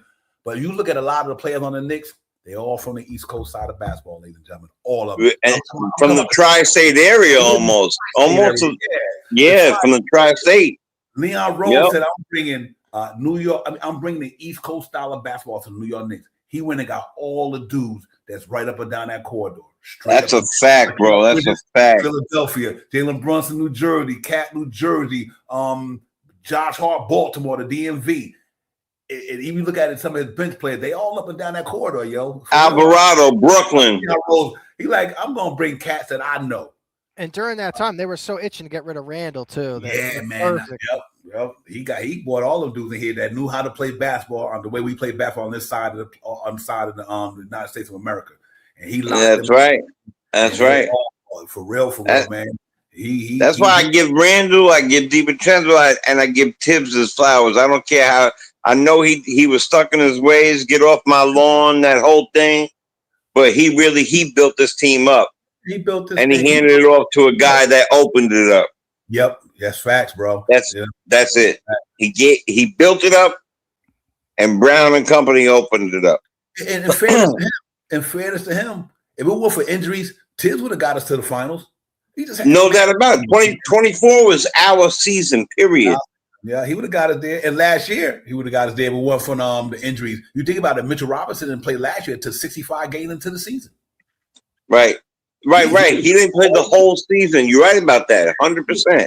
Shamet didn't play the first 30 games. Achua was out 30 or 40 games. And who else was on the Knicks? It was 3 players that was, Achua, Shamet, and Mitchell Robinson. Achua missed probably 30 games at the start. Shamet about 20-something, and Mitch was 65 games last year. I remember when it was Randall, Mitch, and OG all out at the same time. That was killing us, man. So sometimes you get the bad breaks, and I think Tibbs, he sometimes that hurts, man. Get off about the stuff he did, but sometimes he had no choice to do it. Sometimes he just was stubborn as hell, obviously. But sometimes he had no choice because man, he had a lot of injuries and he didn't trust. Just like now, see people get on Tibbs about not trusting a lot of players. Mike Brown ain't playing them. No, that's not a lot of coaches when you get to the playoffs. Play young players in the playoffs. It's too much pressure. Right? They get that.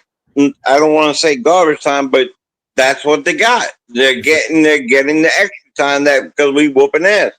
Yep. Yeah, you're right. But so he could take us, man. He's right about that, man. I think that's what I think he took us far. He could take us buzzer beater, and and that's why the pressure was on Mike Brown to get us further. Because if Mike Brown didn't get us further than Tibbs, I had a problem with that. Then you should have kept Tibbs. Exactly. So Mike Brown had a lot of pressure. Wow. He had a lot of pressure, but Jared Allen just dumped like a mother. Get me to the finals. If you just a buzzer beater, then no. I'm sorry. You talk. I'll text you. Go ahead, man. I'm good, man. They smoking them dudes. No, buzzer beater. No, they're good. They're not that bad on campus. And MSG sometimes when St. John's is playing, they'll be like the old days. Back in the days, they used to have a doubleheader for the NBA. This is before my time even. And a doubleheader for the college teams. All on Saturday and Sunday. They would have doubleheaders. And so now you go to St. John's in Queens. It's fun. It's different. It's different. It's college atmosphere, but there's a lot of older people there, man. They love the team. Yeah. And now with Bettino there and St. John's this year getting to the, what did they get? Sweet 16, I think, or the Elite 8, something like that. They played good this year. I got 2 favorite basketball teams. I was picked by 5 colleges for baseball. Michigan and St. John's were 2 of them. And so I love Michigan. I love Michigan. I grew up in the time when it was the Fab Five. That helped. You know what I'm saying? So Michigan was dope. Yeah, Michigan, especially when they had Glenn Rice in them motherfuckers. They was crazy, yo. Yeah. Lighting motherfuckers up in Michigan. I was like, damn. Yeah, and remember Desmond Howard, I think won the I don't know if he won the Heisman that year or the year after. Yeah, the Wolverines are fire. Mm-hmm. Yeah, Cleveland has 2 high scoring. St. John's has been fun forever, man. Mark Jackson, Mullins. Hey, Brother Beater, hey, check it out. That's a great point. Cleveland got 2 high scoring guards, and we do too. You know what the difference? Our 2 guards, our guard to shut them dudes down somewhat. That's why I like the Knicks in a lot of these series because we got Wingstop over there.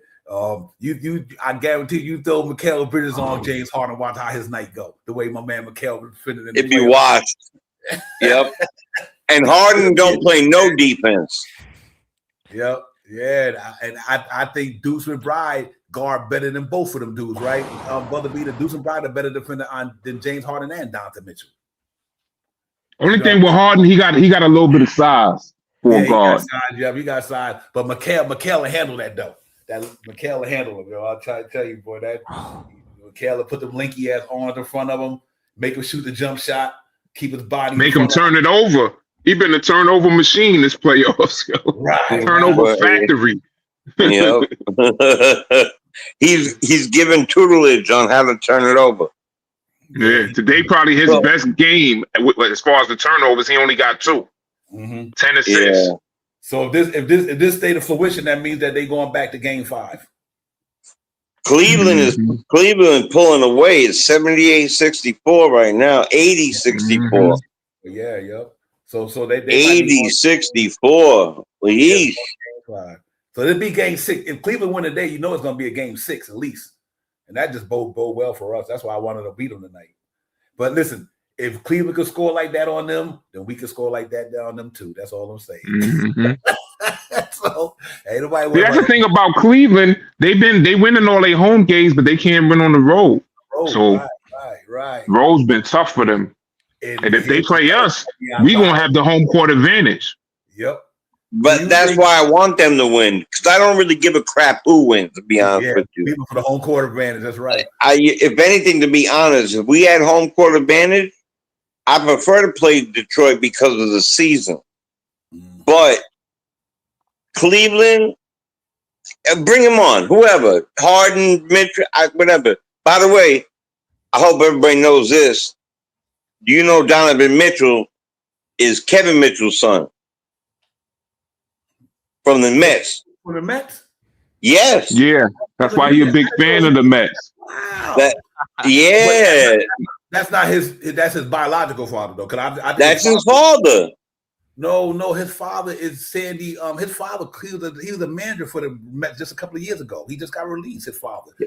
They just had a whole thing about Donovan Mitchell running around Shea Stadium while his father was taking batting practice. It must have been his biological father, because I think his father. I'll double check that. But Donovan Mitchell used to be I can see at batting practice with Kevin Mitchell. I can see that. I can see that right now. I don't know that was him though, but I remember seeing that. But yeah, they must have had. I guess what I'm saying, if I'm not mistaken, Donovan Mitchell's dad now was the guy.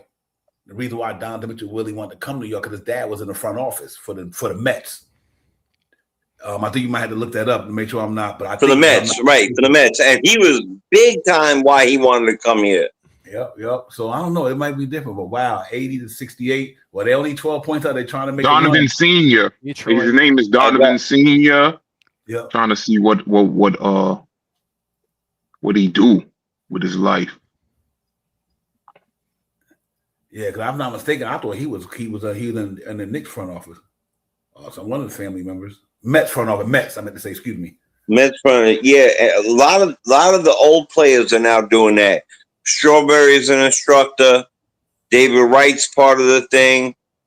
I know there's a couple of other people. Obviously, you got Keith and Gary in the booth and stuff like that. Yeah. His father was director of player relations for the New York Mets. That's what I thought it was. Yeah, he was big time up there. Yeah, his Donovan Mitchell father. That's facts. So he's not related to Kevin at all? I mean, No, they say his name Donovan Sr. I don't know if he's related to Kevin. Yeah, that's what I thought.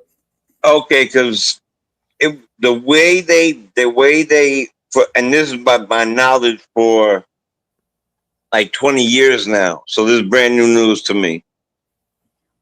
The way they painted the picture on this thing is having him stand next to the baseball player Mitchell regularly. And maybe he did do that because they both had the same last name and he was like his favorite player or something like that. I knew his father was his, I didn't think that was his father. I knew that my man that he showed was his father. I kind of studied Mets, you know what I mean? I don't just watch Donovan father's name Donovan Sr. Yeah. Yep, for sure. Oh, that's some news to me. For mine, about 20 years I've been thinking this. Yep, it's all good. But listen, somebody need to tell him that so he can stop paying child support then. Yeah, right. Now you got a bigger problem in his hand. You better get the Detroit. You better get you are not the father. Yeah, he got a bigger problem, and his name is Karis LeVert. Right. He's cooking right now. Yeah, he is. I just put him in another little lineup. Walter White. That's the Achilles heel. Cleveland Achilles heel is going to be defense. Mm-hmm. That's going to be their Achilles heel, and so they can go out there and shoot all they want to. When they play the Knicks, they ain't going to be getting all that shit off. So I don't care which one of them is. And Detroit problem is their offense. So it's like, and the Knicks good at both of them. So yeah, we got a nice balance. Yeah, they do. They got offense and defense. That's a good thing about it, man. That's why I ain't really tripping off the numbers. Any one of them get the smoke when they play the Knicks. For real. We just got too many ingredients. We are two-sided basketball team. We play offense and defense. Them two teams, one of them play offense and one don't play defense. That's what makes the Knicks legitimate dangerous because they play both sides of the ball. Their defense only giving up like 97, 100, and their offense scoring over 100, whatever. I just like how many options we have when we give Cat the ball at the top of the paint. Like he can drive a kick, he could drive to the basket, draw the foul, get to the line, or we can run the off-ball screens. You know, there's just so much we can do, and it's like they don't know what to do. These other teams, they just seem so inexperienced. That's why I'm so optimistic, man. Because I just see how we play. It's just and then you add like a Deuce and an OG on top of it. It's like, man, it's like we're baking the perfect cake here, man. The championship cake, you know? I think so. I'm bake that cake. So I think the Cavs I think Cavs is 81-11 now. The Cavs got to win this game. Like I said, this is a big year for Donovan Mitchell, ladies and gentlemen. Donovan Mitchell don't get out of this round. It's going to be a lot of they might break that thing up. Yep. I'm just about to say, man, I couldn't get it out in time. I was just about to say that, man. Or just about to say that. If not, LeBron James to be over there next year. Let me put it like that. If they don't, that's what I was saying earlier. I could see LeBron going to Cleveland to end his career. That'd be a good. And they sending somebody like Mitchell and Allen. I don't want nobody. You don't have to trade nobody. LeBron James to be a free agent. Mm-hmm. Oh, LeBron's a free agent, right? But they can afford all that, Cleveland. Yeah, I'm quite sure they can move some contracts. Yeah, well, LeBron gonna have to take a pay cut. He the missing piece over there. That small forward spot. Dean Wade. I mean, and it might not LeBron James. So LeBron James. And it might not be like it might not be a humongous pay cut, but come on, man, you don't need to be making no $40-50 million, man. Right. You don't need right. You want to win another championship and then bounce. You go in there. He don't need. He could go in there and say, "I'll take $10 million, put me in a small forward spot." He gonna wait till Bryce get to the NBA, then he gonna retire. He want to. I think he want to play with both his sons. I agree with you on that. Both his sons get there, and I think once Bryce get there, and LeBron James will hang it up. But I think that would be Cleveland. I really believe if Cleveland don't go far, if they don't go get LeBron James, I think they're gonna do something different in there. Cause Cody Altman, the clock's ticking now. You got James Harden and all these dudes. And you know, to me, you think about, if you look at LeBron James numbers, ladies and gentlemen, LeBron James at 42 got better numbers than a lot of people in the NBA. People forgot. Go look at LeBron James numbers. So it ain't like the dude LeBron James still putting up 20 or 19 and a 10 and 7 and he's still putting up numbers. And he don't even I bet you Donovan is still thinking about coming here. Yeah, we don't need him. I ain't big on No. Yeah, I don't think so, man. That dude is not so far. I'd rather have Bronny. Send Bronny over here if you want. I'll take him. He looks like he's got some promise. Yeah, he ain't sure. Yeah, I don't want LeBron or Bronny, but if I had to choose between LeBron, Bronny, or Donovan Mitchell, I'd take Donovan. Yeah, I got a prime example. If we would have got Donovan Mitchell before Jalen Brunson, I bet you we wouldn't have won these many playoff games. Hell no. Oh yeah. Nice as Donovan Mitchell is, don't get me wrong. I'm not hating on the brother. He's nice. Yeah. But he wouldn't have got us where Jalen Brunson got us at. No. He's not that type of play. He's not clutch. Yep. He ain't won nothing yet. Jalen Brunson was born to play basketball. Word. And born to play in New York. Basketball. And born to play in New York. Yo, you know what's going to happen to this man? You're talking about a man that took a humongous pay cut. That's going to be a part of his story. Then got a championship for New York. That's a man that wants to win a championship. Yeah. Right. And in New York. Take notes, man. Do what he's doing. Cat should have took a discount, bro. That's what I was saying. He will. Yep. Because he already locked into his contract, so you really can't do nothing with that. Yeah, he can't do nothing about that. But in his next contract, he can, but he can't do nothing with the one he got now. That's why the Knicks didn't sign him. I don't blame him. I wouldn't have extended him either. He still got a couple of years left on that deal. Now, who are we talking about? Then win it, then that might be a different story. Oh yeah, Cat still got 3 years left. 2 years left on that deal. Some big numbers he got too. One of them $63 million, and the other one is 57, something like that. Oh man, I just really like that play yesterday with Brunson. For his production that he's giving up right now, he's worth it. He's worth it. That's right. Right now he is for sure, 100% for the last couple of weeks and throughout the season sporadically, definitely was. And let's not forget the first year he came here, he made the All-Star team. He was 25-13. He led in rebounds the whole league. So I got nothing negative to say, really. You know what I'm saying? Like, well, my take again, I wasn't a super fan, but I was saying, like, I didn't really understand how much money he was making for like the production he was giving us, because at the time he was like giving us like 8 points and like he wasn't having that many rebounds. But what he's done in this playoffs and towards the end of the season, the way he's become a facilitator and the way he's dropping points and assists, he's just he's what AP gotta say. You said the song James Harden NE1 on these rosters ever played in the NBA Finals. Have James Harden anyone on these rosters ever played the NBA Finals? Question. Looking at both of these teams, they look like inexperienced. I don't think so. I don't think that's what. OG? Oh, you're talking about the other two teams. Teams that's playing Detroit and no. I know. I don't. AP. I don't know. No, I don't think they was there. I don't think nobody in the finals. Yeah, I don't think nobody. Nobody. That's a good point, AP. And that's my whole point. We got guys who've been deep though, but let me see. Anunoby was in the finals.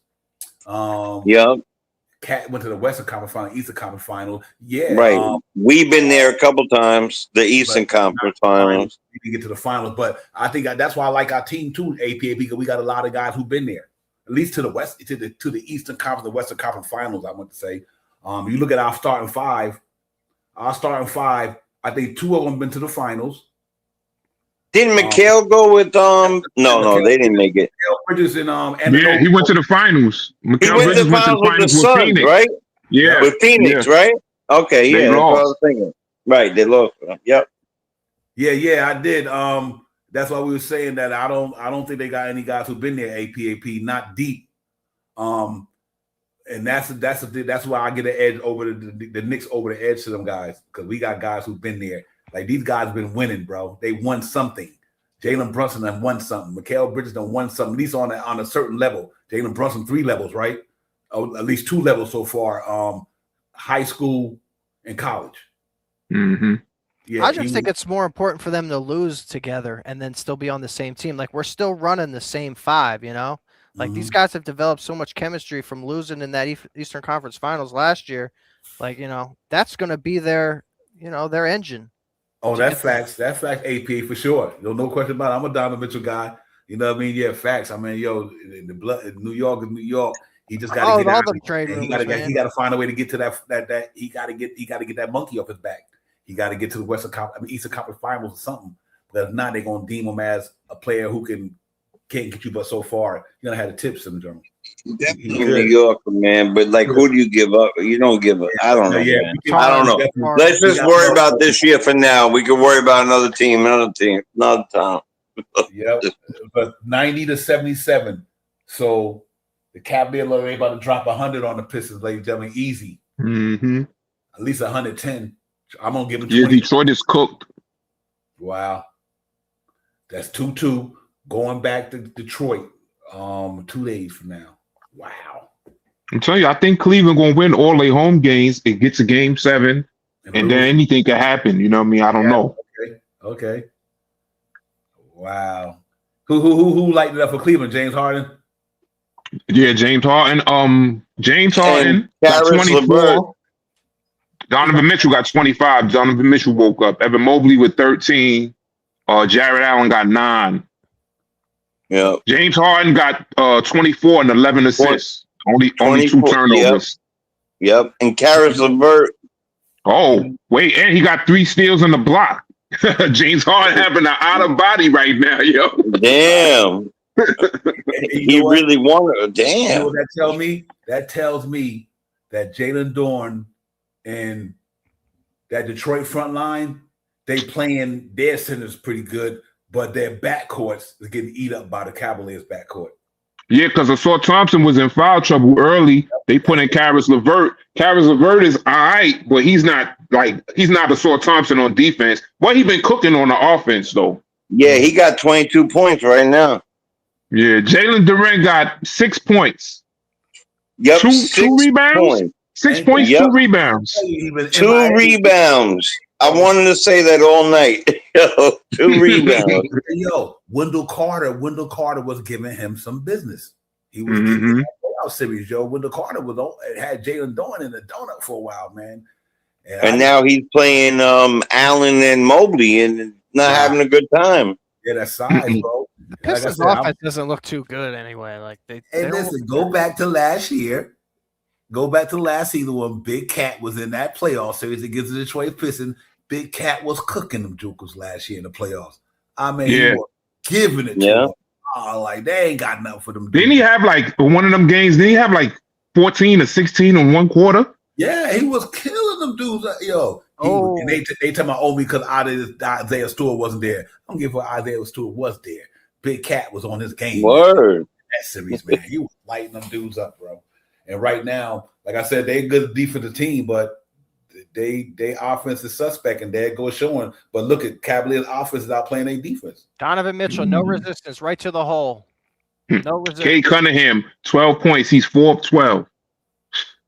They won't let him. They giving him. They hassling him. You ain't getting nothing easy. And you know he ain't the best jump shot shooter. He like to get to the basket.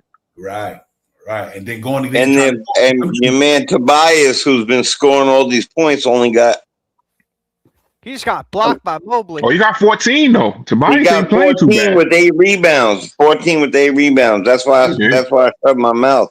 I was like, damn, oops. Thank you for nothing. 17 points, ladies and gentlemen. They about to get smacked around in Cleveland. Unbelievable. Let them know this. I kind of see Jenkins like their deuce. You know what I mean? Like he could go off, but he's just not this game. Durham with the rebound. Yeah. Jenkins, he got a donut. Yeah, this ain't their night. And I'm gonna tell you right now, it can get worse than that because the Cavaliers defense is not the New York Knicks defense. If they let the Cavaliers bust up like that, You matter what we gonna do it. And if the Cleveland Cavaliers, they hold them down on the defense side of the ball. So yeah, like I said, that they got an interesting thing with that Detroit team. I don't think Detroit can beat the Knicks in the playoffs. Not like that. I understand why Joe from AC said sweep. I just don't think they match up with the Knicks. That's my personal opinion. I don't think they match up with us, bro. Because if Cleveland can throw this up on them, so can we. That's all I'm gonna say. Yeah, because if you make K beat you, they become one-dimensional. One-dimensional. Facts. And they're gonna have to beat it because it's gonna be hard on him. You think he having a tough time right now? Wait till they throw Anunoby ass in front of him. And Mitchell Robinson, a big cat back there. He gonna have just like he having tonight. The difference is with us, the guy that we got in the backcourt better in the wing position, better defenders than Cleveland's. James Harden big, but he ain't. Listen, my man Deuce McBride, Kevin. I'm with them, Kevin. I'm gonna say Deuce McBride, McHale, Josh Hart, and Anunoby is way better defenders than Cleveland wings. Mm-hmm. Way better backcourt and wings, night and day. So if they shut them down, it shouldn't matter what the Knicks gonna do to them. And they got Keon Ellis. Keon Ellis is a pretty solid defender, but they ain't play him today. Playing tonight, yeah, they had him, Dennis Schroeder. They made some good moves. Cleveland made some real strong moves Schroeder got like 7 points or something like that. Yeah, he's playing. Yeah, they got it. Cleveland, but they on the bench. But see, to me, one of them dudes should be starting.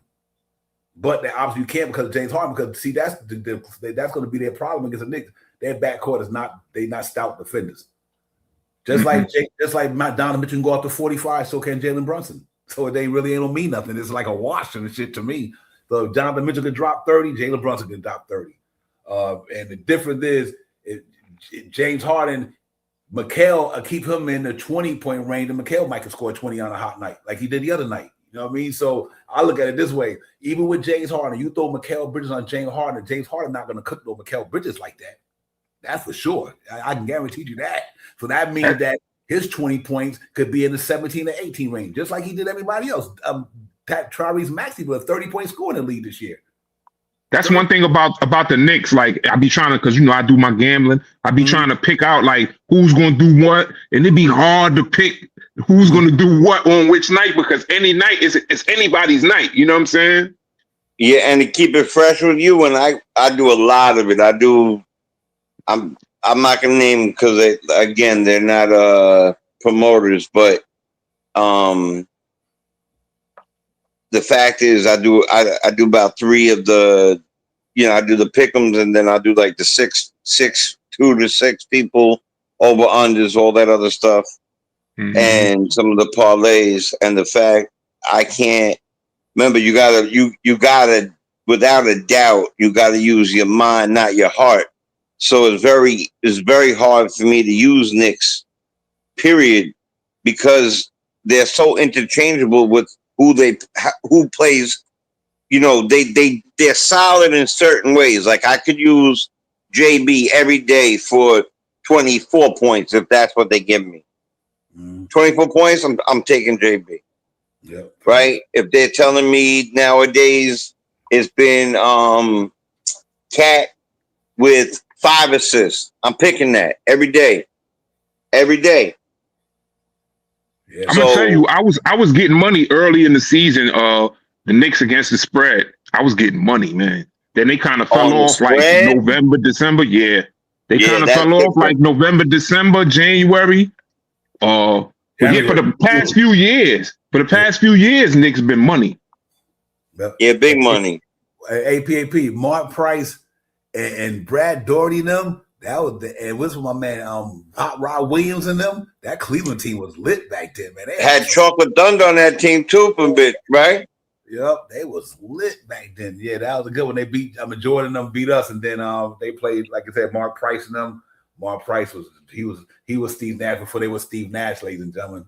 Yeah, when they had that off blue and orange. Right, I don't know. Yeah, that uniform was but Brad Daugherty held his own. He was like you had the A class, you had the Ewings, Lajawans, you know what I'm saying? You had Dave Robinson, you had all the good centers, and then right under there, I would say I would put Brad Doherty. He That's was right. like right under that. Yep. Right. And I'm a Tar Right, Heel right under it. Tar Heel guy, so I appreciate. Yeah. Yeah, I'm a big Tar Heel fan, so I appreciate Brad Doherty and all them, especially with him and Jordan, Sam Perkins and all them too when they was getting down. So The alien. Yep. Hell yeah. Cleveland was stout back then, man. Thank you, AP. Appreciate everything, brother. For real, man. Appreciate you, my dude. Yeah, Cleveland was tough. Mark Price was tough. They had another shooter too. It was two to Cleveland and Utah were always tough. Cleveland, yeah, with Stockton and Hornacek and Stockton, Hornacek, Ainge went there for a year. Then they had the two Malones. Yep. They had Karl Malone and they had another Malone. Mike Malone. No, Mo. Yeah. And then some big center. What was the big white guy that center? The big. Oh, you talking about Ostertag? No.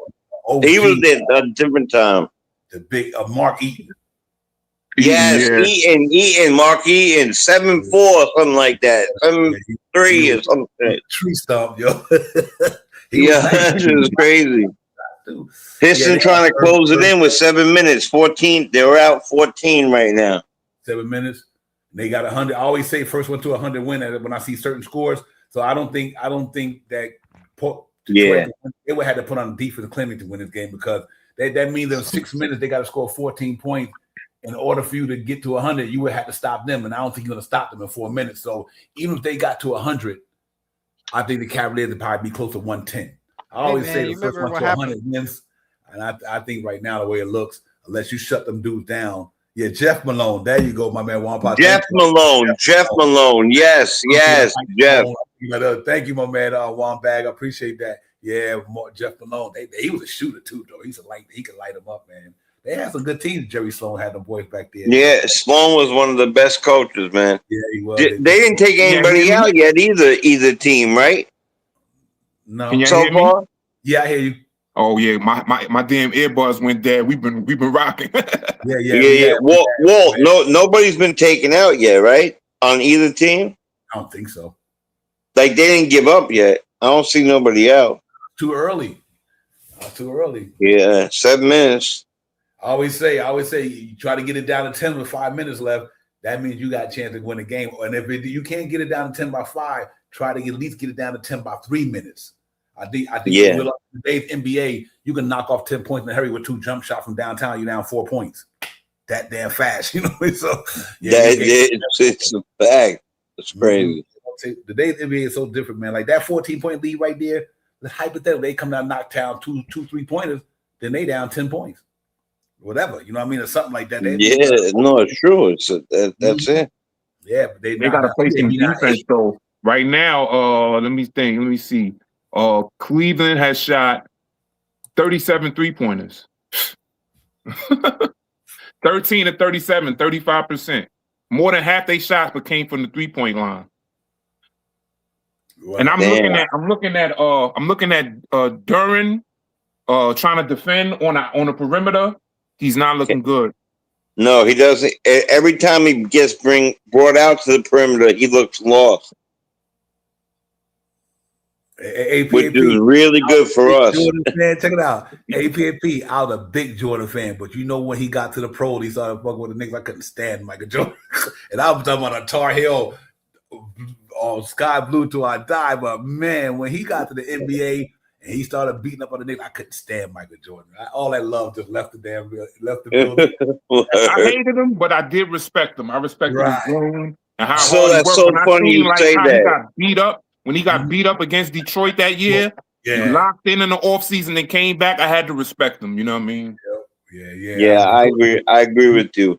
He goat though. I think that's the difference for me when it comes to LeBron. I just don't. I respect LeBron the man and what he does in the community and out in life, but on the court, it's not the same for me. Michael Jordan came into the building. He said something one time in an interview, yo, you play every game. Why do you play every game? You could take a day off, this, that, and 30 goes, yeah, but what about the kid that they paid so much money to come over here and they want to see me play versus Patrick. And it was an interview, a New York interview. And to me, that was it right then and there. I was like, LeBron, yeah, he was a different breed. LeBron James didn't miss a lot of games in the NBA. But people got to understand too, though. Michael Jordan had none of the pressure that LeBron James had when he came to the NBA. LeBron James came out of high school heralded as the next Michael Jordan. That's a lot of fucking pressure, dog. No, I'll give you that. That's true. Yeah, that is the truth. Dude had mad. They called this dude the king when he was in high school. Like he chosen one. Yeah, that's a lot of pressure, and he lived up to it. Ladies, let me tell y'all something about this here. Stole my name. Got to remember something about LeBron James that nobody don't realize. LeBron James was never a scoring dude. See, that's what a lot of people forget. He was pass first. LeBron James. He wasn't a scorer. He was a pass first. If LeBron James wanted to score 40 in a game, he could do it at will. But that wasn't his game, though. He was more Magic Johnson to me than Michael Jordan. He was a dude who. You remember when he became a scorer? Yeah. He just that was never his bag, though. You look at LeBron James. You never see LeBron James in the top 30 scoring every year in the NBA. That wasn't his game. When he first came in on Cleveland, Cleveland ain't really had too much of nothing else. So he had to put it on his back and take most of the shots. But once he got to Miami, he was in love because he knew I ain't got to shoot all the time. I got a team around me. Hey, Michael Jordan went through it too, though, ladies and gentlemen. He didn't win a ring till about the 7th year in the NBA. Mm-hmm. He went through he went through them trials and tribulations. He was ranked as one of the best talents in the league, but he ain't won a ring till Phil Jackson got there. Yeah, it's true. He didn't the win triangle. Yeah, and even as much as we love Scotty, let's not forget Scotty. Right, exactly. Scotty and Phil Jackson, and then look at Kobe and Shaq and them. It took Phil Jackson to get to over there for them dudes to get them rings. I think people forget how great of a coach that man was, man. He may do too much for us other than help us keep all these draft picks. But man, he coached up Michael Jordan, though. For real, yeah. For real. I think that was his issue here. He was being a GM, but trying to be the coach. You know what I mean? Like you can't if you're gonna be the GM, hire your coach, let him do his thing. Don't try to implement your system on the coach and force him to come on, you can't do that. Hire the coach, trust him to do his job. You know what I'm saying? Yeah. I think where he was banking on Steve Kerr. That's all he was banking on. His success in New York was to get Steve Kerr over here, and Steve Kerr said, "I want to go to Golden State." Or people, I think he didn't want to be involved with the Dolan and all that stuff, but I think that's what he was hoping on. And then after that, here come Derek Fisher, Hornacek, all these nondescript. What's my man that came after? I want to say after Hornacek with the goggles. Kurt Rambis. No, not Kurt Rambis. Rambis was he was. I like what he did. No, I don't think it was. No, it was Mike Malone. Mike something. Mike Miller. No, you're talking about Mike. You're talking about Mike Woodson. Mike Woodson. Mike Miller that came after. He was interim coach for that 1 year. Yeah. Oh, the interim coach, Mike Miller. Yeah, okay. He did pretty good. We was trash, but I liked his coaching style. Yeah, but I think Tibbs came in after that, right? Yeah. Yeah, but if they didn't get Tibbs, I said the Knicks should keep Mike Miller. I wanted. I was on that train too. I liked him. I thought he had a good. He was a good coach, and that's what That's why OKC doing what they doing. That's why his coach is so successful because he got guys like Mike Miller, Miller on that bench as assistant coaches. You know what I mean? Mm. Yeah, Mike Miller, he did do a great job, and he on OKC now, and OKC is. I really enjoyed our roster that year too. I thought we had good. That joint was a nice day. Oh my God. Ron Baker, my man Ron Baker. Oh, salute to Ron Baker, man. Ron Baker, number 5. Ron Baker, baby. He was an awesome point guard, man. Mm-hmm. Hey, you ever see that video where Ron Baker he tried to block Anthony Davis or something like that, and he swung in midair. It was so funny. You can see it's like a meme. To do something to Anthony Davis. But we had someone else too that year that was kind of underrated. I forget. We had Langston Galloway. Yep. I liked him too. Yeah, we have some good young, some You know, young y'all gonna kill me, and y'all know y'all gonna kill me. But you know, I liked Sved. Yeah, Sved, that's Fed. Yep. Me too. the tall 6'7", too. 6'8" point Yeah, guard. yeah. He But they would throw don't. it into the stands at once a game, but other than that, he was cooking, man. What's Yeah, I the like guy's the Fed name? too. Oh, He went back something. He was overseas. like I a like power him though. forward. Man, something. The last name O'Brien or something. No, you talking about O'Quinn, Kyle O'Quinn. Yeah, O'Quinn. O'Quinn. Yo, He was a tough motherfucker. Another New York product too. New York product. Yeah, Yep, Queens New and York, out. New Yorker. Queens and out. Yeah, he from Queens. Yeah, man, they had some good. We had some nice, good young dudes come through the pipeline, man. And you know, at that time, we disgruntled though because we didn't have Leon Rose and Tibbs, and prior to that, it was whoever. O'Quinn was like a connector, though, man. He was good at getting everybody like in flow and in connected. I noticed, like he was like a good energizer. You know what I mean? Like it's good to have people on the team that are like that can get people going. And he was a great defensive coach, Mike Woodson. Yeah, Mike Woodson was a great. Yeah, and he was a good connector. You're both definitely right on that. And though to that, I hated the Porzingis thing went the other way. Yeah, all that stuff, man. It worked out for us because it's health.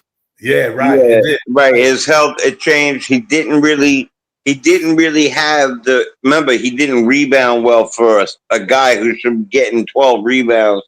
He didn't do a lot of things. He was a great shooter. Remember, he was the unicorn before the unicorn. Mm-hmm. He was supposed to do all the things and he had some great games. Oh, he had but like 3 or 4. My team really was David Lee, Nate Robinson, Zach Randolph. That was my squad. Big Z, man. He couldn't. I love that jump team. that high off the ground, but he was a beast down there. Yo, bro, you gave him too much credit. That was way too much credit. I got more hops than him. All right, real quick. 107 to 92 is 2:48 left. Donovan Mitchell is cooking 40 points. Yikes. 5 rebounds, 2 assists. And that's the story right there. That's the story. Donovan Mitchell. Yep. Kay Cunningham, 19 points on 16 shots. What about Jenkins? Jenkins doing nothing, man. 0. Still 0. My God. Yikes. That's the guy who I wanted to watch, like player to watch, secret weapon type thing. Wow. Yeah, he's still on the donut. They lost that game because of that front line. Allen and Mobley probably locked them dudes up. Now. Yeah, Mobley was doing good. He got 5 blocks. Mobley got 5 blocks. Locked them dudes up down Vert there. really surprised me on this game. I'm not gonna lie. 3 steals and 5 blocks for Mobley. 15 points. 50% from the field. You know what happens? Tobias Harris stopped moving on the rebounding. I need him to get in the rebounds. Come on. He got 8.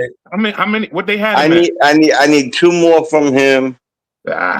And one more point from Mobley, and I'll bag up 790. They on a TV timeout right now. They on the TV timeout right now. They down 15 with under 3 minutes left. I don't know, man. They might take them all out right now. I know. It's over. Don't worry, because I had James Harden under.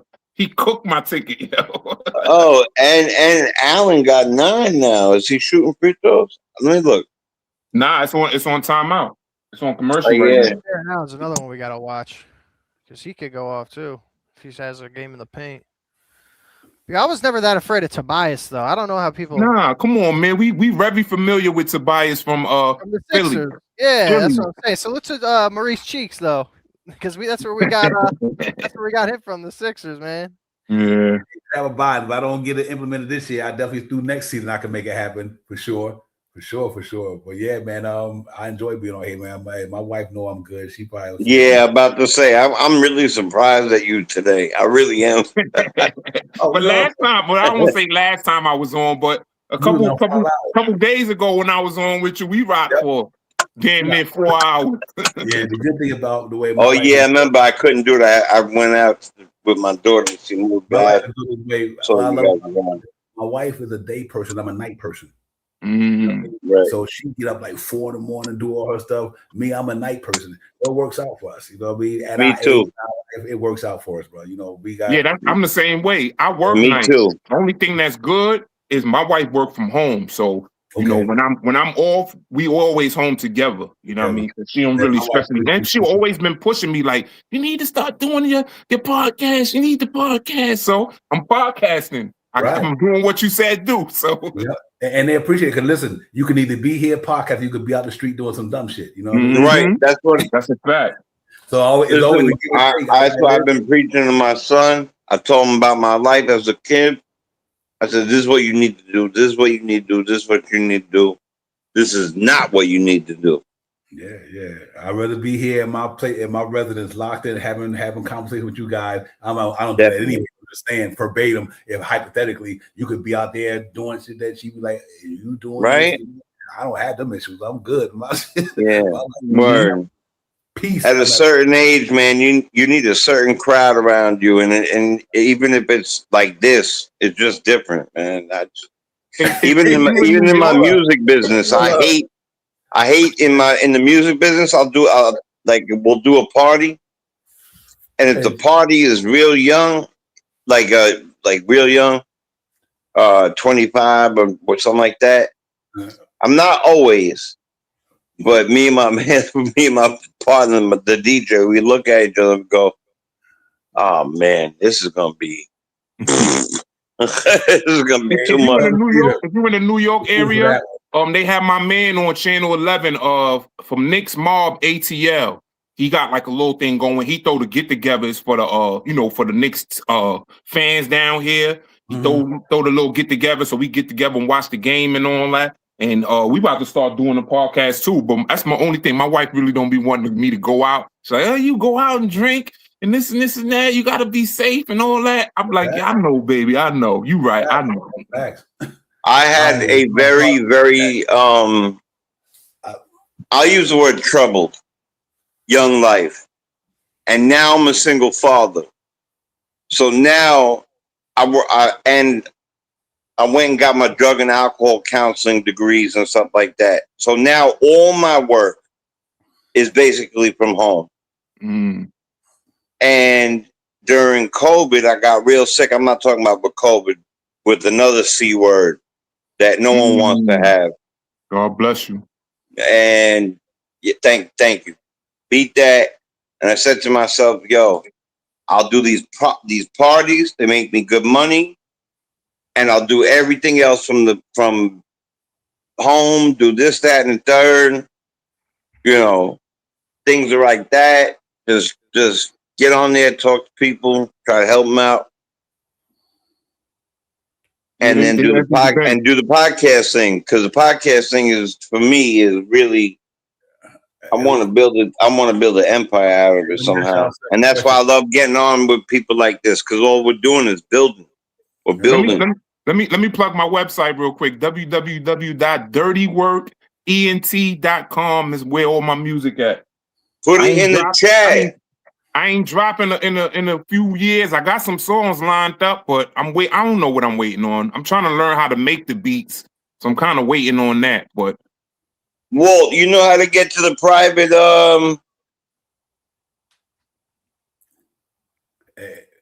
Hey, brother Peter, you a fool for that one. I see that he said Detroit can't even make a decent car. I was trying to get it out, brother Peter, for a minute, but I couldn't interrupt him. But that's funny.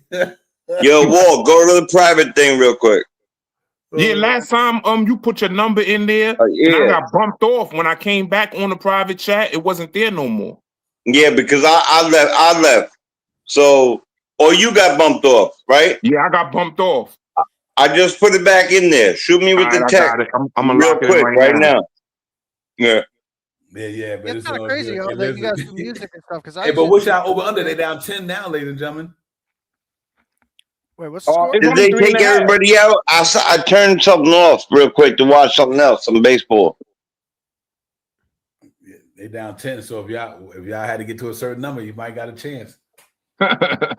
Yeah, well, on my under, on my over, I have Was that what you 212? call it, winning by 9 Well, or better. You got a chance. They down 10 with 58 seconds left. Yeah, I took just the regular spread 3.5, and that's looking like gold. I have that too, the 3.5. I put big money on that, but I had to. There was another number from some person that was a 9 point, but it's for 3 times the amount. Mm. Okay, that's Yeah. well, Yeah, now I had fucking I had LeBron the last game for Yeah. 20 points, man. Killed my damn ticket for like $200-something, man. 20 points. He Yeah. had 19. I was sick. 19. It always happens that way, man. And then they I don't pulled like him out. I don't like promoting the names of them on shows because I feel like they get enough promotion, man. They right, they they sponsor with a need lot of people. right. If they were sponsoring Divine Show, I'd be shouting it out all damn day. I'm playing this. I'm playing this. I'm playing this. This is what I'm doing. I'm playing this. But you know what? Maybe sometimes the key is to shout them out here and there once in a while. But I'm not gonna. We've been rocking for a long time right now, and check it out. and I'm definitely not gonna start shouting out people company names at this point. Excuse me, Big Joe, let me to cut you off. I was saying, wouldn't it be funny if Detroit Pistons do a Reggie Miller scored like certain amount of points in a certain amount of seconds? It would no, it would not. I doubt it though. No, it would not. Niggas would exact that ticket. But check it out. They only down 8 points with 49 seconds. Yeah. You can still go knock down to 3, you down 5 points. Now yeah, but you know what? I think if they're gonna pull the foul move soon, so it's all about what the foul shots are gonna be made. It's the third string. Atkinson just took a timeout. Oh, okay. Because it all depends how your defense get a couple of stops, man. In today's NBA. Let me recheck. Let me recheck what I have here. Hold on.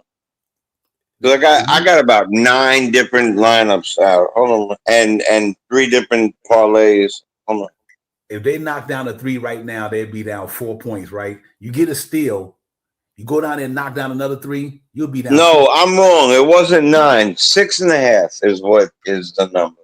I don't want to. 6.5. What's the score? 6.5, and then I have the 3.5 like you do for the spread, the regular spread, and I got 6.5 for this dude.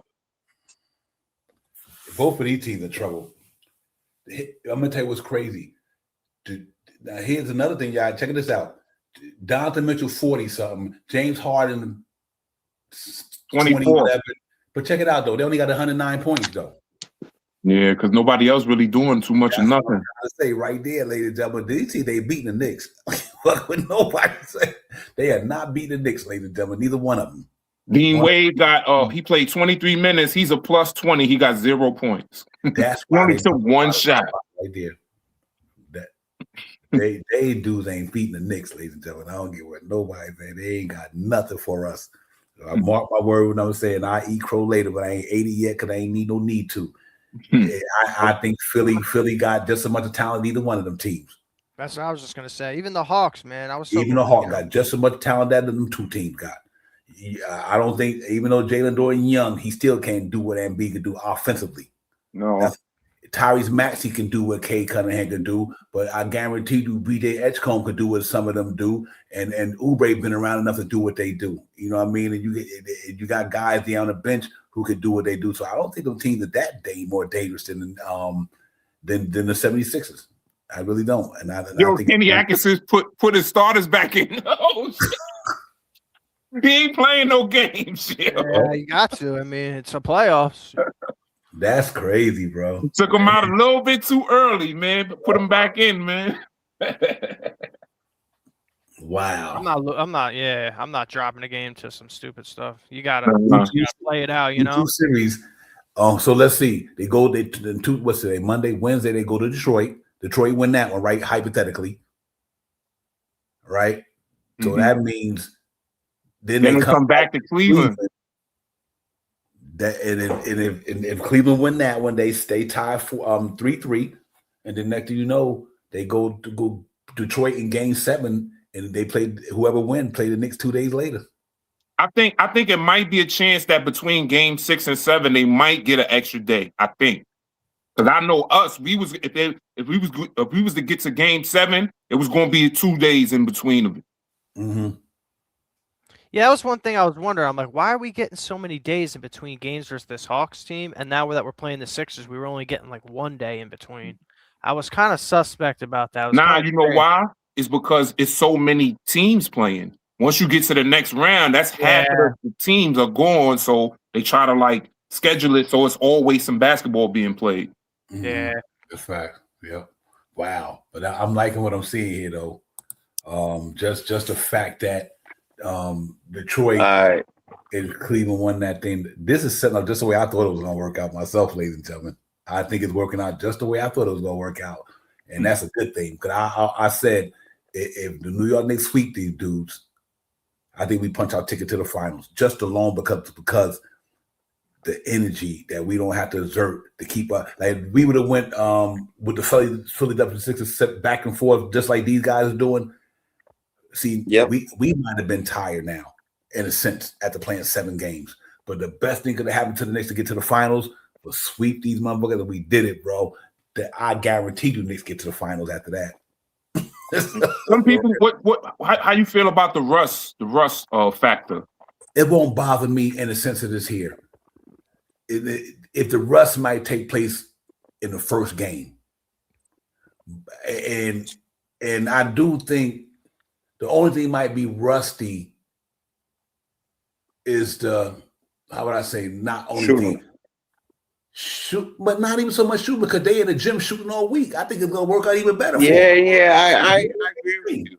These guys are gonna be itching to play, man. And the other team's gonna be so tired. They're gonna be rusty from the competition, but man, they in the gym right now knocking down their shots, bro. They getting in the rhythm. You know what I mean? That's why I said in the regular season, it's hard to work on your game because games come every night, back to back, every other night is play a basketball game, go travel. The New York Knicks literally sitting in the gym working on their game for a whole right. And it's not to say that they're not with their family and they're not having lunch, like going to the restaurant. They're not chilling, but that's not that. I promise you, at least 3 hours a day that they're working on their game, on their a lot of actions. Right, a lot of things. Yeah, they have to. I know Brown is working on new plays. Yeah, you know what I'm saying? New things that no one's ever seen. That's how much time we got. You know, especially because we just now putting that cat on the ball, implementing that into the offense. So it's a lot of different things that we can do with that. Right, we're just scratching the surface. And they got to check in. They got to punch the clock just like anybody else. So that's one thing. Like they don't make up their own rules. No, they got to get up in the morning, go to that. They go to a 9 to 5. It don't change. It don't change. If you're not playing that night, the next night you got to go to Tarrytown because that's your job. They literally have to live like this. I think some people might think like they get up. No. Punch the clock. Punch the clock. I'm paying you a certain amount of $1 million. You ain't no different than a Walmart employee or whatever type of employee. I'm just using a name for this name.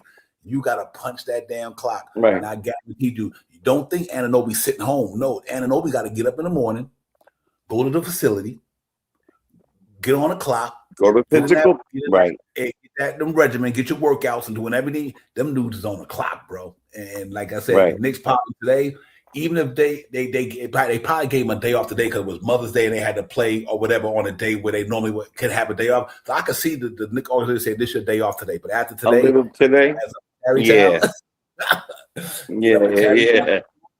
After today, get up in the gym, get your treatment, get in the film room, get on the court. I just think we're super motivated because of what happened last year. Like, we're right back to where we were, man. It's time to make. Hey, Joe, that you dead on about that. I think that's what it really is. I was saying all season, ladies and gentlemen, that the New York Knicks got make amends on their shoulder, and they got unfinished business, and they hungry. They know they let themselves down last year. Them dudes shouldn't have beat us. We should have been in the finals last year. Even with that team we had, we still should have beat the Indiana Pacers, though. The corpse of Tom Thibodeau, man. Mhm. We gotta revive that. This sucker. year they ain't taking no prison. They Knicks ain't taking no chance. That's why they smoking these teams like they smoking. They not taking no chances after that Detroit. After that Atlanta, a couple of first games. They're like, okay, let's not. We need to get serious. And now they smoking everything. That first game is going to be so important too, man. Like every other game in these series, we got to come out and send that statement. Yep, I think they go in Detroit. If it's Detroit, they win that one. If Cleveland win, they got to come to Madison Square Garden. The Knicks to went up in Detroit and did this already, ladies and gentlemen. It was only like a year ago they went up in there and did this shit. So it ain't like it ain't new to them. You know what I mean? They would go up in Detroit, hostile environment, and Jalen Brunson born to play basketball. They can't do nothing with it. I feel like we're a good away team, even though our record didn't really show it this year. Like we were better at home, but I still think like Brunson is the crowd silencer. You know what I'm saying? Yes. He's the head of the snake, bro. That's why I don't think none of these teams in the NBA can beat in the East can beat him because they don't got no answer for him. Like, see, there's nobody has a Brunson. Yeah, that's why I don't mind going to Detroit for the first 2 games. Yeah, you got answer for Jason Tatum and Jaylen Brown and Kay Cunningham and Boncaro, and you got a lot of guys who play that position in the NBA wing position. That you got bona fide like the Ananobis of the world, and you got guys at that level. But when you go down to that point guard spot in the NBA, there's not a lot of dudes. I don't know what happened with Isaiah Stewart. He only played 7 minutes tonight. I don't know what that's about. He's a big part of what they do as well. I think it's been happening slowly, though. It's been happening slowly. It's a couple times a series that he wasn't in during times when they needed him in. I don't know. You know what it is too? I think, guys, that position is relevant. That's relevant to them to like Isaiah Stewart. Don't have to. His game is not going to equate to helping the Thunder because Jared Allen is not their scorer. You know what I mean? Like he don't do shit for them, so he's going to be a non-factor to me because their money is in the backcourt. James Harden, and right. That's where their money at. Their money is not up front with Jared Allen and Mobley. So Isaiah Stewart, to me, him and Jalen Dorn, they kind of useless in a sense because they don't depend on Jared Allen to score 20 and 30 points a game. That's not where they dominant position at. The Cavs is guard is how would I say? I'm looking for the right word. They guard dominant. That's what they guard dominant. Harden, him, Ellis, Schroeder, Max Strus. What's my man? Keon Ellis. No, Merrill. Ellis on the other one. Sam Merrill. Merrill. Yeah. That's what Cleveland heavy at. They heavy down there, you know what I mean? And that's why I think Isaiah Stewart is going to be kind of relevant, and that's why I still pick the Knicks of all these dudes. Because see, in New York, we also guard dominant in a lot of areas where we got a lot of point guard, a lot of shooting guards, and we got wings. But Detroit, they don't have that, and I think the Knicks beat them too because our front line can handle their front line with no problem. I think Mitchell Robertson can do what both of them do. Jalen Dorn and he might not score a lot, Jalen Dorn, because he don't get the opportunities, but them dudes small to me when it comes to the Knicks. I think you could put Anunoby on Jalen Dorn. You know what I mean? You had to. You literally could put Anunoby on Jalen Dorn because Jalen Dorn ain't about 6'9", 6'10", it looks like to me. I'm 100% with you on that. You know what that does to our team if you have Anunoby on him? Unbelievable. I'm if you put Anunoby on him, if you put Anunoby on him, who you gonna have on Cade? I would have to throw Josh Hart. Josh Hart got the physicality, and he's 6'6". I think Josh Hart. The only reason I would put Josh Hart on him, I don't have a problem with Mikal, but Josh Hart more physical. I think you need a physical. He's bigger, and he's bigger. You know, like I would do Josh Hart. And you could put Mikal on him, but I think he'd be beating Mikal up a lot trying to go into his body. You know what I mean? Right. I think Josh Hart, like he did CJ McCullough and he did them other dudes. Look at Paul George, what he was doing to Paul George, dog. He kept Paul George on the outside. I was like, damn. When Anunoby wasn't playing, Josh Hart had that boy shooting jump shots all night long. Couldn't do nothing else. I don't know. It'll be interesting, man. But I would prefer Anunoby on K because that's their best player. But the way our team is playing defense, I would probably throw Josh Hart on him and let Mikal, guard the Duncan Robinsons or somebody who could straight up shoot a lot of threes for them. Because he took Alexander Walker out of it, because they're not physical. Them 3-point shooters really not physical to me. You know what I mean? So I think of guys like Duncan Robinson, but I don't think you're going to be able to throw him on K, because you had to throw him on Tobias Harris unless you put Josh Hart on Tobias Harris. So it's gonna be really interesting. But I don't think Isaiah Thompson, he's don't scare you from shooting. Yo, Mikal's gonna burn Robinson, man. Yeah, he is. Shut him down and burn him. He cannot guard the guy he's guarding today. You think he's gonna be able to guard Mikal in the mid-range? Hell no. Yo, Mikal is lethal in the mid-range. Yeah, driving. He's got a lot of advantages in that series to me, y'all. I really do. Who played the backcourt with Robinson is gonna be a nobody on that thing. Kate Cunningham, saw Thompson. Thompson, okay. See, he's not an offense threat though. That's what you want to be Jalen Brunson. He's just okay playing the gaps. So now you throw Jalen Brunson on Isaiah Thompson. That's all. Throw Jalen Brunson on Isaiah Thompson. You could throw Mikal, Hart, or Anunoby on Cade, but I got a feeling the way Tobias Harris been playing in the playoffs, they might stick with that power forward move with Anunoby or Josh Hart and put them on Tobias Harris. Now tonight, Saw Thompson was in foul trouble, and they played Caris LeVert played 31 minutes. Wow. So and see how that worked for him. Yep. So and Tobias Harris get buckets. So I think it's a win-win for the Knicks, because if it's Isaiah Thompson start, you know what Jalen Brunson did to crossover on him in last year in the playoffs. Bang! It was like so. I think that be a lot of teams' issue. They think they got this defensive stopper, and one man is not going to be able to stop Brunson. You will have to guard him as a team. You know what I'm saying? Sometimes it looks like Robinson's guarding everyone, though. Dyson Daniels tried it. Maxey tried it. Whoever else going to try it. Somebody tried it 2 years ago. Somebody tried it 2 years before that. A year before that. Cleveland with both big men tried it. But you know what, Joe? It does look like that Mitch is doing that. But AP what Mitch does best is he steps up to help he's one of the best double teamer. You know what I'm saying? What I'm saying? In other words, it might be Mikal sticking the man, and when he's driving the man, he's driving him to Robinson. So then Mitch goes out and steps up instead of letting him come closer to the basket. He'll step out, and now he's stuck in no man's land, and they both on him at that point. I've noticed we've been doing a lot better job of sending doubles and not getting beat by the extra pass. What we leave and AP cutting through. And listen, AP said, someone tell me how we're going to be. I can answer this one for you if you want me to, Divine. Quick. No, you're fine. How are we going to beat OKC? Well, the way I'm looking at it, the last time we played them, we lost by 2 points, right? Yep. And they shot 20 more free throws. 20 more free throws. And they only won by 2. So that's all I got to say about that one. Yeah, if we can keep Shea off the line, I think it bodes well for us. Yep. Yeah, man. Here's my answer. Here's my answer to it. We only lost by 2. We didn't hit this and find this stride that we are at now. Boom. We're not the same team we were when we played them last. Cooking.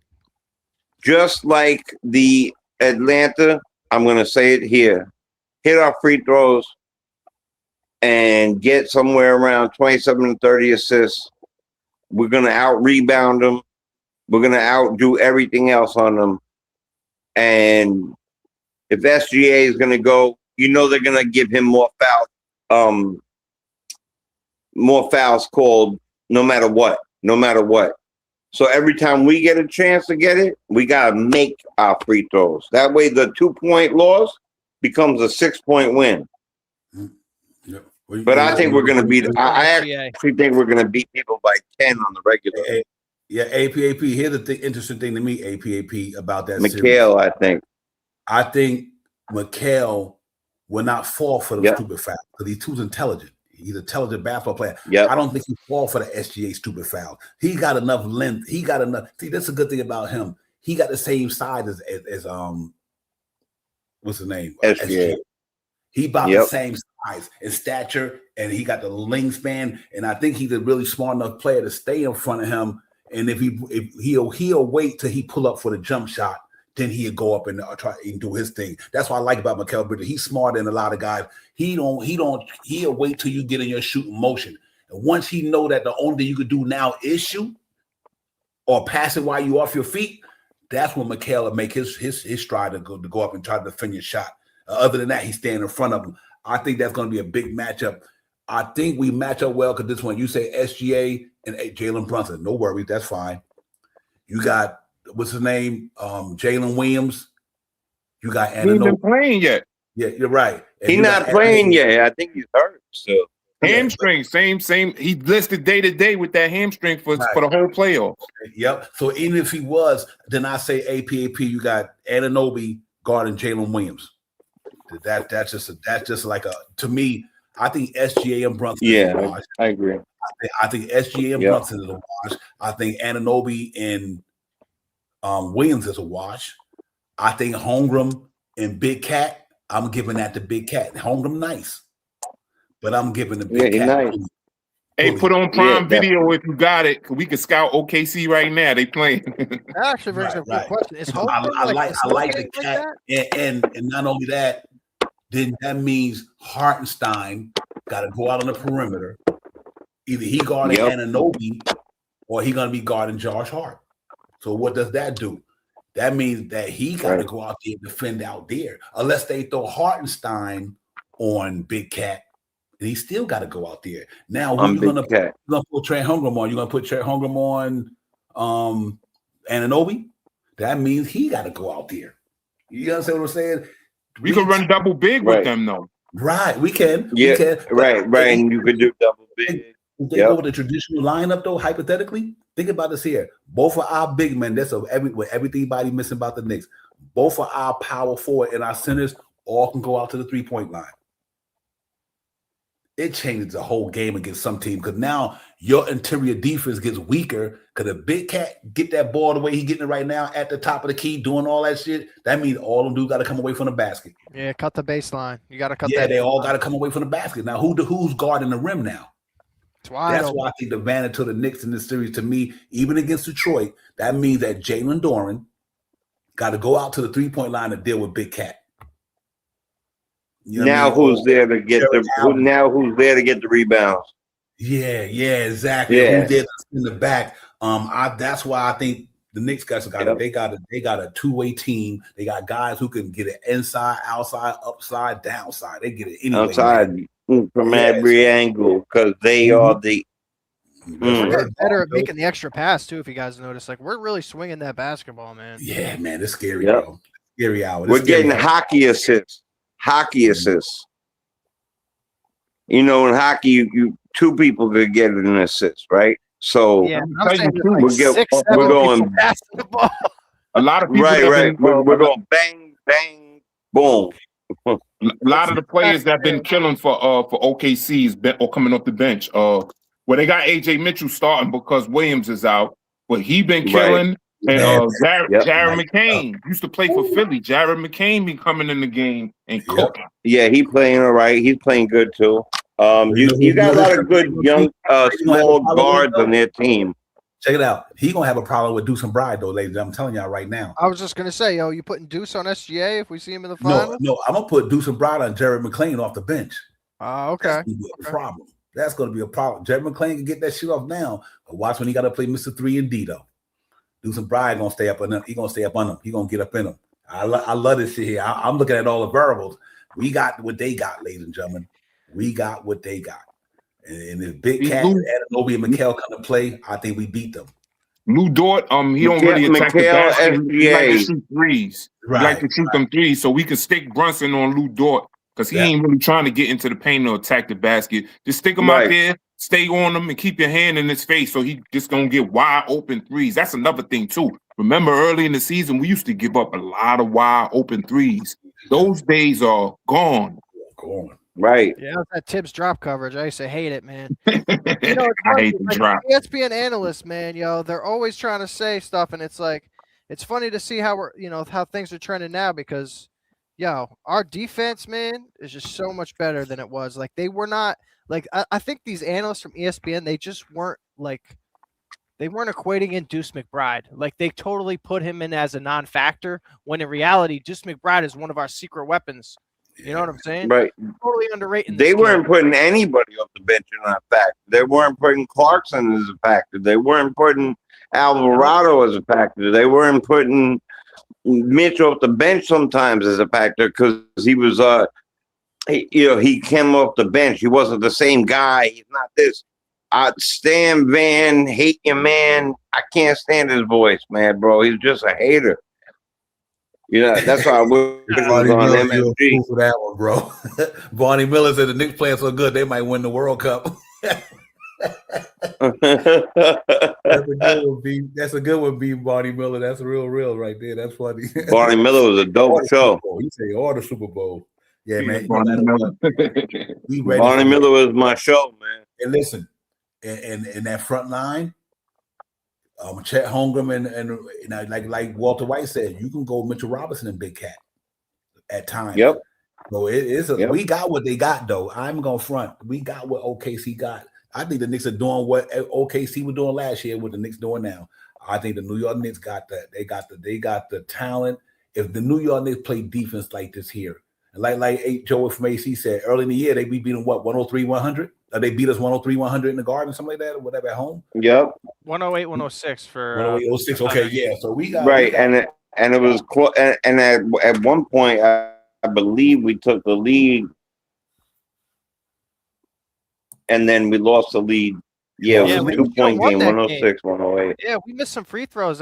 We should have won that game. It was the free throws. Yep. Yeah, that's why I like our champion. I ain't scared of none of it. We already beat the San Antonio Spurs. We even beat Julius Randle in this year. Ain't like we ain't beating none. Every team other than the Detroit Pistons that's in the playoffs, we beat them at least one time this year. Before I know. And OKC, but yeah, OKC and Detroit, and we'll see either one of them hopefully. Well, when we beat Detroit last year, they had like Tim Hardaway Jr., if I'm not mistaken. They had another player too. What's the name? My man that got suspended. Beasley. Yeah, Malik Beasley. Oh, Schroeder. Didn't they have Schroeder? If I'm not mistaken. They had Schroeder too. Yeah, they're not the same team as last year, man. No, they bought it. They bought more. You think Beasley's better? Sorry. Well, not necessarily because Tim Hardaway was the shooter. Sorry. He's a gambler. That's why he got kicked out. OKC, though, ladies and gentlemen. I think we can mess with OKC. I'm trying to tell you, I ain't scared of them jokers, man. Because even though it's crazy, but my man them own OKC this year, San Antonio, but we own San Antonio. That is so crazy. It's weird. It's weird how different things like that happen. Yep. One team could own another team, and you own that team. LeBron getting rebounds, doing fadeaway shots. So serious, man. That's why I don't get too hyped about the regular season. I like to find critiquing about what we do and talk about the game, but I don't put a lot of stock into regular season. I just go along with the flow because I know that just to the regular. You know what I mean? I just think the days of like the opposing all-star coming into our you see that coming to Nick Killer. I think those days are over, man. Damn, Lakers back up 15. Wow, I mean they up 15-14. Did you Walt? You see that crossover move we just did? Yo, hold on. I was just looking at the computer. Oh, you talking about Austin Reeves? Yeah, I just seen it. Yeah, that was crazy. Y'all think Lakers bring him back? Austin Reeves? Austin Reeves? Hell yeah. No, it's Rivers. No, it is Reeves, not Rivers. No, Reeves due for 215. Reeves. 240 million. 240? 240. Max extension. I don't know if they're giving him that. Oh, you know what? I actually think they're not going to sign Reeves so they could get Robinson. That was the talk. They want Mitch. But then at the same time, you got to re-up Luka too, right? Yeah, they're not going to have enough money. Nah, they're going to have 50 million of LeBron. LeBron 50 million. Yeah. Mm-hmm. So they can get at the Austin Reeves or Luka. Luka better let the court though. I ain't listen. Oh, the injuries, right? That's what I love about. So, like I said, we knock our wood so far. Like we paid, and even Jalen Brunson took less money. He ain't been injured like that. He been out a couple of games. Right. Here. We killed Mikal Bridges. We Yep. we absolutely crucify this man, and he's been coming up big for us in the playoffs last year and now this year. Mm-hmm. Yep. Yeah, he was a different guy. We all Brunson, him, they're all different in the playoffs, man. He said, "Is And he OG said in Bigger and staff better than Mike Brown?" History says no, absolutely. AP Mike Brown used to babysit that little joker. One thing you got to realize though, Mike Brown is like not doing it by himself. No, he not. He got right. He got talent back behind him, man. I think we already got like our next coach on the bench right now. My wife said, make Rick Brunson the coach. I was like, you don't know what you're talking about. Be quiet. Believe it or not, you know what though? Believe it or not, I'm with her. You with her? Yep. I sure am. I think Rick Brunson can coach more than people don't give him. He's been around coaching. He's been around too much good coaching. Jeff Van Gundy, Tom Thibodeau. Yeah. I mean, this cat, and even when he was coaching over here in New Jersey with Camden, he had Wagner boys been playing some ball over there in Camden, man. I think he done seen enough basketball, and I think he just been learning under Tibbs. Now he's learning under Mike Brown. I think they respect him. They respect that man. You know what I mean? I think he's one of the reasons why Mike Brown still staying afloat in New York. Divine. I was exactly. And he's a New York. He's New York bred. He played for the Knicks. Been around organization, New Jersey, Philly, down the corridor. I don't got no problem with Big Brunson. I think people don't give him enough credit for what he do as a coach. And I think I said if they would have fired Mike Brown, like I put my man in there because all the players respect him. Jalen Brunson respect him. You see, he don't be doing no favoritism. He get up in everybody's ass, but he know he been around Tibbs. Wherever Tibbs went, he went per se. And now I just think he know how to coach, man. He just don't get a lot of credit for the success that maybe Tibbs was having, and all these other coaches. These assistant coaches we don't get a lot of credit. I think they should, but I think he's been doing fine since he's been there. Now you see why they said bring him back because Mike Brown was like, nah, Knicks was like, nah, you crazy. I just like our identity this year. We're a versatile two-way team that can beat you in a variety of ways. Hey, Walter White, you don't think he's a good coach? I just don't like the dynamic of the Brunson and Brunson. I think it could cause problems, but I mean, he here and we winning, so I got to give him his credit. He part of it. Yeah. And every time, and ever since he spanked them, they haven't lost a game. They haven't lost one game. I'm gonna keep it real with you. I think Rick Brunson coached most of this year. How about that? Because every time they pan over there, he's talking and Brown's listening. It's not the other way around. Yeah, I think now that the rotations are solidified and, we got a concrete game plan with our system, I think everything is good now. I don't think there should be any Mike Brown slander. Yeah. If you look at the game, like when I was at the game, I was looking down on the bench at the timeouts. Brown would sit down, say his little piece, then he'd get up, and whoever's needed, either Gent or O'Connor, either one of them would sit down and start giving a little rundown, they spill, you know what I mean? So first I was like, damn, it might be too many cooks in the kitchen, but I like it. I think it's good for us. Yeah, you know what's cool about that too? I think he was what I think was so important about Rick Brunson this year. I think Rick Brunson he made Mike Brown's transition easy because the players. He was the one to stand between the players and him in a good way. Like, all right, you know what? All right, first of all, you guys, you got to get behind this dude and Mike Brown. You got to let these dudes do this. You know what I mean? He was that intermediary, I guess I'm saying, where he could say from a cultural perspective, Mike Brown, this is how Jalen Brunson like it. This is how Big Cat like to do it. Because remember, he came in here, he didn't know what these dudes like. He didn't know nothing about these dudes. Mm-hmm. You know what I mean? But I think the saving grace was him. Because he was the one like, I'm not going to let this shit go the other way because I know these players, I know their mindset, I know their culture, I know what they're about. And I think Rick Brunson was the one, him and Maurice Cheeks and Mark Bryant and all them guys, I think they were the one who made Mark Bryant get a little bit more comfortable because he can go to them dudes who knew kind of the system, what the players liked and what they don't like and what they did, their habits and all that crazy stuff. I'm fully with you.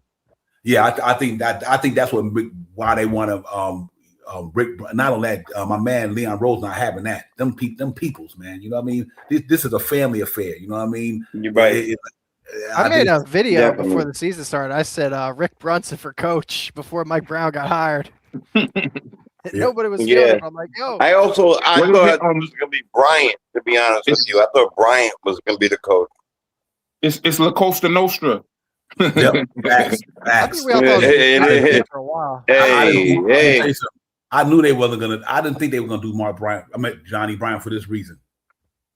Oh yeah. People don't understand. What did that boy ever coach a play? He ain't never coached nobody. That's why I knew. I didn't say that. I thought they were going with him. What I said is I would have went with them. I'm just saying. I'm just dealing with the conversation. I didn't want you to think I was saying because you said it. Oh no! I'm not taking it. I'm not taking it like okay. Yeah, I'm saying that. For me, I thought that he gained a lot of respect from the players last year, and he was doing a hell of a job doing what he was doing. But you're right. He did. Yeah. You don't throw. I think they went with Brown for a lot of different reasons because of the Popovich tree and the Kerr tree and all that. You don't throw, and I agree with you that. So I do agree with you that they would never use him on a team that has championship aspirations. Yeah. First year coach doesn't work that way. He might get I agree. He might get that Cleveland job, but I think a lot of people were big on Johnny Bryant because he coached with Donovan Mitchell in Utah, and because he was here too. Yeah, he was here. And he was like the galvanizing force kind of on the bench, like IQ and RJ. He was real good with them too. He was good with them because I don't think Tibbs. I think Tibbs didn't hire him. I think the front office did. I don't think Tibbs wanted Johnny Bryant. Was he here right before Tibbs? Was he here right before Tibbs? He might have been, and that's what I was saying. I think you know what's crazy? Yeah. None of these players that under Leon Rose regime, if he didn't draft them or he didn't put them in free agent, they wasn't gonna be here. You know, like one thing about when you get new presidents, they want to bring in their philosophy, their players, their coaches, what they want to do. And when they hire Leon Rose, here come Tibbs. Or Tibbs players, or Tibbs ex-coaches, and even Garrison Rojas with the guy who was the president of basketball operations in Minnesota. They bought him in Minnesota. Yep, you're 100% right. But the thing they said about him having the guy's ears and stuff, like he really did, because a lot of people remember Tibbs sat down, he would do the X's and O's, he would be red in the face, he'd yell a little bit, but Johnny Bryant would put his arms around people and be like, all right, this is what we're gonna do, this, whatever. So I would like to see him get a job because I think he's a basketball guy. I think he might get Kenny Atkinson's job if Kenny Atkinson don't fulfill what they want him to fulfill there. He might be that. Yeah. They might fire him and put Johnny Bryant there. I agree with you. How many jobs is available right now? Chicago is available, right? Yeah. Yep. Billy Donovan stepped down. Yep. I think that's the only job. Magic coach. He trying to go back to the Magic ain't named their coach yet. The Magic. They're gonna get Tibbs. If they get I'm going to hate Orlando if they get Tibbs. I thought the Hornets were going to get Tibbs. One word. Tibbs going to be the coach of Orlando, ladies and gentlemen. I can see it. I definitely can see it. They need an experienced coach to get them to the next level. He'd be the perfect coach for them, truthfully. They got the right. They style of play fits Tibbs like Jamal Mosley. Him and Tibbs play that style of rugged defense. Get all up in your shit. Doing this and doing that, him and Tibbs will be good down there. I don't want to go down there because I just think that Tibbs, he didn't know how to make them dudes play like us. Yeah, facts. That's why I don't like it. Right. I was shocked when they fired him. I 100% agree. Plus, the other Wagner plays defense, and I'm telling you, he'll get a lot out of that team.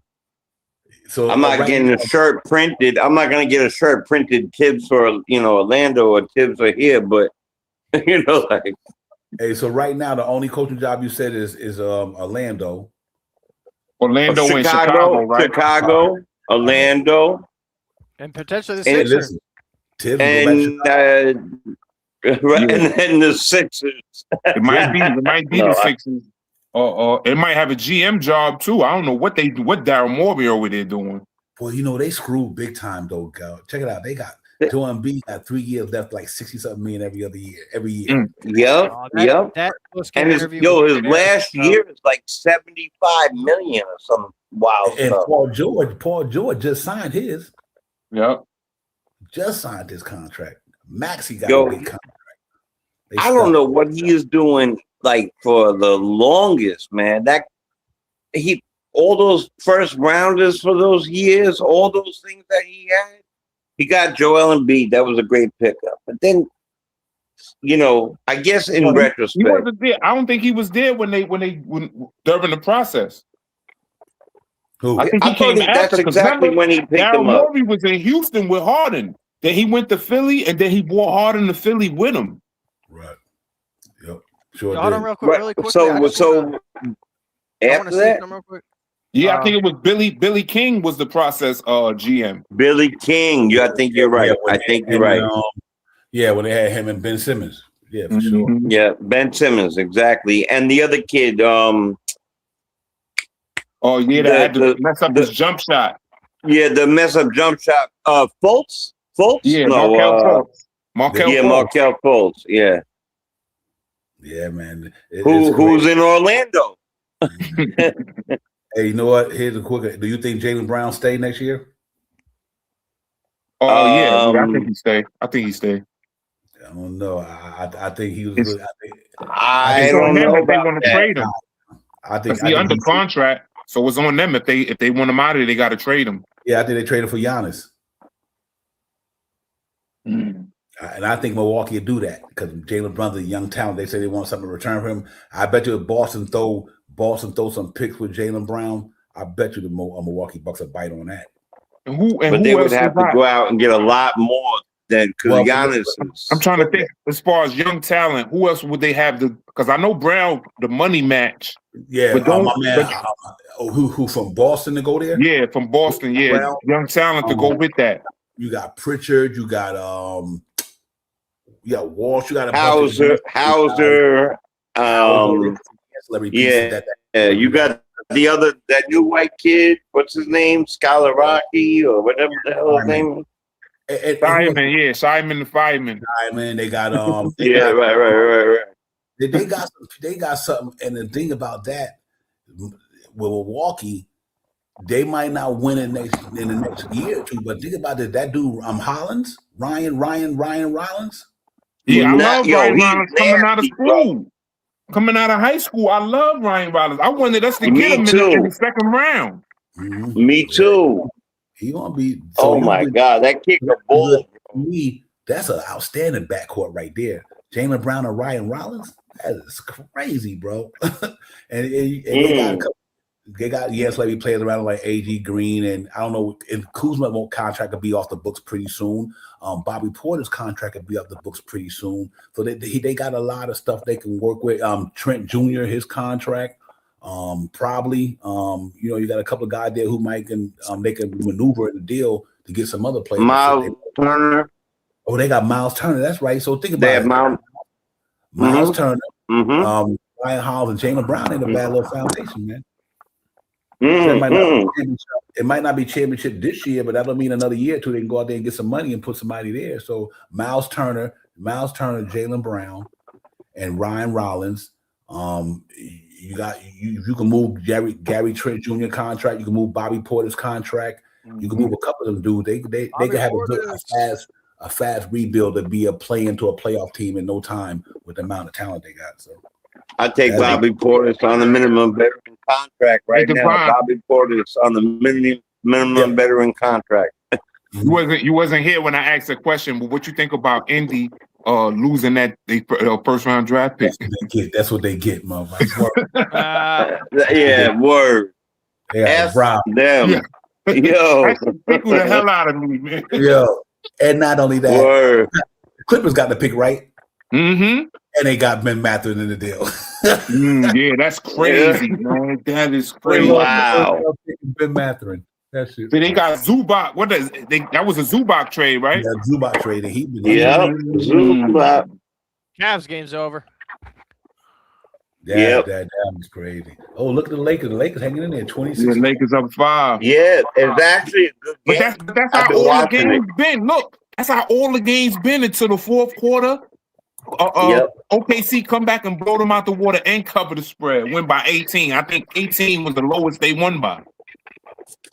Sorry about that, AP. I didn't know you put that. I got a lot of thoughts about that comment. Was looking back at the game. OKC wins at the 3-0 line. Excuse me. That's how they beat us. That tells us me Adam Silver's favorite team. Pardon me, AP for now. I had the stream the other way. I apologize for that, not putting that out there early. I know we were talking about that a while ago. But thank you, my brother, for real, appreciate that. Yeah, you're right, man. I think OKC. I ain't worried about them, man. I'm really not. I'm saying that to them, saying I ain't worried about OKC. I think we got a team that can match up with them very well. Very well. Everything they got. That's what OKC do. Shoot the 3-pointers and shoot free throws. Yep. Well, they get a damn lot of free throws, bro. That's the most in the league by a million, I think. Damn, Lakers losing already. I just said they was up by a certain amount. Oh, look at the pick. Oh, man, they go the pick. Did you see that pick, Bing? No, it's my stream is a little bit behind. So right now it's 27-26, but I got the ESPN app open on my desktop and it's 29. Oh yeah, see that? I watched it on Prime. The moment you said Prime, I ran to Prime because the Prime. What I love about Prime is the rewind, start from the beginning, do all that, and I like the middle guy, Nowitzki, Nash. Who's that? They got Taylor Brooks, Vince or McBrady. What about her? She on Prime. That's who I like the most. That's who I like the most. She's so fine. Let me be quiet. Yo, yeah, for real. She is. Oh my God. No, I love her because I only love her because she knows basketball. Ain't she from the city? Ain't she from New York? I think she's from New York. Yeah, she is. She's from New York. Yep. Yeah, AP. That's what gave me confidence about the Knicks and OKC. You know what's crazy, AP? That when we play OKC, we ain't the team we were now. You know what I mean? That's what's so crazy to me. The New York Knicks is playing lights and day better than they were in the regular season, like on 2 levels. You know what I mean? And then Mike Brown was coaching out west, so he got a little bag for the West. We lost by both games by combined 5 points to OKC. We beat San Antonio. I think he got a bag for coaching in the West. He got that Golden State offense, and he running that ball from the top. To me, I think that would have changed the event because I just think it's hard to stop that. It's hard to stop Big Cat at the top of the key. And you fools out there trying to run up on him, and he got all that lane behind him open. I just don't know if they could do anything with that. But check it out, Divine. He's got the Golden State offense mixed with the Spurs offense because now that they're feeding Cat, it's almost the way they did with Duncan. Yeah, you would have my man coming around. What was the little point guard from France? Yeah, he would come around, boom, boom, boom, feed Duncan, and Duncan. I think he averaged something like 6-7 assists a game, 5, 6, 6. Something on like that that little block. He was the kill on that little block. Yeah, that's gonna be an interesting matchup because, like I say, with new dorks and with another thing that interesting, like I said, I want to see. I don't care what team the Knicks play from here on out. I want to see how they're going to deal with that Big Cat up at the top. I just think that's hard to deal with. I just think it is. Because like I said, if you got Hartenstein on him, okay, then that means you got Chet Holmgren down there. But where's Chet Holmgren going to be at? He's going to be out there with Anunoby at. Caruso is going to be on the 3-point line tonight. Oh, wow. Yeah, he been playing good ball, Caruso. But yeah, I think Anunoby pulling Chet Holmgren out. I was never impressed by him when he was on the Bulls, man. I never thought he was that good, Caruso. But he I'm gonna say one thing. He needed defense. He needed that. Right. Yep. the trade they made. I'm going to say this on the last game in 2024 when we needed the third spot. Chicago was locked into the 10th position. Couldn't raise higher. Couldn't do more. Couldn't do anything. They played their full team the whole time. And Caruso, was it Caruso or TJ? It was Caruso, right? Caruso. That stuck Brunson that whole game. Man, he was playing. I think it might have been Russo. It was Caruso. He was playing him tough as hell, man, the whole game. Yeah, he's another pest. He's a pest. Him and TJ McConnell are super pests. He guarded last year in the playoffs. He guarded Nikola Jokic.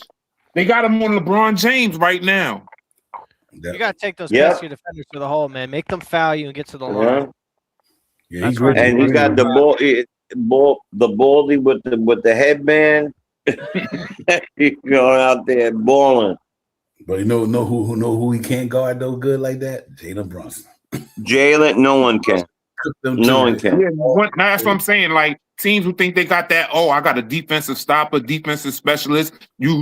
That's where you wrong because you can put him on Brunson and Brunson's going to cook him. Maybe 1 or 2 games he might try to hold him back, but Brunson going to figure him out. Yep. He ain't got. Listen, I'm going to say this.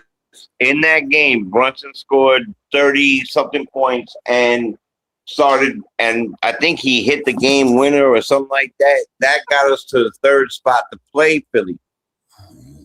Yep. But he played him very hard that game, and I got to give him his props for it because he was playing. And like you said, it could have been enough. Like maybe in a different game, it doesn't do the same thing. Maybe it doesn't stay on him the same way. But in that other game, y'all remember Jalen Caruso with the crossover in Chicago and he slid over there and split his pants.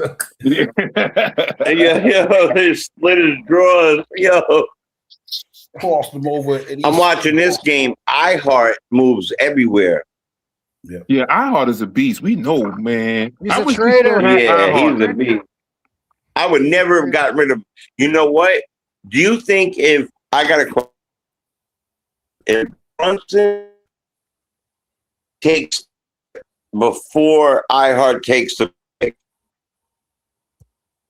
do we somehow keep iHeart? Nah, because they offering him $30 million. We couldn't offer him no more than 175%. I know why. Hold on. He took the cut. Oh, yeah. But you said if Jalen Brunson, what did you say again? No. I realized why he took the cut after I said it. I said the question was if Jalen took the cut prior to iHeart taking the bag from OKC, could we have worked out a way to keep iHeart? No. Yeah, I'm thinking we should have slid him something under the table, man. Slid him a little endorsement deal worth about $5 million a year. To be honest with you, and you giggle after that, but you know you're talking the truth. You're talking the truth because when they signed Kendrick Perkins back to OKC, I said, how the hell they got all this money for Durant and Steve Adams and all these other people, and they just signed Perkins? No way. But you never know, man. Hard about doing that stuff.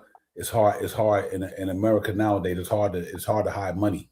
It's hard. The IRS can be like, oh yeah, definitely. Where did you get this money from? But you don't really even have to hide it. You can just give them an endorsement deal from like how they used to do the kids with the in college. Give them a car dealership, a job at a car dealership. You can give them something legit, guaranteed. You know what I mean? But off the books, but kind of on the books. But like you can work it out, especially in New York, the market that New York is. You could get iHeart an endorsement deal, making commercials for MSG Network. And that's legitimate. Yeah, Right. Yeah, what happened to that Mitch show? Mitch used to have that little show, the Mitch Block You show. know what's crazy about that? Yeah, 'Cause you could give him a bar of gold. You can't tell nobody about a bar of gold. Yeah. See, but know what's gonna happen with that? This is what's crazy about this, because like even you look at the Kawhi Leonard situation, it's not so much about what you can't give them, it's when it's time to go to the IRS. Oh, no doubt about it. It's not it's a lot of things you could do. Like much as I want to go to my CP and say, listen, man, I need you to put some depreciation on one of my houses, whatever. But here's the problem. When they check money nowadays, when you go to the IRS, the first thing they say. So when they do that, they're gonna say, okay, they're gonna go to New York, they're gonna get the lawyers. So who gave you the endorsement deal?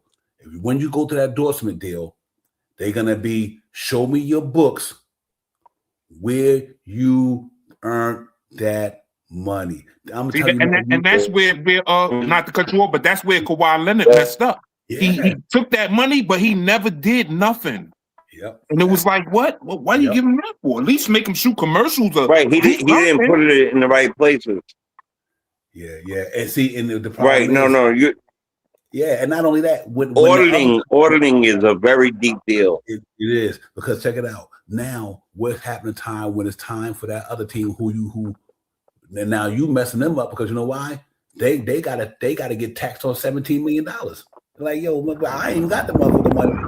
You better tax me for $17 million. It's hard to get away with this shit, man. And I think the company that gave Kawhi that money, I think they went bankrupt. Right. That shit crazy. How you could afford to give Kawhi Leonard $20-something million, then you turn around and go bankrupt? Yeah. That's crazy. Yeah, and that know what it is? Everybody trying to front with these shell companies. I think that's a big reason why. Shell companies. Let me tell you something, man. That's a big reason why. The other things. I don't know where you're walking, but you're breaking up. Yeah. And let me ask you a question: If the New York Knicks signed Hartenstein, do you think we have Big Cat right now? No. Hartenstein would have started, and Mitch would have came off the bench like he was before. Yep. And that's why I don't have a problem with the trade being done. That's a fact. I don't have a problem. We'll see Hartenstein in another couple of weeks. Don't worry about it. We'll see him in a couple of weeks. It's all good. We'll see Hartenstein hopefully by July 3rd. You can't hear me, you said? June 3rd is the you was breaking up. It might have been me though, but you was breaking up a little bit. Yeah, we'll see Hartenstein down there. He was nice. Him and Mitch was splitting that 24 minutes real well. But let me tell you something, man. They were a dynamic duo, Devon, man. I love the I Heart energy, man. That's another reason why I don't think they would have got far with him and Mitch, because of Mitch injury season at the time. I can't see I Heart by himself without Mitch. I don't think would have helped the Knicks like we think they would, because of his game is not predicated on what Big Cat can do. Like I Heart ain't getting you 24 and 12. He'd get you 11 and 11 or 10, 11 and 9 or something. But right. He give you that. Oh no, I'm not saying he's in Cat's league. What I'm saying to you is Mitch was hurt for the year prior, right? And then they brought him back slowly, and they started doing, not back-to-backs and 15 minutes. Let's say Mitch is not coming back that next year. I Heart is a necessity.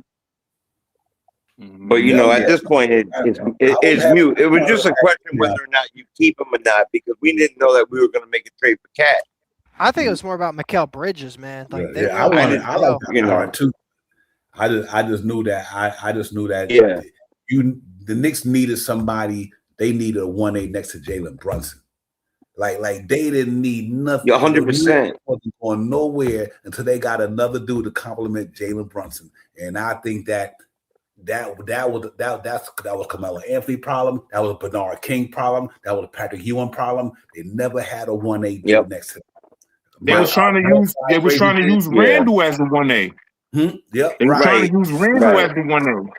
Yep. But unfortunately, it worked for a season or two. But if Randall never gets hurt, Randall will be the 1A with iHeart as a second backup to Mitch. If he never gets hurt in 24, he would have been the 1A, in my opinion. Yeah, I think because don't forget you had DiVincenzo and Hart and all those other guys. So Randall would have been the secondary primary scorer. Yeah, I think Randall. I think the problem was, see, that's what we all based it off of scoring. The Knicks wasn't keep Randall because Randall was not a defense. He was a defense liability. No, he wasn't a defender. He could play defense when he wanted to. That was the thing. He would not give effort. But he moves good. He can stay with his man. He didn't have the best awareness, defensive awareness of what's going around him and where to rotate to. But one-on-one guarding the man straight up, if he put the effort in, he can make that happen. And another reason why they great rebounder. And another reason why they're gonna keep him because Leon Rose didn't draft. They didn't bring him in here. Leon Rose didn't sign him. Somebody else did. Right. Didn't they draft Obi? Obi was supposed to be the replacement for he had that breakout year. He was mad at Ted for that, ladies and gentlemen. Exactly. We gave up Obi for nothing. We gave up Obi for a ham sandwich, man. But yeah, Julius Randle, his right was on the wall. I don't even eat ham. Yep, that was like one second-round pick we got for Obi. Leon Rose. But anyway, you know my whole point about that, Devon, was that we didn't know we were getting Towns. Yeah, right. We didn't know we were getting Towns at the time. Yeah, Leon Rose. Right. They did, but we didn't. So that's what I was saying is, if the team stayed the same, then you got to try to keep a big man. But you're right. You're going to have to get this guy. One of them now. You know. I think because he used to be Towns' agent. Yeah. He used to be LeBron agent too. And then the Rich Paul dude, which was LeBron man, came and was like, yo, we gonna go and do our own thing, and took him from Leon Rose. And that's why I don't see us getting LeBron. Not under Leon Rose. Way. No way. No way. Yeah, man. I think the New York Knicks right now, everything worked out the way it's supposed to. It really did. I kid you not. We got a juggernaut team with a center who can do every damn thing. And now, don't get me wrong. I would not trade in my thought that I just said to you for what we have right now. I was just doing a what if we never made a trade and we would it work out? It was just a question of money prior to a cap move. I think. Yeah, I agree with y'all. Yeah, I think the New York Knicks wanted Hartenstein back when they knew that them chances were slim. And so what I love about Leon Rose, it didn't work out, and he pivoted. He said, "Listen, I'm gonna go get the dude I need in here." And right now, they one more series away from doing exactly what he planned to do. I can't wait to do it. Jared McCain is cooking again. Damn, they have 12 points already, yo. Yeah. Yeah, man. This game's over already. Oh man. Listen, guys, let me get out of here, man. I gotta get ready, get myself ready for tomorrow. It was beautiful sitting up here chatting with y'all. I thought this was 24 hours. Yeah, me too. Listen, I can't believe you say this. Let's do the me and Ron and Walter White show next. There you go. Pick it off and set it up for you. Yeah. You had to let. Did you get my number?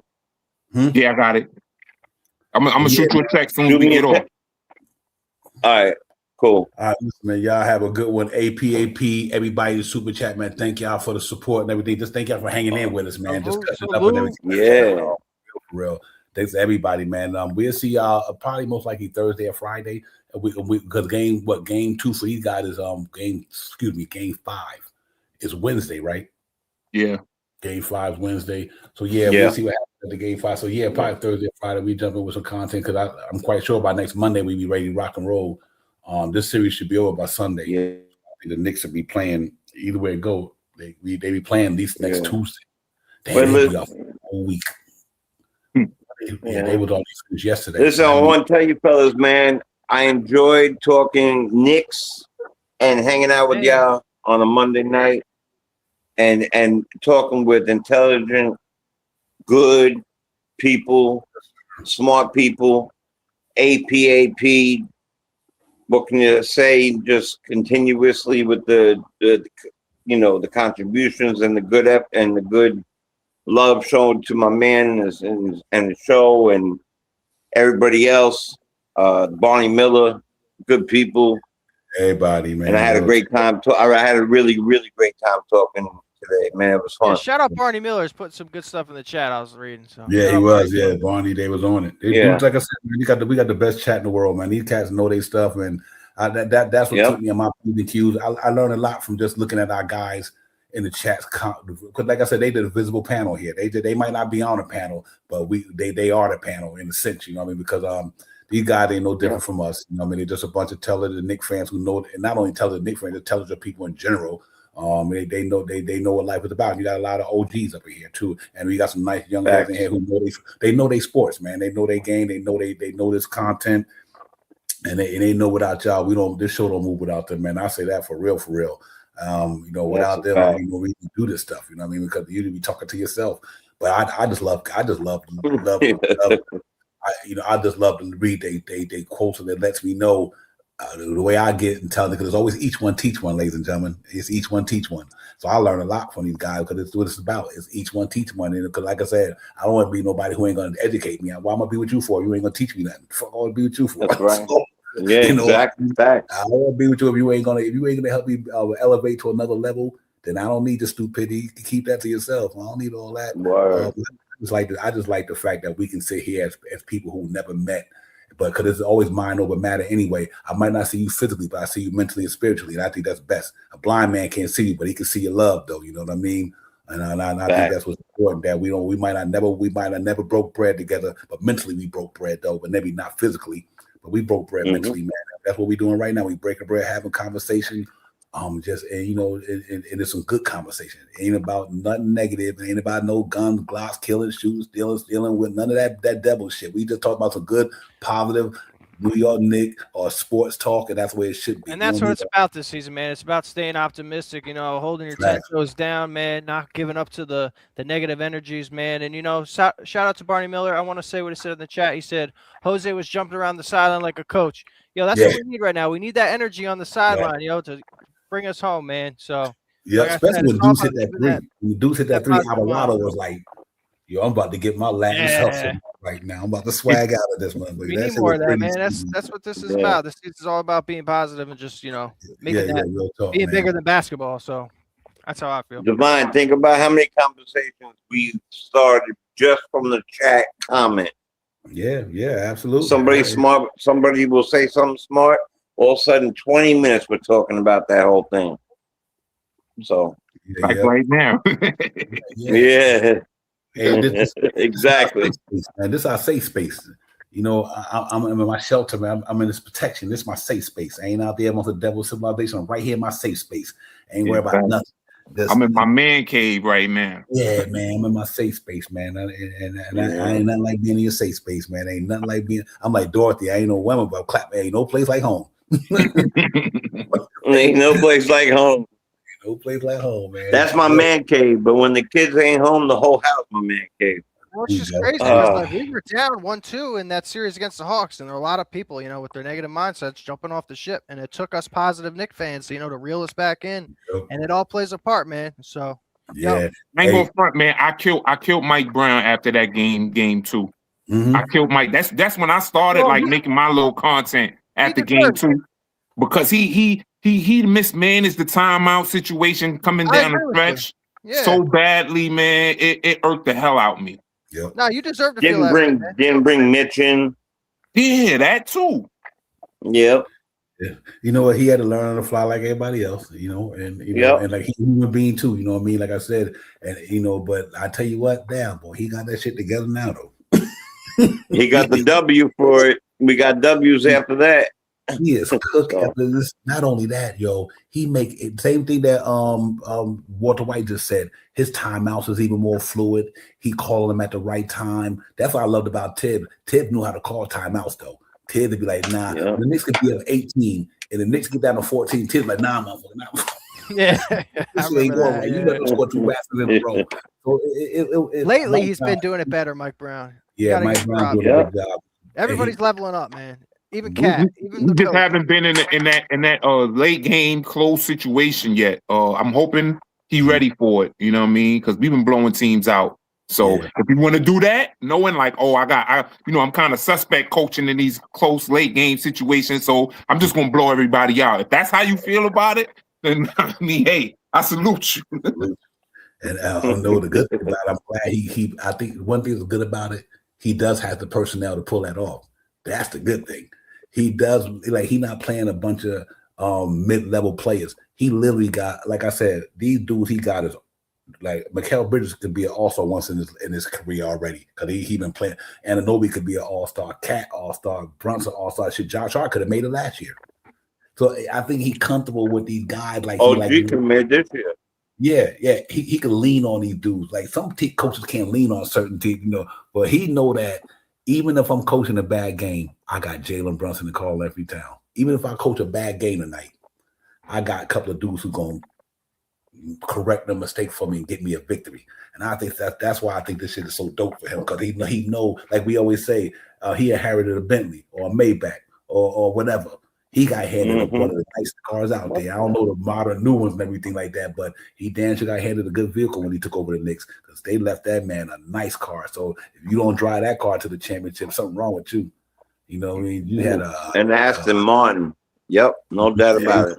Martin. So, all he really got to do is just get out of his own way. I like that he's good at taking suggestions. Yeah, that's big for him too. Yeah, I love he relied on his coaching staff. I love that, man. I thought that was, when I see them dudes get up there and do what they doing, I'm like, that's what you use coaches for. You know what I mean? They ain't just sitting on a bench, just sitting there. No, he used them joints. And my man Gent and all them guys, they be on it, bro. They be on it. Yeah. And he empowers them to do it. Like he empowers them. I think that's Leon Rose credit, because Leon Rose turned this thing into what was once just a it wasn't a business. Let's put it like that. When Leon Rose came in, he made the Knicks become a business. You know what I mean? Like, I got good coaches, I got good scouts, I got good analytic guys, I got good numbers guys. Brock Aller, Klein, all these guys, Walt Perrin, all these guys. He brought in some business established minded dudes who can run an organization. Because prior to him, Steve Mills and them. I like what Scott Perry did. Let me get me wrong now. I think Scott Perry did a good job when he got here at the GM. He after Phil Jackson left, he said, we're going to keep these draft picks. We're going to build this thing up. We're going to keep, and he did. And I think if it wasn't for Leon Rose, I think the Knicks would have gave Scott Perry the job, unless they would win and got Majority or somebody, some big name motherfucker. But I think they really would have. I give credit to Leon Rose for what he did, man. Because like I said, we just not a good franchise. We were the laughing stock of the NBA. Leon Rose was the first domino in this collection of events that happened right after. I see why they call him, the Godfather. Because I was watching some South House earlier. I was watching the scene from The Godfather, right? Remember when my man said, Fredo, never turn your back on the family. You know what I mean? and it made me think of these Knicks fans. I was saying, listen, never turn your back on the family, because we here now. See, everybody would turn their back on the Knicks. And my man Al Pacino was there like, Fredo, never turn your back on the family for somebody. And now all the analysts want to say we're going to the finals and we're winning it. All of a sudden. Right now. Switching up on us already. Lakers hanging in the suit. Yeah, I'm looking at it. It's 5-point lead right now. That's good key fight. Shea got 14. Austin Reeves got 14. LeBron got 8. Jackson Hayes got 8 off the bench for the Lakers. Alex Caruso got 9 off the bench. See, what that shows me, if the Lakers beat them, see what that tells me, that like they can be beat. You know what I mean? That's the main thing. They can be beat. That's all. Who did they beat in the first round? It was not the Trailblazers. The Suns. Yeah, the Suns. They swept them, right?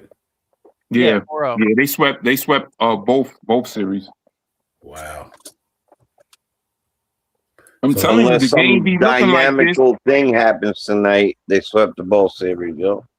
The game be looking like this throughout 3 quarters, and then fourth quarter come and they run away with it. I'm telling you. Wow. Yeah, they put the foot on the gas. They ain't meet us yet. 5 points. Somebody just hit a 2. Well, that's what I like about what the Knicks doing, ladies and gentlemen, real quick. I think the Knicks is finally established what LKC is doing. you know, Knicks, like you said, Knicks are one of the best fourth quarter teams in the NBA, if not the best one. Yeah, the best. They know how to turn it up when they need to turn it up. And number two, when the Knicks lead it after 3 quarters, it's pretty much impossible to beat them almost. So I think the Knicks got the same form of OKC got. I think they got the same talent. I don't care. SGA ain't that. I'm not even gonna say SGA are better than Jalen Brunson. I think because of the team that he had at the time and what the NBA allowed him to do. Because think about the calls that Jalen Brunson don't get that dude get. You know what I mean? Come on.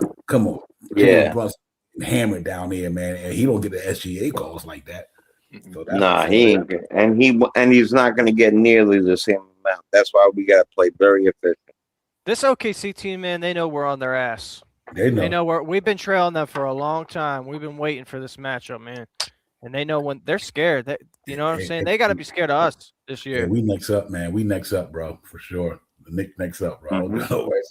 It ain't Wemby time. It ain't none of the time. It's the Knicks time. It's JB time, bro. Watch, JB's going to be super. They need to stand in line and wait their turn, bro. For real. 49-43 with 30 seconds, 6-point lead. Just get that judge. Stay close, man. And hopefully them three-pointer, bang. Oh, get the rebound. Foul on the rebound.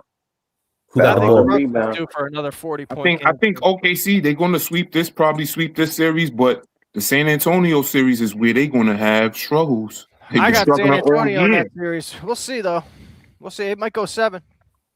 I got the Timberwolves. Hey, Joe, I got San Antonio tomorrow. Mm-hmm. No, yeah. I don't got them tomorrow because they're going back to San Antonio. But I do got I picked them to win the series. Yeah, I thought the way Rudy Gobert was playing for a little bit made it a little bit interesting for Wembanyama because I think he took the Joker right out of it. But the Joker, he took him out of that series, bro. I'm surprised they're tied. Yeah. But you know what I'm telling, especially with the way they went with Edwards wasn't there. And another reason they played real well.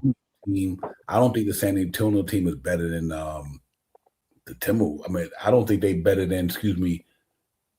I think other than, don't give me Swiper's nice, Castle's nice, Swiper nice. I'm not, but I don't think they team better than Minnesota's though. I agree with you. Young. I don't think none of them can do it to Anthony Edwards. Right. I think Julius Randle better than a power forward. I think Anthony Edwards better than all their guards.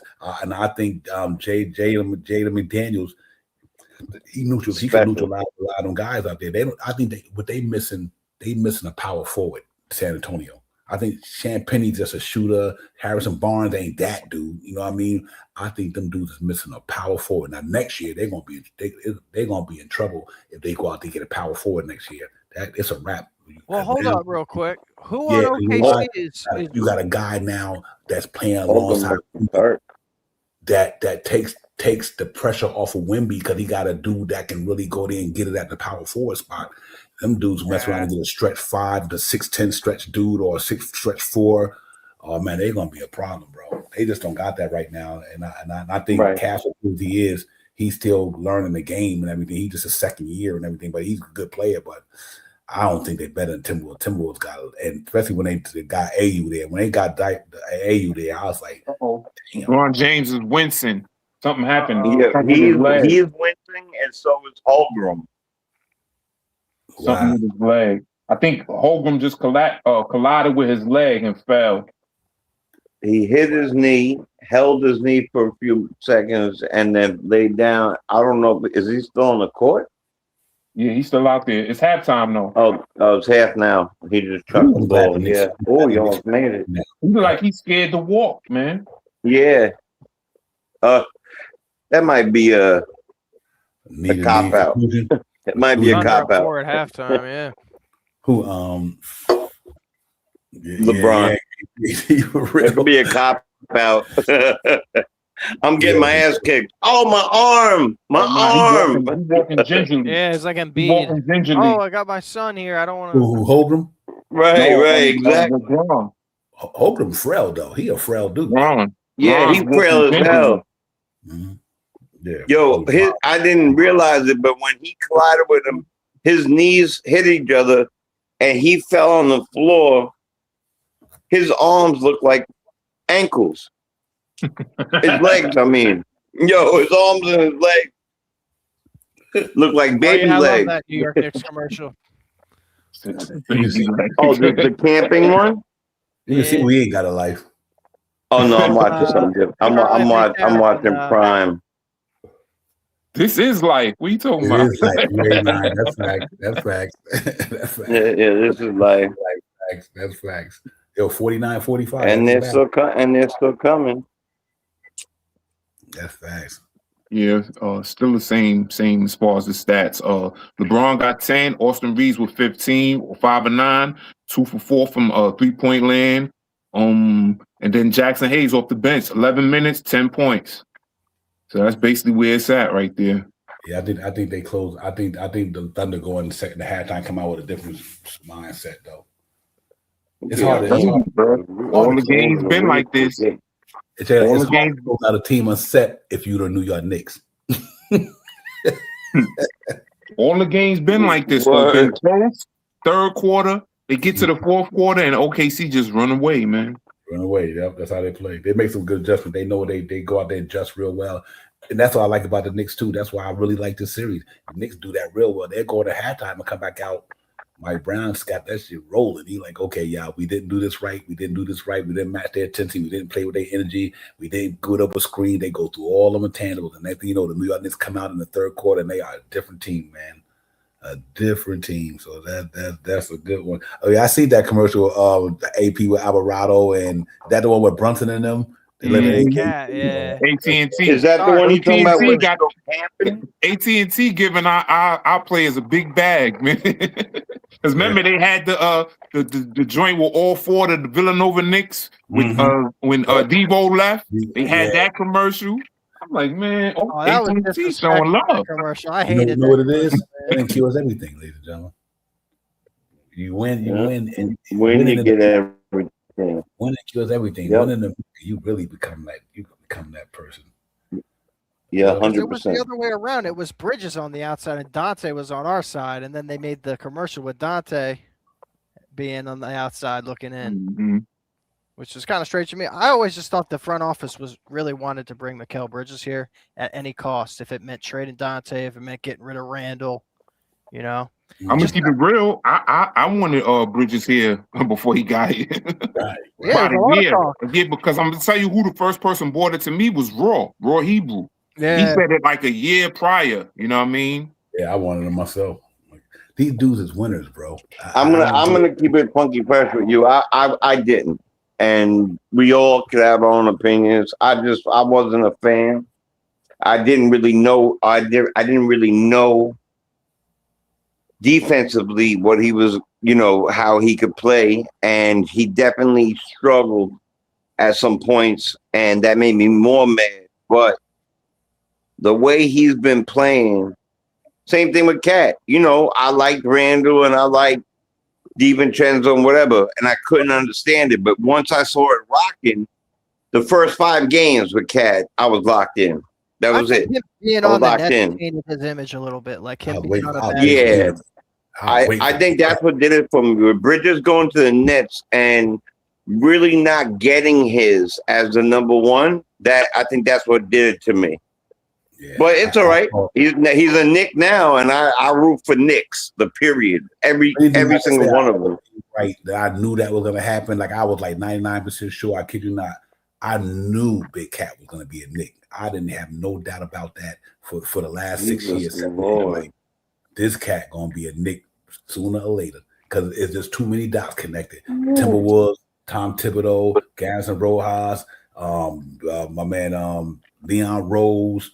His father tried out for the Knicks. His mother them from New York, New Jersey. I like this. There's no way man won't be a Knick. There was no way he wasn't gonna be a Knick. I mean, not when Leon Rose took over. I knew Cat was coming to New York. Just a matter of time. It's just too many. When the stars align like that. It's just gonna happen. Looking back, I'm glad I have Bridges and Cat instead of Dante and Randall. That's just Yeah, I mean, now, of course, I'm totally fine. Yeah, it's different now. At the time, I wasn't. I knew Randall. I You was know. a Randall fan. I was a big Randall fan, but I knew his time in New York was done because like I said, Leon Rhodes was not going to sign Randall. He didn't sign him in the first place. Right. It wasn't only that. I think that to me, he was getting injured too much at the time, and I just didn't want to see him like another year where we could go somewhere, but he's injured. I didn't want that. And I'm really happy for him. I'm still a Randall fan. I forgot all about that, his shoulder injury. You know what I'm saying? I'm still a Randall and a Debo fan, right? Yeah, but right now, Debo's hurt, which if he wasn't hurt, that would give Minnesota even more of that's why a help in play. I picked them, Jay Children. I picked them but when Debo went down, it kind of took it down. But before Debo went down, I had the Minnesota Timberwolves about to run this thing, yo. I remember that we had the whole talk about this on the show, and Minnesota was my team, and then Debo went down, and I went for the Spurs. Because to me, when they picked I thought the Spurs were going to win the whole thing at that point, and not in the West. I'm saying, and that Debo thing hurt, but yeah, I'm still rooting for them. But listen, they play us. You know, let's kick their ass. Yeah, great. Yeah, hell yeah. I want somebody dunk on them. You know what I'm saying? Get them out of here. I can't see the Minnesota Timberwolves after the trading deadline. I was like, they put AU Dosunmu on that team with them dudes. I'm like, the Minnesota Timberwolves is locking up everybody.